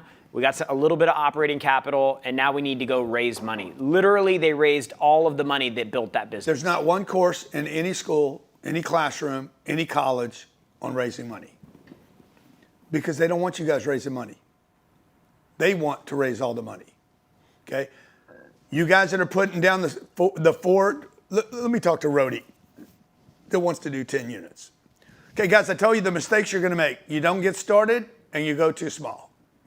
Third mistake you'll make is not raising money from other people. I know, because I made all these mistakes. The reason you're not gonna go raise the money is because you don't have confidence in your ability to find a great deal, okay? Who's this? Is this Rhodey? Yeah. Rhodey. Hit the unmute. Yeah, he's. Yep, there you go. I don't know if you can see me. Here, turn. This is random. This is random. Bro, where you at, man? We can't see you, Rhodey. You can't raise money if I can't see you. Okay, let's go. We got a bunch of hands. Let's go to up there. Laura. Okay, let's go to Laura. Let's go to Laura. Laura Gronsky. Just wait 1 second. We're going to bring you up now. Okay, go ahead and unmute. All right. Hey, how are you? Good, Laura. How you doing? Doing fantastic. What's your question? So I have a question. I have no units, no real estate experience at all. We are looking, me and my husband are 100% into what you're saying. The wealth creation book really brought him over to my side, so it's been great. At this point, we own a house currently. We're looking to potentially, what our plan is based on kind of what we read from you is to sell our house. We also have we have 2 rooms full of sports memorabilia. We could probably get about 40 to 60,000 out of what we have in there if we sell everything. Yeah, how much equity in the house? And I think where we would start is possibly How much? probably 150. Okay, and then you're thinking smart, man. I love this. Okay, 350,000 in equity, and then you said the other thing, the game memorabilia. What's that worth? Yeah, probably 40 to 60, I would say. Okay, so let's say 50,000 on that, and you want to convert that to something else. And what else do you have? IRA, 401k. You got any of that? No, we actually took out the money. I started my own business, so I put everything into that so far. I'm in your mentorship program, trying to work on that at the same time. Okay, so 400 grand. And where do you live? In Pennsylvania, Coatesville, Pennsylvania. It's near Lancaster. Okay. And do you know what kind of assets you're looking for? I would say multifamily. All right, I like that. So go ahead. What's your question? So kind of what's our best strategy? Do we want to possibly buy a duplex, live on the one side to kind of house hack it and then kind of grow from there? And then, so I guess beforehand, when I used to listen to you, you always said, increase your income and get to $100,000. I think I was listening to one of the mentor calls that you did, and you said now that the value of the dollar is going down so low so quickly that even if you have $5,000, like throw it into something, like you could do a $5,000 investment over 20 times and you get to your $100,000. Like, should we invest in Cardone Capital with that each time we hit that mark? I mean, what I would do if I were you is I would take this money that you have right here, the 400 grand, and I would go buy a 1.6 million. There's two things you could do. I'd go buy a $1.6 million asset in your market where you understand the market. That'll get you 20 units at $80,000 a unit. Grant, 1 second. Yeah. Yeah, you have for the equity, it'd be 150 in equity. Oh, you got 150. Okay, that's fine. 150. Yes. So now you got 200. So now we're going to bring all this down. You're going to go buy an $800,000 asset. Not as sexy to me, but you're going to put 200 grand down and you're going to finance. So you're going to buy 10 units. I know what I'm looking for now. I'm getting off the call and saying, I'm looking for 10 units. You and your husband. All I do is target 10 units. Everything 10, 12, 8 units, 10, 12, 12 units, 14 units, something in that band. I'm gonna put 200 grand down. I'm gonna buy it. They're under rented. I'm gonna raise the rents $400, $200 to $400, and I'm gonna make X. I know what I'm gonna make on the deals because if it's 8 units, what did I say? 10 units? 10 units, 10 times 400 times 12 divided by 0.06. I'm gonna make myself 800 grand. And I'm gonna flip these deals. I'm gonna raise the rents. I'm gonna get out. I'm gonna take 800, turn it into $1.6 million, and I'm gonna roll that again. I'm getting cash flow the whole time. I'm protecting myself against inflation. I'm gonna flip this. Now, that's one way to do it, but a better way to do it is this. You take your $200,000 down and don't bother with 10 units. Go find 100 units. Because if you can raise the rents to the most important number in real estate is this number right here. It is not what happens, it is how many you have. Okay? I'm gonna take 200 grand and I'm gonna go get 10 other people to give me 200 grand. And I'm gonna have $2.2 million and we're gonna go buy an $8.8 million facility. Guys, we're in the biggest real estate correction of our lifetime. When the Fed hits the print again, Trump's gonna hit the print. He's gonna hit print dollars because he don't care about dollars. He don't keep dollars. He keeps real assets. He benefits from inflation. His boys are collecting coins, meme coins, Bitcoin, Ethereum. They don't care if they destroy the US dollar either, by the way. They know there is no fixing the US dollar. The US dollar is backed by one thing and it ain't God. It's the US military, mostly the Navy. We have the greatest Navy in history. We have the only Navy that floats on all 7 seas. Okay? That is the only thing that backs the US dollar. Folks, you need to work your butt off during the day collecting the dollars, take the dollars, convert them to this, and then get other people to follow you into these deals. So you should be buying an $8 million deal because over the next 5 years or 10 years, that $8 million deal could be worth $15 million to you. Now you buy, it's just going to become your business. This is going to become your business, and your other business you're going to end up throwing away one day, maybe, okay? 8 million divided by 80,000. Now you got 110 units. Let's say you got 100 units right here, and let's say the rents go up. How much do you think the rents will go up in the next 5 years in your market? I mean, based on what you said, at least another 500. Okay, we'll do 500. 100 units times $500. Now you can afford a manager, by the way. You're not collecting the rent. You have a manager on site times 12 divided by 0.06.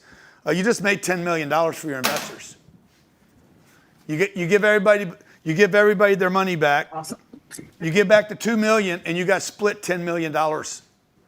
You say, guys, I'm going to give you guys $5 million of the $10 million, and we're going to keep $5 million because I put the deal together. You put in 200 grand. They each put in 200 grand. You give everybody their $2 million back. You had $10 million of profit. You give them $5 million plus their 2, and then you guys keep the $5 million because you put the deal together. Okay, let's go to the next question. Now, guys, the only way they can do that is through education. They got to get educated. They got to get committed. They got to get an education, and they have to have support. We have to quit educating people in this country where you go to class and you get a stupid certificate, and you're like, okay, dude, now I'm certified or whatever. Certified. So what? You're certified, dude. You still don't know anything. 40% of everybody that's getting out of college today does not do the job that they went to college for. And 50% of all the kids that are coming out of college today do not make more money than a plumber. In fact, they make half of what a plumber makes. So you can literally go on and got a trade. You learn how to be a plumber. You will have what's it called? The plumber's apprentice. Your apprentice. What's the other guy? Journeyman. You're gonna be an apprentice. Somebody's gonna hold your hand while you learn to plumb. Roofers, HVAC, plumbers, chiropractors, dentists, doctors, they all have support along the way. You guys, you're not gonna go do this by yourself. Because here's the deal. Where do you guys think you're gonna make the biggest mistake? Put in the chat, free hat for anybody that gets this right. What do you think the single biggest error you're going to make? Other than the ones I covered. What's the one I didn't cover? Not starting, nope. Not to get a deal, no. I already put those. I put those already. Not investigating in this, no. Using your own money, yeah, but not the one I'm looking for. No, here's the deal. You are going to walk away from a deal that was a screamer. You've probably already done this in your lifetime, by the way. How many of you in the last decade, maybe 20 years, if you're old enough, you saw a deal and you said, I should buy that, and you didn't? How many of you here, and do you still know the asset? Do you still know the asset? Okay? And how much did it cost you? Put the number. What did it cost you not buying that asset?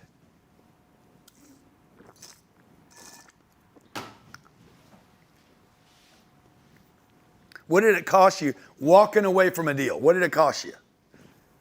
200 grand. Okay? You know why? This is why. You don't believe in yourself. And you shouldn't, by the way. You have no reason to believe in yourself. You ain't done anything. Yes, sir. Yeah, so we've been getting a lot of emails and phone calls, and so what I'd like to do for everybody that's still on, because obviously y'all are committed to learning this and figuring this out, just to hang out for 3.5 hours here. Three? Yeah. So what I want to do? 4.5. What I want to What time do? we start?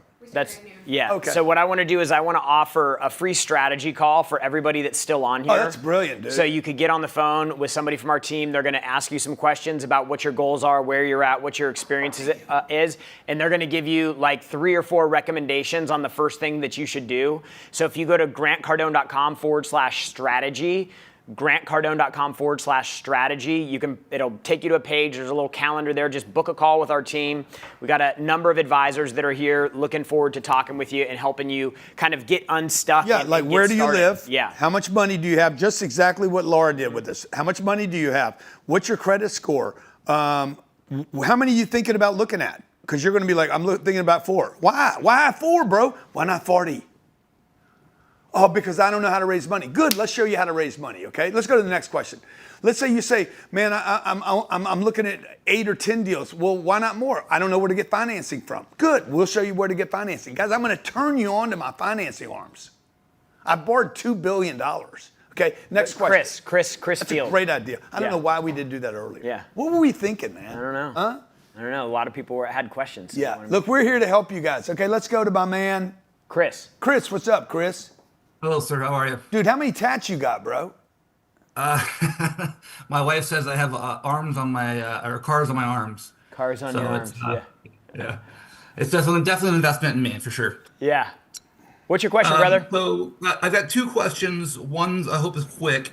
So my current situation, we've made over 6 figures the last couple of years, sold our other businesses, and got a good accountant, and our taxable income is negative or 0, which is we're not paying taxes. Good for you. And we've run into it, yeah, fantastic, right? Good American. You're a good American, sir. I have tribute to you. Thank you, sir. So we've run into issues in looking at new deals because we don't have taxable income. What would be your advice there? And then a second question, if you don't mind, after. Say that again. You see that question, right? Yeah. Say that again. Yeah, sorry. The issue we've had is because we don't have taxable income, banks have said no to us on a couple of transactions. So what would be your advice there? Bro, this is a great question, bro. Where do you live? We live in Arizona, and our credit's fine. Yeah. You don't need credit for this. You don't even need income. I could get anybody these loans. You need credit to buy a house. I could get you a loan on this deal if you had a bankruptcy 3 months ago. I'm sorry I didn't tell you guys that. I can't believe I didn't tell you all that. Guys, you can buy these deals. I just bought this deal in 366 units with other people's money, by the way. And they didn't ask me my credit score. They didn't run my score because they didn't lend me the money. They're going to lend the LLC the money. Which brings me to another thing that I want to suggest that we could do for everybody. Okay, for everybody that already took advantage of this. Okay? We are going to, because you will have to go get an LLC, okay? For your first deal, I will include in this offer today, this opportunity, the LLC structure you need to put in this group in. Because they're not lending you the money. Okay, I must have not covered this earlier today because they're going to lend this asset. Okay, this has got 300 doors on it. Okay, let's say it's worth $6 million, whatever. I'm buying it out of bankruptcy. These deals are going to be everywhere, folks. Like, you guys are underestimating what I'm telling you. I'm doing a terrible job at telling you how big this train wreck is. It is massive. This is going to be like walking around your Thor and it's 2009. And Blackstone's buying 10,000 homes in a period of 20 days. Okay, so you're going to take this $6 million asset. How much cash do you have? Right now, we're working on cashing out our home.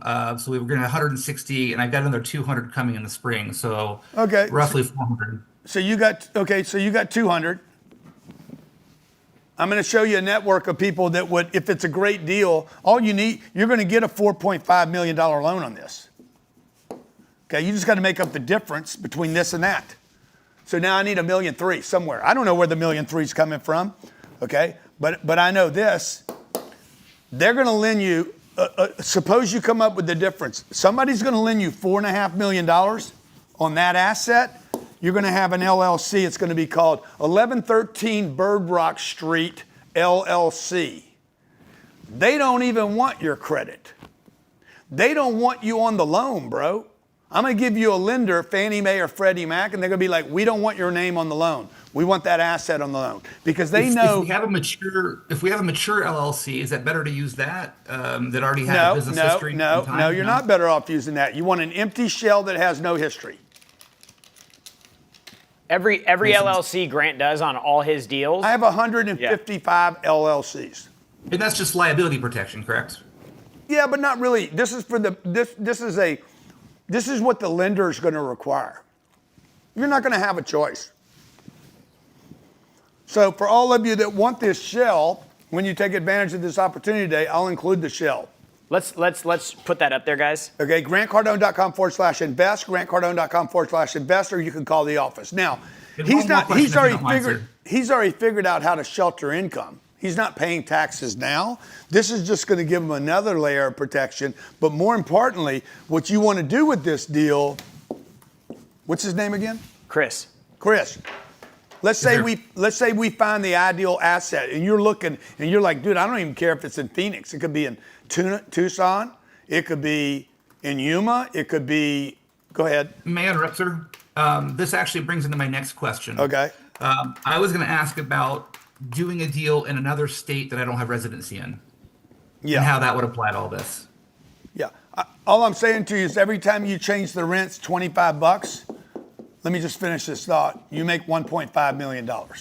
So you're looking for an asset class where you can raise the rents $25. Every time you do it, you make $1.5 million. And how much money did you put down? He put 200 of his own. 200, and you had to raise a 1.3. You put 200 down, and you needed to raise 1.3. So every time that you, and this is going to be the argument that you have with your investors, bro. Every time I raise the rents $25, I pay us back. And I got the tax write-off, and I get depreciation, and I have a real asset, and I got rid of shit cash. And by the way, to your point, Chris, Grant lives in Florida. It's where his residence is. He buys deals. He has deals in Texas. He has deals in Alabama. He has deals in Georgia. Maryland. He has deals in Maryland. But I'll tell you, I've been trying to buy in Arizona since 2000. I sold there in 2007. I sold 2,200 units in Tucson. About 2,200 units in 3 days. Sold them 3 years later in 2004 to 2007. Dumped them right before the crash. I've been to Phoenix 6 times. I'm going there tomorrow, by the way, for Charlie Kirk's memorial. I'll be looking at real estate in Phoenix tomorrow. Phoenix is going to go through a correction too, big, massive correction. There's an oversupply of assets there. And I've got 2 good friends that are very active in the area. If you'd want to, any relationship. Yeah. Okay. Well, I'm always looking for more relationships, so that's cool. But I want to help you buy 300 units there. Yes, sir. Please and thank you. Yeah. 300, and then you go to 600. Can I pick you up at the airport? Say again. Can I pick you up at the airport? Yeah. I think they got me tomorrow, but if you did 300 unit complexes, you'd have 1,000 units. Now you guys all got to decide how you're gonna cut this game up. Okay, you can do 4 units, but bro, it's 4 units. It's 4 tenants. If one of them moves out, you're 75% occupied. If two of them move out, you're 50% occupied. If three people move out, you're 25%. You're losing money here. By the way, you lose money right there. Okay? Now watch. If I buy 300 units and 4 people move out, I don't even feel it. I don't even know anything happened. I'm cash flowing like a pig because you'll never be full anyway. So the bigger you guys could go, the better. Also, if your target, if anybody here, if you guys have a target, and your target should be 1,000 units. Everybody should have a target of 1,000 units. There's 45 million apartment complexes in America. Divided by 1,000. There's enough deals for everybody to do, okay? So 1,000 units, and then you do the math. I got to get 4 units 250 times. You ain't got enough time, bro. You're running out of time like you're running out of freaking skin, okay? 10 units. I got to do 100 closes. You're not going to do that either. I've done 45 closes in my lifetime. 30 years I've been doing this, okay? 100 units, 10 times, much easier to do that, by the way. This is just a mental problem now, okay? Or you could do 300 units, 3.3 times. See what I'm saying? It's easier, man. This is easier. Now, why don't people think bigger? Because you don't know where to get the equity and you don't know where to get the financing. Today, guys, grantcardone.com/invest, I will handle both those problems. The funding and the financing. I'm going to show you how to raise the money. Again, 100% money back guarantee, guys. If you don't feel like you got your money's worth times whatever, you make it up. You get your money back. I'm going to show you where to get the damn money, and I'm going to show you where to get the financing, and I'm going to show you how to think big.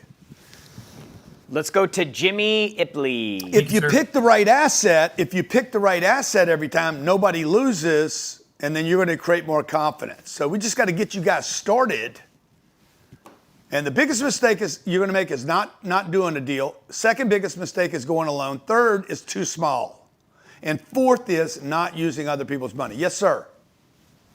Hey, Grant. Thanks for letting me talk. I think you answered most of my questions already.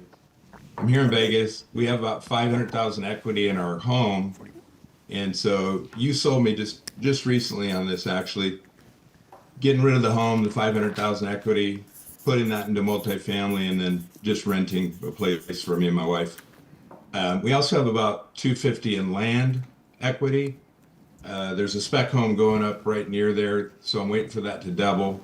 So I should have about $1 million in, and I'm waiting up till probably the March, April, May, June timeframe. And I think that's where you answer my question, is just getting the education, building the team, because if I put $1 million down, I could buy a $4 million project. But why not build a team, get $5 million together, and buy a $20 million project? Because it doesn't matter how much money you have. You guys should always raise money. I do not want to be 100% owner of anything. I'd like to be a 1% owner of something massive. It's actually, you're more protected if there's more partners in the deal. You're more protected. The asset itself is more protected. You're buying a bigger, better asset. You're going to be competing with fewer people that can't do big things because people don't think big. You guys that are going after 1 unit, guess what? Everybody's going after 1 unit and 2 units and 4 units. I go after $235 million deal out of bankruptcy. There ain't nobody there. I walk in and just fucking take it. Why? Because the think is big. You got to have big think. There's fewer people thinking big than thinking small. Now, on your timing thing, your timing is perfect. Mm-hmm. I told people this was happening a year ago, and I guess I was wrong. I wasn't wrong. I don't think I was wrong. I think Jerome Powell effed everything up. Because we should already be at lower interest rates. When these rates go to 4%, folks, they're at about 5.9 right now. When they go to 4%, the number of people that are going to be refinancing loans at Fannie and Freddie will be so immense that you will not be able to get a phone call. So when I offer you guys, can you guys show them the where I'm giving them access to my lender community? I wish they wouldn't have put those in there because I got to bounce through them and I hate it. We're working on it. No, I'm going to get it. See this right here? When I give you guys access to Fannie and Freddie Mac, a preferred deal submission line, they are going to be, there's $3.7 trillion of debt due today that has to be refinanced. That's just in apartments. That's not office. It's not retail. It's not storage. It's not single family homes.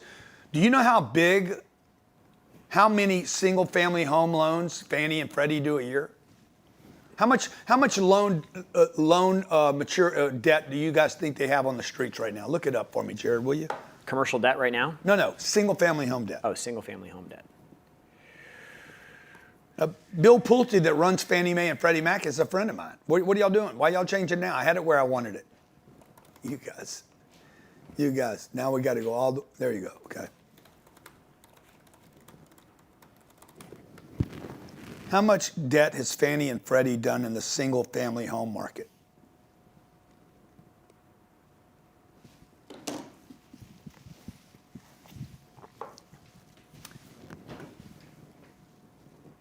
The smaller you guys go, the more competition there is. The bigger you go, the less competition, and the lower the prices, the better the scale is. The other thing, too, to remember is whether you have a 4-unit deal that you buy on your own, if it's a 7% cap rate, or you and 100 people buy a $100 million deal that has a 7% cap rate, your return on your equity is the same. Except the potential for growth on a 4-unit deal, there's no swimming pool, there's no amenities, there's no health club. The location's not great. It could be a land play. They're going to take it down and build 40 units or 400 units there because it's a great location. But only in the exception of the great location would it make sense. And then when you buy a great location and it's only 4 units, it won't cash flow. So you're trapped.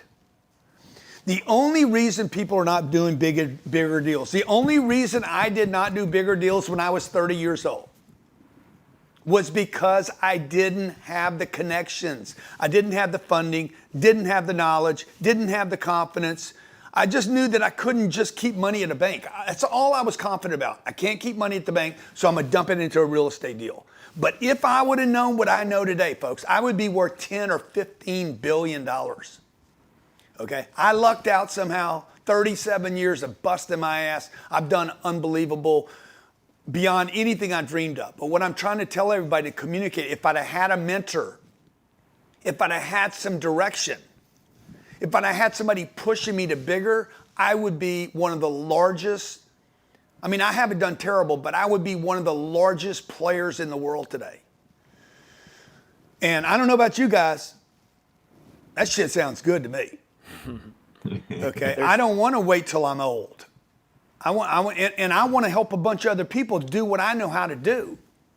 Let's keep it real, folks. There's nobody today on a Saturday. What's today? Saturday? Yeah. Nobody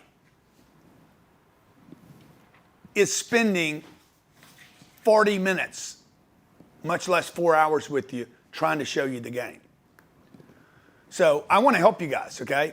Again, there's a phone number you can call if you feel like this doesn't fit you, or hey, you got you just don't know where to get started. You got a credit qualification problem. You got a bankruptcy you don't know your market. Anything you want to call about, my team is here waiting for your phone call.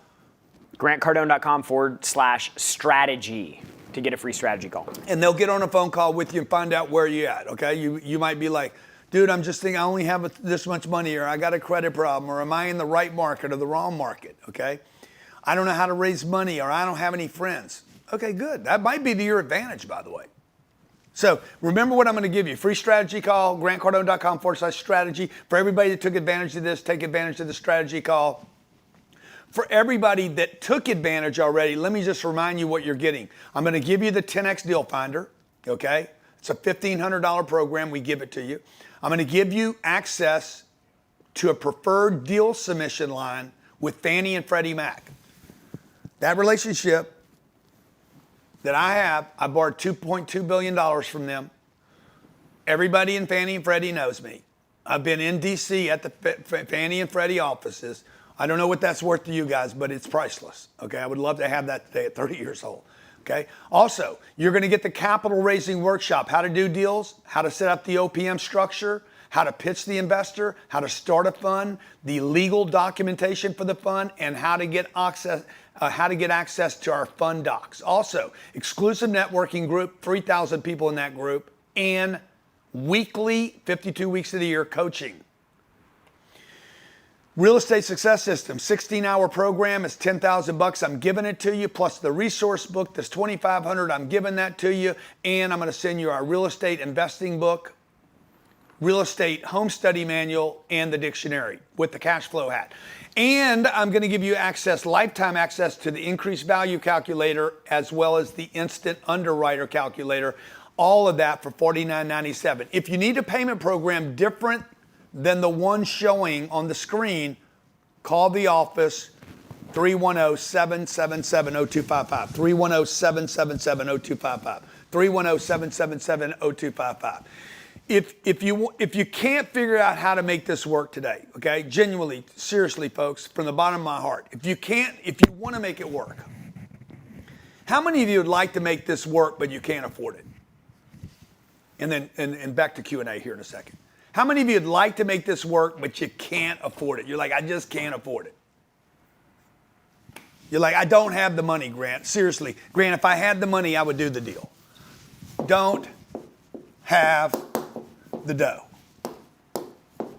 But I would do the deal if I had the money. In fact, how many of you, if you had the money, you'd be like, the deal's a steal. And just put, it's a steal, I just don't have the money.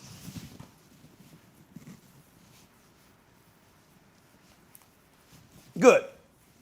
Call my office, 310-777-0255. Call my office, 310, okay? I'll show you how generous I am. 310-777-0255, and I'll figure it out. You tell them what you can do, work it out with my team, and we'll figure out how to make you part of this opportunity so you don't miss this cycle. Folks, 6 months from now, I'm going to come to you. It's going to be March.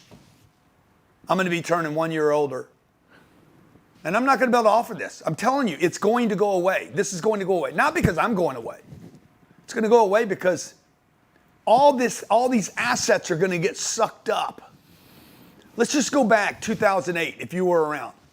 In 2008, Miami apartments and condos were, can you pull it up? What were the units being? Blackstone bought 10,000 units in one weekend. 2008, okay? And I think the deals closed in like 09 or 10 maybe. The market had fallen apart. Blackstone came here in 2012. Guess where Grant Cardone was living 18 months later? Here. I came here, I made a fortune here. Okay, I bought a deal in 2012. What about Miami do you want to know right now? When Blackstone took their big position here after the collapse.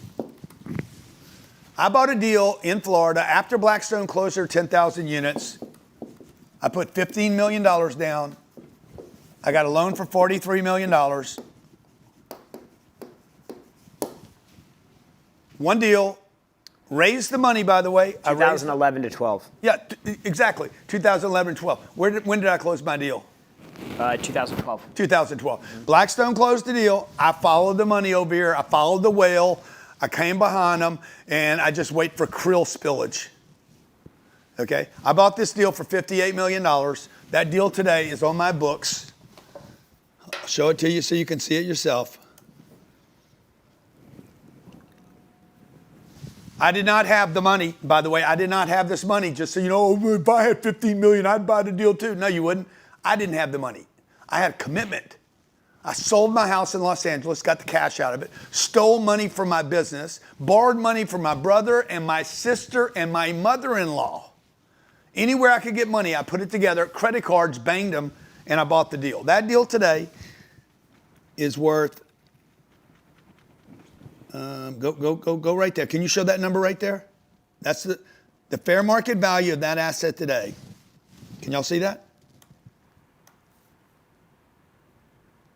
Right there, that deal. $267 million. One decision, one time, one decision, one deal, can change your life. One deal can change your life forever. That's all you guys got to find is one deal. One deal can change your life. And it won't be a 4-unit deal, I'll promise you. It won't be 8 units. You got to think bigger than that. And once the moment you start thinking bigger than that, okay, I'm going to go for 100 units, 200 units, I'm going to go for 300. Once you start thinking bigger like that, then you run up against your blocks. I don't have the financing and I don't have the equity. Good. I just told you I can give you both.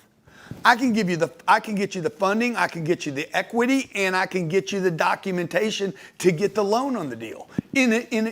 As well as an introduction to the lenders that's their job to lend money on these transactions. Okay, let's go to the next Q&A. 310-777-0255 if you want to talk to somebody. 310-777-0255 if you want to talk to somebody. Or if you want to schedule a call. GrantCardone.com/strategy. GrantCardone.com/strategy. If you want to get the deal, but you don't have the money right now and you want to talk to somebody, is there anybody over there right now? Yeah, for sure. 310-777-0255 and said, hey, Grant told me to call you. I want the deal. I want to do the deal. I think the deal is a steal, but I don't have the money. And we'll figure it out. Okay, that's all right, my let's problem, go to not yours. Charles Story. Charles Story.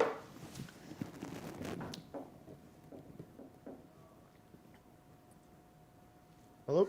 Yo, Charles, how you doing? Man, how are you? How's it going, sir? Good, sir. What's your question? You're talking about my question right now. So I'm private service veteran. I was actually in your class last Saturday, and I'm working with your veteran team. But my issue is finding a loan, even though I can have a 0 down. And how big's the deal, units, Charles? I can only do 4 units with the VA loan. Okay. Unless I were to bring in another veteran, and then you can go up to 7. Exactly. Okay, so let me ask you something. What if I could get you a better loan and it wasn't a veteran loan?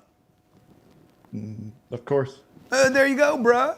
You're just thinking about the vet loan. You're identifying yourself as a vet rather than identifying yourself as an investor. Sir. We're going to turn you into a professional investor that was a vet or is a vet.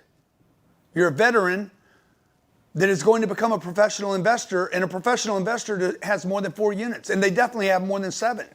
So I know the vet loan looks like a good deal. The VA loan looks like a good deal. The what's that? The other loan? The HUD, FHA. FHA loan. A lot of these things look good, bro, but some of them, I mean, I've been with women that look good, and I was chewing my arm off the next morning. I'm like, I got to get out of this, okay? So sometimes if it's easy to get, it's going to be hard to get rid of. So let's get you out of VA loan mode and get you into professional investor mode. Would you like to skip from 4 to 400? Of course. Good. Let's go get you 400 units, bro. Now what do you need? Let's say I had a 400 unit deal for you that was, where do you live? What city? Northern Michigan, Gaylord, Michigan. Okay, let's say we're going to go to north. What's the biggest city next to you? Traverse City. What is it? Traverse City. Bro, bigger city than that. Fuck, I don't know what Traverse City is. You're going downstate to Flint, most likely. Saginaw. Okay. Would you be willing to move? Do you have to live where you live? No, I care less. You'd move? Sir. What war did you fight in? Iraq. Good. So you went to Iraq for to keep me to protect my freedom. Would you be willing to go to damn like? Of course. I don't even need you to finish the sentence. Exactly, bro. Like, go where the money. Follow the money, man. Let's go find you 200 units or 300 units or 400 units. And let's get out of where you live because that place is shrinking. It's not expanding. No, I agree. But trust me, I already knew that in anything I want to do, I have to move. And I'm probably moving at least 400 to 500 miles. Yeah, so Houston has no new units coming into market. Well, then why don't I ask this? If you, for somebody like me, and understand I just started my own business 8 months ago. Yep. About to have my builder's license for Michigan, which wouldn't be valid if I moved. Where in the U.S. would you tell me to move to start over? Well, dude, first of all, let me just tell you, I don't have a real estate license. And I bought $5 billion worth of real estate. I don't need a license to buy. You don't need a contractor's license to build a house either. I understand. I don't need a contractor's license because I buy real estate that's already built. Yep. So where would I live? I would definitely be thinking about Florida right now. I would be thinking about Georgia, Savannah. I'd be thinking about the Carolinas, anywhere in Tennessee, Knoxville, Nashville. So low East Coast. I'd be thinking about Houston, Texas, Dallas, Texas, Austin, Texas, Huntsville. I'd be thinking about warm places. I'd get away from the cold. I'd move away from blue to red states with blue cities. Gotcha. I would move to red states with blue cities. Okay? Most of the states are red. It's the cities that are blue. That's fine. It's not political. I'm just investing my money.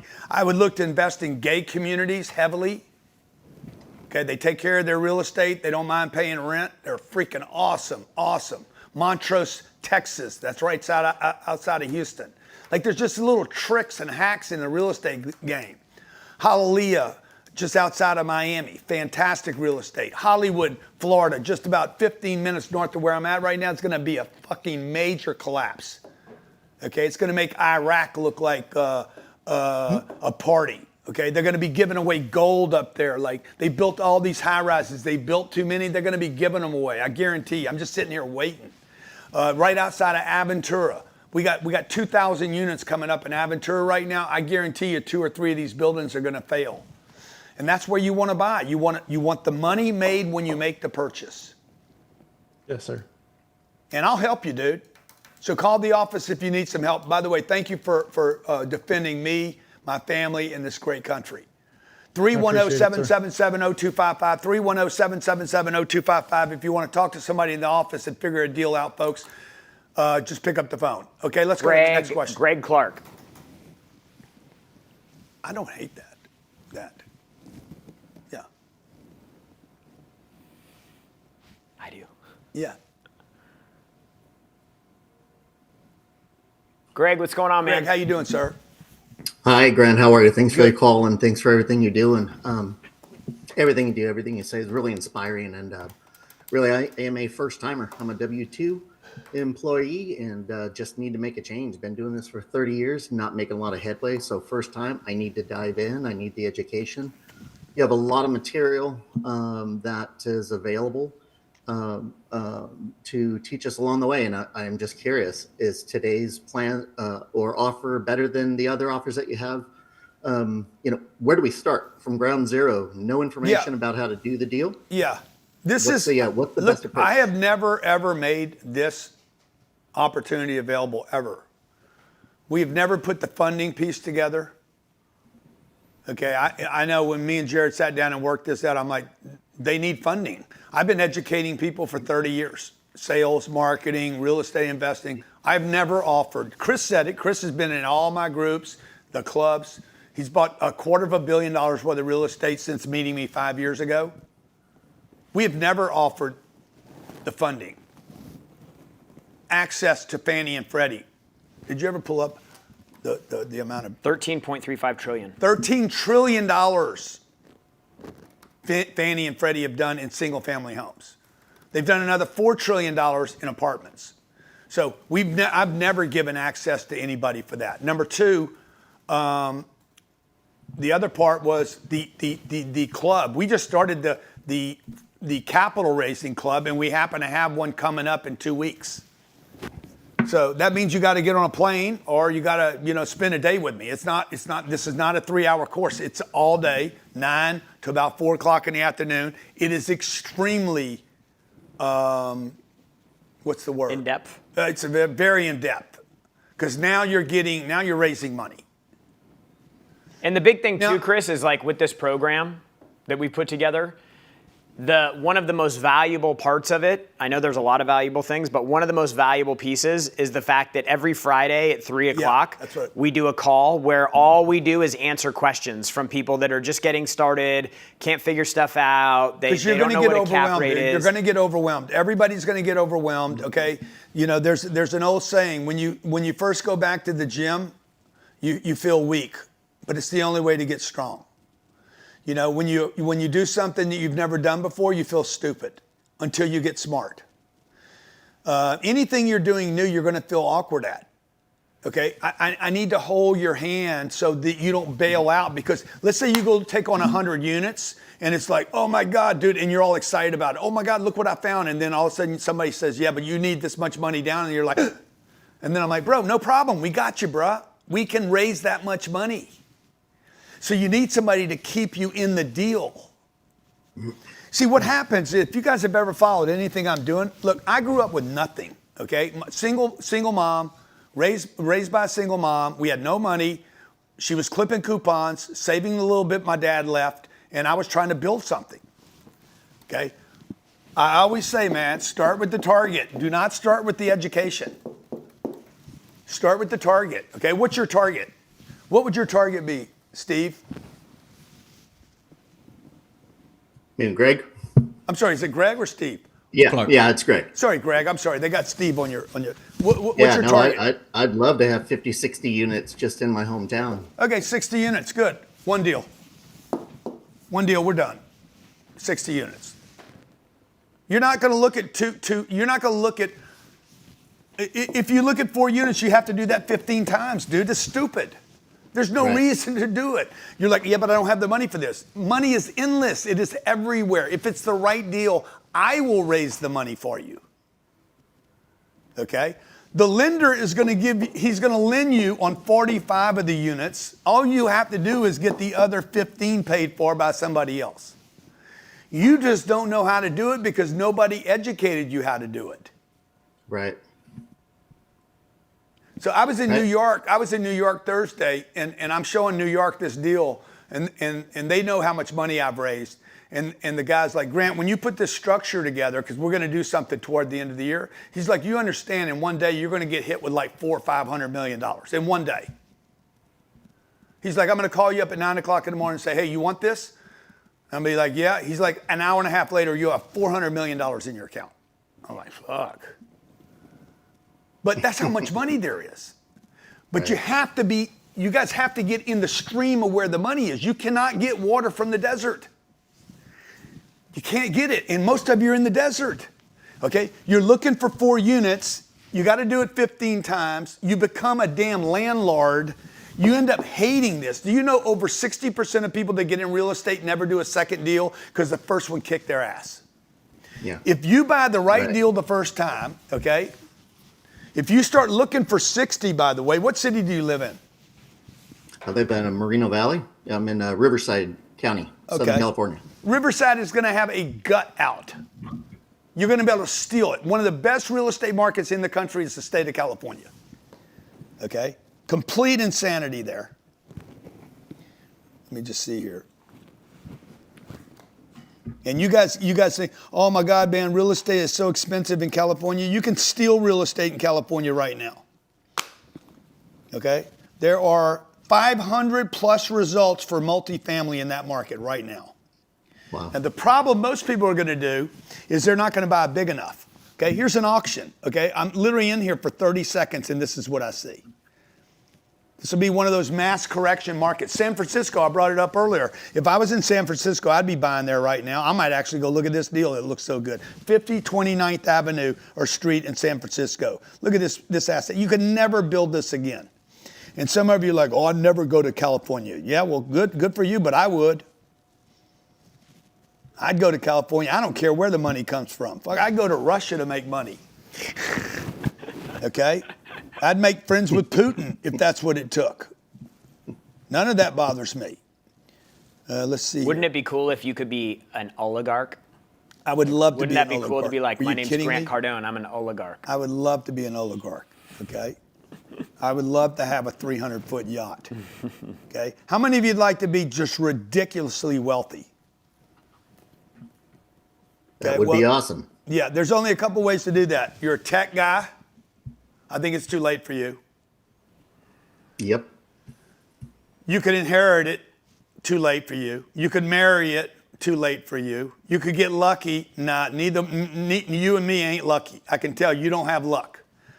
The other way doesn't come my way. The other way is you could find a piece of real estate that somebody else bought and didn't handle right. They bought it at the wrong time. They paid too much. They put too much debt on it, and you sneak in and you raise the money. Folks, this is the fastest way to get rich in your lifetime. There's no faster way to do this. Okay? Here's a deal right now in California for $100 million. See, I would look at everything.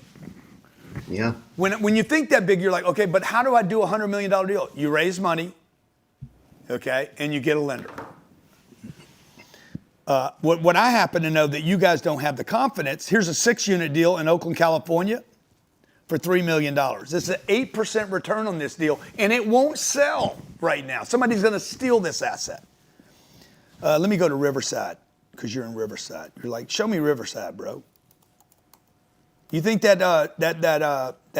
dude, Bianco's got any chance of winning governor? Well, I hope. We need some major change, that's for sure. Yeah, he ain't got a chance of winning, bro. He ain't got the person. Okay, look, here's the deal in, God damn, look at this. Look at this. Here's the deal in Riverside. 42 units. CBRE. And they want $254,000 a unit. It's a 5.3 cap. Is it a good deal? I have no clue. But I could find out soon enough. Mm-hmm. Okay?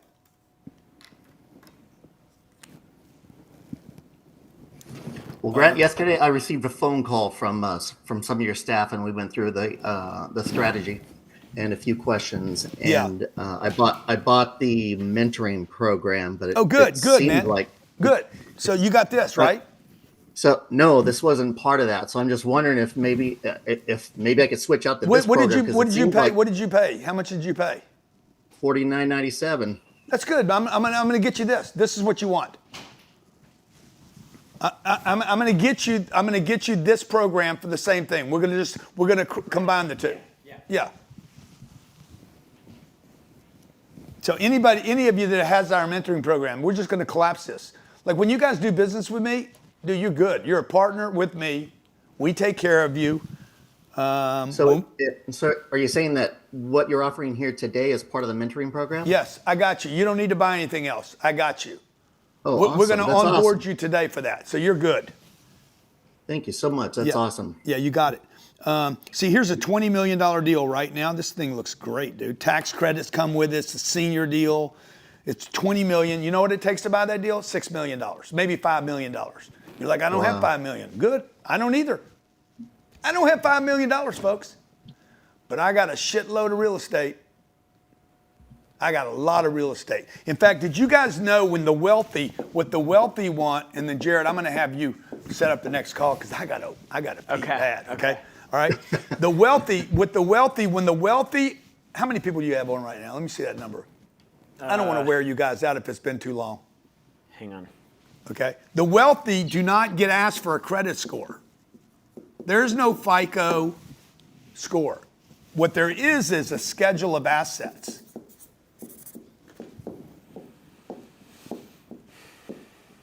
Okay, they don't ask for my credit score. They ask me for a schedule of assets.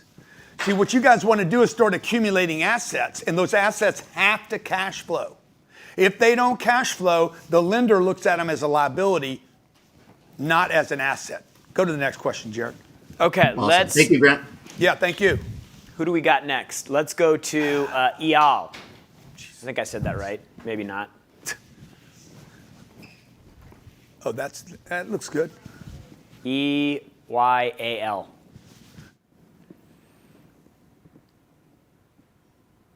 Can you hear me? Yeah, what's going on, bud? How do you say your name? Eyal. E-Y-A-L. Eyal. Yeah, exactly. What's your question? How to pronounce. So basically, I have a house with, a house and a guest house that I'm renting. The value of the house currently now is 1.5. And the equity that I have on the house is like almost 400. The question is is it better to refinance it, take the equity out and then go and start a deal, or better to sell the house and the ADU and to do that? Yeah, Grant would tell you to sell the house, take the equity, start renting, and then take that equity and invest it into a deal. And be So willing basically, and be willing to maybe downgrade your environment. Like maybe you're going to go from a $1.5 million house to a $2,500 a month apartment or something like that. And then use that as an opportunity to build your career off, your financial freedom plan, your real estate career. Use that as a starting point. Because you have to, and that's why Grant says you have to have a commitment. Like the veteran who was just up, Grant said, hey, would you be willing to move in order to go after this? And he said 100%. That's really the point at which most people aren't willing to make the commitment. Like for me, when I started investing with Grant, I've worked for Grant for 15 years. When I first started investing with him, there was no Cardone Capital. There was no fund. Literally, it was me, his sisters, his mother-in-law, and his brother were like the only people that were investing in the deals with him. Remember, he said friends and family. Like I was one of the friends that was investing. And for the first 2.5 years that I worked with Grant, while I was getting my money together to invest with him, I slept on an air mattress for 2.5 years. And I was like, I'm eating a shit sandwich right now, and I'm making, at the time, believe it or not, I was making 20 grand a month, and I was still sleeping on an air mattress because I was like, this is going to be my path. And so in the beginning, when you guys are getting started, you got to be willing to go all in and get super committed to it, because that 400 is going to give you a really good start. And then you got to focus, when that 400 goes away, you got to focus on either one of two things. You either got to focus on increasing your income, finding a way to make more money faster to replenish so that you can go make another investment, or you got to figure out how to learn this game so that you can speak about it, talk about it like a professional, and you can have people confident enough in you to invest money with you, right? You can go use other people's money. Or number 3, you do both. And so for me, because I wasn't raising money for the deals, I just, as soon as I remember I had 100 grand, I invested it with him. Then I was broke. So what I have to do? I had to go hustle to make more money. So I started, how do I get better at sales? How do I get better at marketing? How do I get more leads? How do I get customers to pay more? How do I get customers to stick longer? How do I get more referrals? Like I started figuring out how I could make money faster. And that commitment to skill development allowed me to make more money. And so as I started making more money, I continued to invest more money. And so he would tell you, sell your house, pull your equity out, go rent somewhere, and then deploy that 400 grand into a deal. A small thing. It's a house of investment. I'm married with 4 daughters, and I have my own house that I'm renting. Jared's right, but there's another way to do it. You got 4 daughters there. Don't sell your house. Learn how to raise money. Or is it an investment? It's just an investment house. It's an investment house. I live in a rental house. I have a house with my 4 daughters. It's all right if you don't. If you don't, you don't. Yeah, so he's got a $1.5 million rental house. He's got 400 grand in equity in it. Oh. And he said, what do I do with it? Do I refinance it and pull the money out? No. Or do I sell it and then go buy something else? You should sell it, man.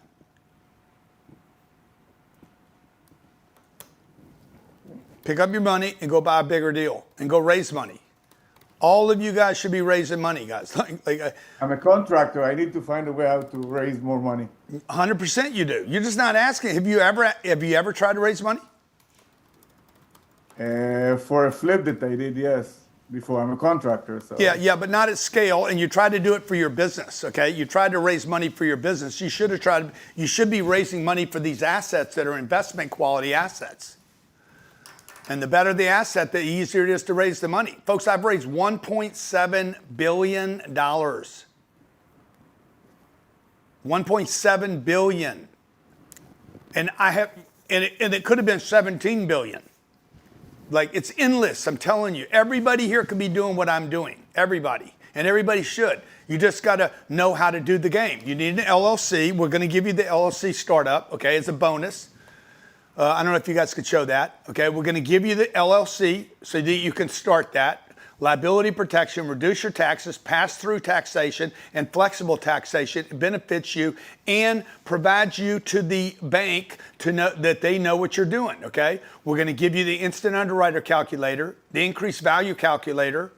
You're going to show that to the bank because the bank's going to say, show me your underwriting. See, you guys don't know what they're going to ask you. I'm giving you everything the bank's going to ask you so that when you go there, you'll be like, what do you think the trailing 12 is going to be in 3 years? We show you how to calculate that. Investment resources. I'm going to give you the real estate resource book, the real estate success system. Okay. This is what I've used to buy $5 billion worth of real estate. That program right there. I literally sat in a room and went over every single thing that I've done in the last 37 years, mistakes and successes that I've had, formulated them to create a system for buying real estate. The exclusive networking and weekly coaching. This was put together with our team. You get access to that for life. For life. It's not just a year. You get access to that for as long as we're doing it. We do it for 10 years. You get access to it for 10 years. And the reason we want everybody connected is because deals come out of that. Okay, you get to meet great people there. Capital raising workshop. That's October 2nd. October 1st. 1st, Miami. If you can't travel, we'll Zoom it to you. If you can't be on it all day, we get you the recording of it. Okay. Also, I'm going to give you access to our preferred multifamily lending program. That's access to real human beings that do lending in the trillions of dollars, not the billions. Okay. And the 10X Deal Finder. Okay. Next question. We got some more hands up. And then I'm waiting for Sherry to tell me whether I go there or they come here. Thank you.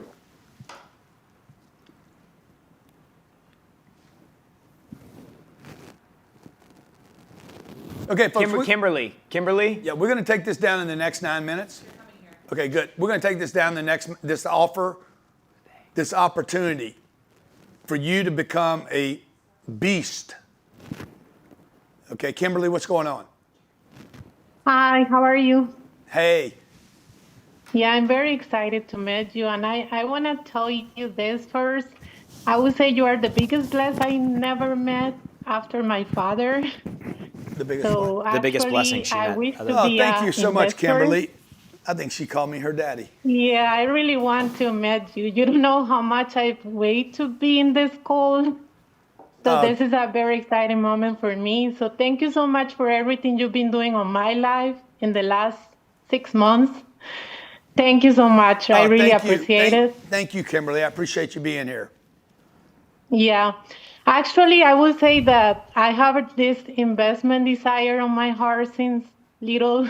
I saw my father, like your father, looking for deals, getting deals, getting value. So now that I'm an adult, I've been trying to figure it out by myself. I would say that I'm very determined to figure it out how this works. So I've been trying to learn all I can. So what I want to say is, this is what happened to us. When we start looking for a house, we get prepared for 2 years. Then we got the house. I remember we didn't find a house through a real estate agent. My husband said, I would say I trust more in you than any of those real estate agents. So I jumped to a deal, owner to owner. I did the deal.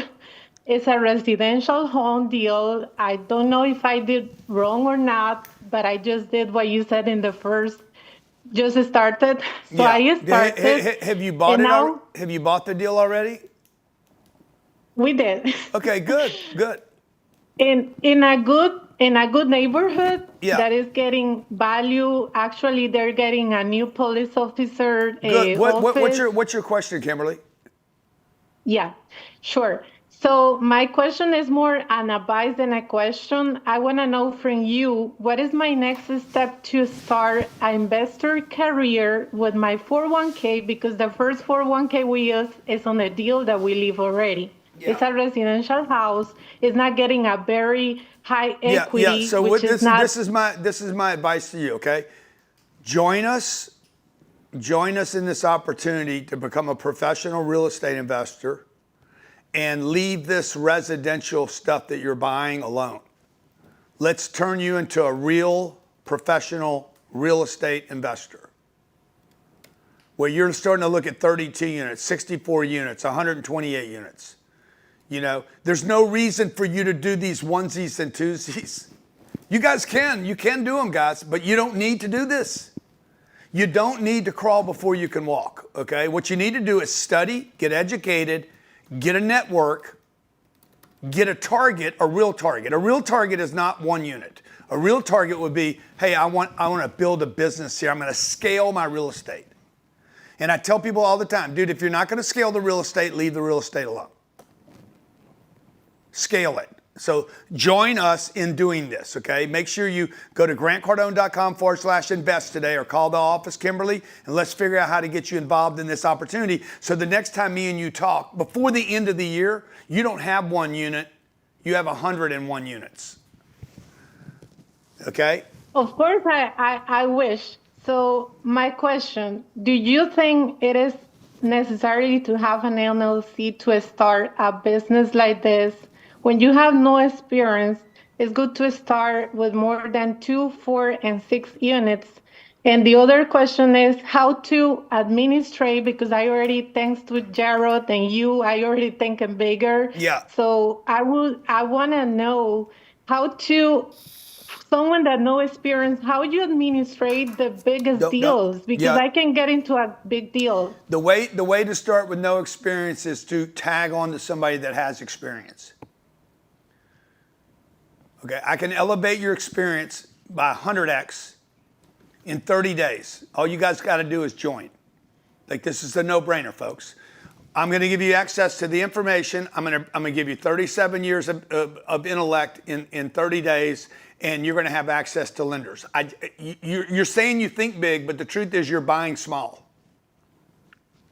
Yeah. Okay? So you're like, oh, I'm thinking big. No, you're not. You're buying small, which means you're thinking small and you're buying small. What you think about is what you end up doing. Okay, where your thoughts go, your body goes. So like you're thinking, oh, I'm going to do something. Okay, great, but you're not. Okay, I'm just telling you the truth. You need somebody to tell you, nah, it ain't that good.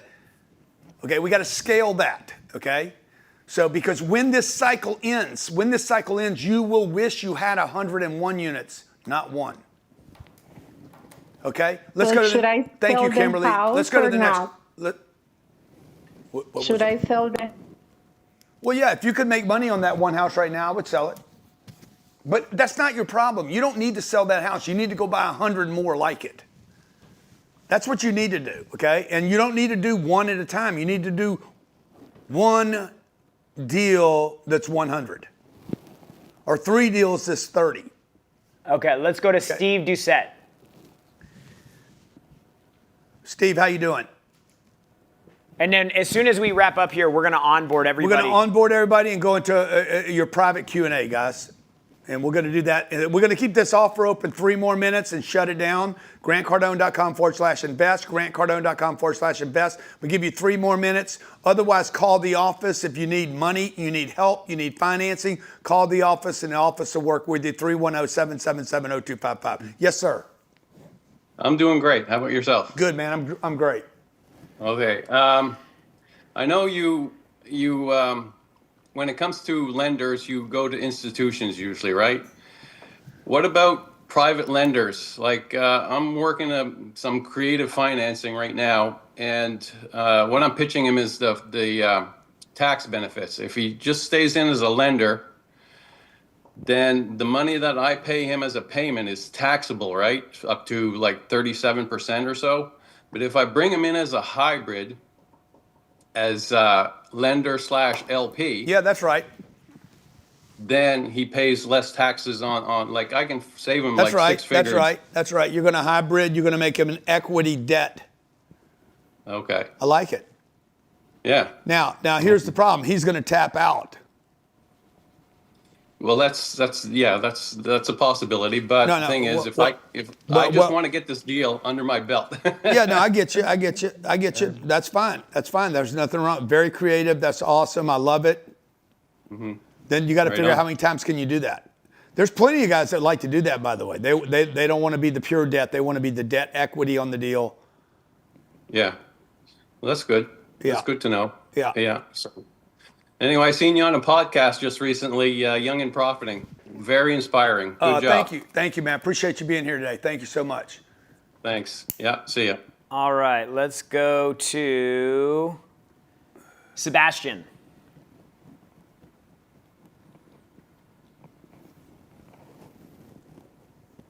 Hey, how's it going, man? Good, man. How's it going? Not bad, not bad. So I'm in a small town, Bismarck, North Dakota here, looking at commercial slash residential property. It's about 100 years old. Trying to do some creative financing, trying to get a bank to take up first position, and the seller wants to do seller financing for the rest. For the deposit, I already have your underwriting calculator, sort of done all those calculations. He wants 1.5 for it. We started at a 30% deposit, but he's changed his mind now and he wants 50%. I think that's what originally he paid for it. Problem is it's a 100-year-old building. It still needs a little bit of work, nothing major, but he has an NOI of 116 so far and a gross of 214.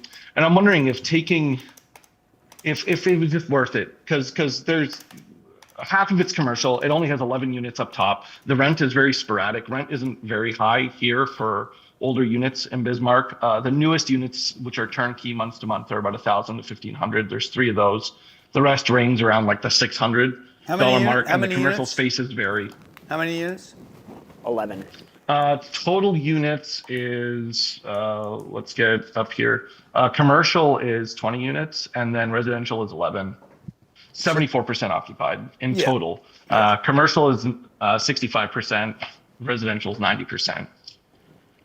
Yeah. I was just thinking that it might be tough because the majority of it is commercial. Yeah, when did he buy it? He bought it he bought it in an auction. Yeah. It was a county auction, a sheriff auction, I think like 2019, and then it was sold via his LLC to a different LLC, but I'm assuming he's still the owner now because he's trying to sell it to me, or I'm trying to buy it from him rather, in 2020, 2021. So I assume he refinanced for some amazing money down there, and that sale was around 700. So I think he's looking to double, which is why he wants 1.5. Yeah, dude. Look, and why is he selling? He just moved out of state, and he's in Iowa now, and he just kind of wants to get rid of the Bismarck properties, and he wants someone local to kind of take everything over. So if he really wants to get rid of it, offer him $770,000. Yeah, I tried lowballing him at like 850, 900, and he said he would only do 1.5 if it's He's not with a real bank, seller. but he would do like $1 million if it was cash. He's not a real seller, so you don't have that's a real what I figured. Look, you guys. Pressure. You and I'm sorry, I only have like 5 minutes. I gotta run to work here. I do music at Mass. I'm a music director up here, so Mass starts in 15 minutes. Okay, go. Okay, you can go. I'll answer the question for everybody else. I appreciate it. Thank you, man. Guys, if you don't have urgency, God bless you. If you don't have urgency by a seller, you don't have a deal. So this guy's like, oh yeah, whatever, then I won't sell it. Okay, well, don't sell it. Like, again, you have to open your funnel up, okay? You guys are looking for something that fits your financial criteria rather than everything. And the moment you open it up to everything, you're like, oh, shit. See, you go out, you're fishing, and the little fish, hit your bait. And you're like, okay, I can eat the little fish. I can store the little fish. Because you're not, what if you caught something big? It's the same problem, okay? Except you have a better chance in real estate of a big deal making big money. So all of you guys can do this. I'm telling you, okay? What are your takeaways today? Throw them in the chat. What is your takeaway today from what you're hearing? I'm going to show you the deal flow with the deal finder. I'm going to show you where the debt is. I'm going to show you how to get the equity. I'm going to show you how to enter the deal, exit the deal, underwrite the deal. I'm going to give you the calculators to support it. I'm going to build a network around you so that you can actually raise the funding and find deals. What's your takeaway today from everything you're hearing? Okay, throw it in the chat. The chat's not up right now. I can't see it. Okay. What's your big takeaway today? Thanks. That I can do this. Yes, you can. You guys can do this. I can't afford not to do it. I can't afford not to do it. Think bigger. Get started. Go big. 10X, I believe this mindset. Build your network to go bigger. Okay? What do you need? What do you need? Okay? You need a commitment. That's all you need. That's the only thing you guys have to do today. You got to make the commitment. Commitment's $5,000. And the time it takes to do it. October 1st, you got to come here, or you got to do the virtual thing. Every Friday at 3 o'clock. You're like, I don't have time. Then you're not committed. I don't have the money. Then you're not committed. No offense. If you knew this would work, how many of you believe it's $5,000? If you knew it was going to make you $1 million, if you knew for sure it would make you $1 million, how many of you would do the deal? If you knew for sure. Yes, of course you would. Why? Because money wouldn't be your objection anymore. 5,000 Washingtons, $1 bills would not be the reason you wouldn't make 1 million. If you knew this was a guarantee, you would do this, okay? So what do you have to do to make $1 million? $1 million, $1 million divided by 300 bucks divided by 0.06. Yeah, I basically need 55 units. Okay? I got to find 55 units where I can raise the rents $25 and I make it.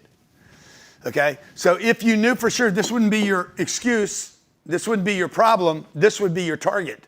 Your target would solve your problem. You'd be like, I'll figure out how to get 5,000 if I was guaranteed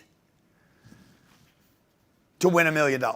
Okay? So really this commitment. Now, that's your part. That's on you. I'm going to show you the deal. I'm going to help you get the deals with Deal Finder. I'm going to help you get the financing.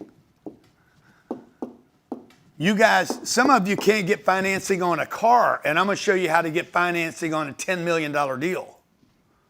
You couldn't get financing on the house you live in, and I'll show you how to guarantee yourself financing with a big deal. Okay? I'll show you the deal. This is me. I'll show you the financing, 3, and I'm going to show you how to raise the money. In addition to that, I'm going to give you a network of people to support you, including my team and 3,000 other real estate investors that are committed to finding deals, finding financing, finding equity, and building a network. Folks, you need one deal to make you $1 million. That's all. You need one deal, okay? If you take 32 units, is she here? Times $200 times 12 divided by 0.05, that would make you $1.5 million, okay? 32 units. 32 units, raise the rents $200, you make $1,536,000 for you and your investors, okay? If you find 64 units and raise the rents $100, you make $1.5 million. If you find 128 units and you raise the rents $50, you make $1.5 million. That's if you do that one time in 1 year, okay? If you do that every time for 5 years, you make $7.5 million, okay? And I can show you 45 properties I've done this to, 45 different properties. Now, what I want to do right now, since we've run out of time here, okay, I want to turn this over to my staff that is going to onboard. By the way, congratulations to everybody that joined up today. Congratulations. I look forward to building your $1 million, $10 million, $100 million, $1 billion real estate portfolio. It starts with one deal. It starts with your commitment today, and I look forward to helping you. For everybody else that came along today for this 5 hours, thank you so much for trusting me with your time. For paying attention, to being here. It's an honor for me to be able to give part of myself to you and to hopefully extend whatever I've learned in real estate and for my career to share that with other people and to educate other people. The fact that you gave me 5 hours of your time today is worth more than $5,000, certainly worth more than anything is that you gave me any of your time. I'm humbled that you even exchanged that with me. For those of you that could not participate today in this opportunity because of money or time, just call the office. We'll help you, okay? I want to help you.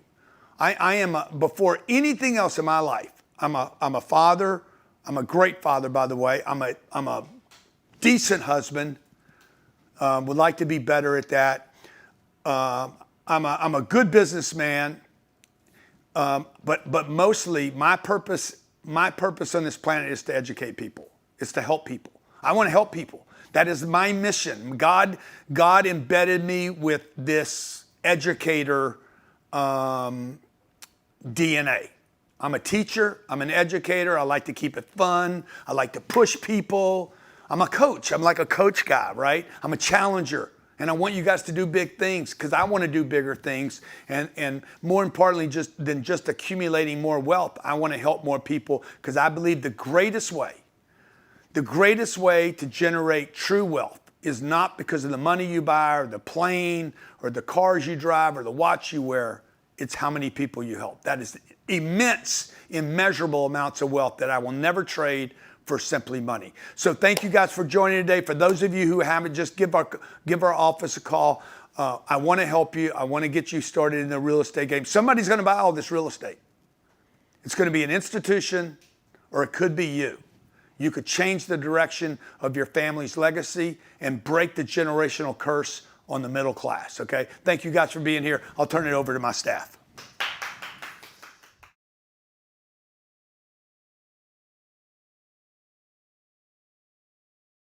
We are going to get started and we are going to get onboarded as of now. So it's amazing to see everybody. Thank you for staying on and for joining us today. My name is Christine and I'm going to be guiding your Real Estate Investors Accelerator onboarding session.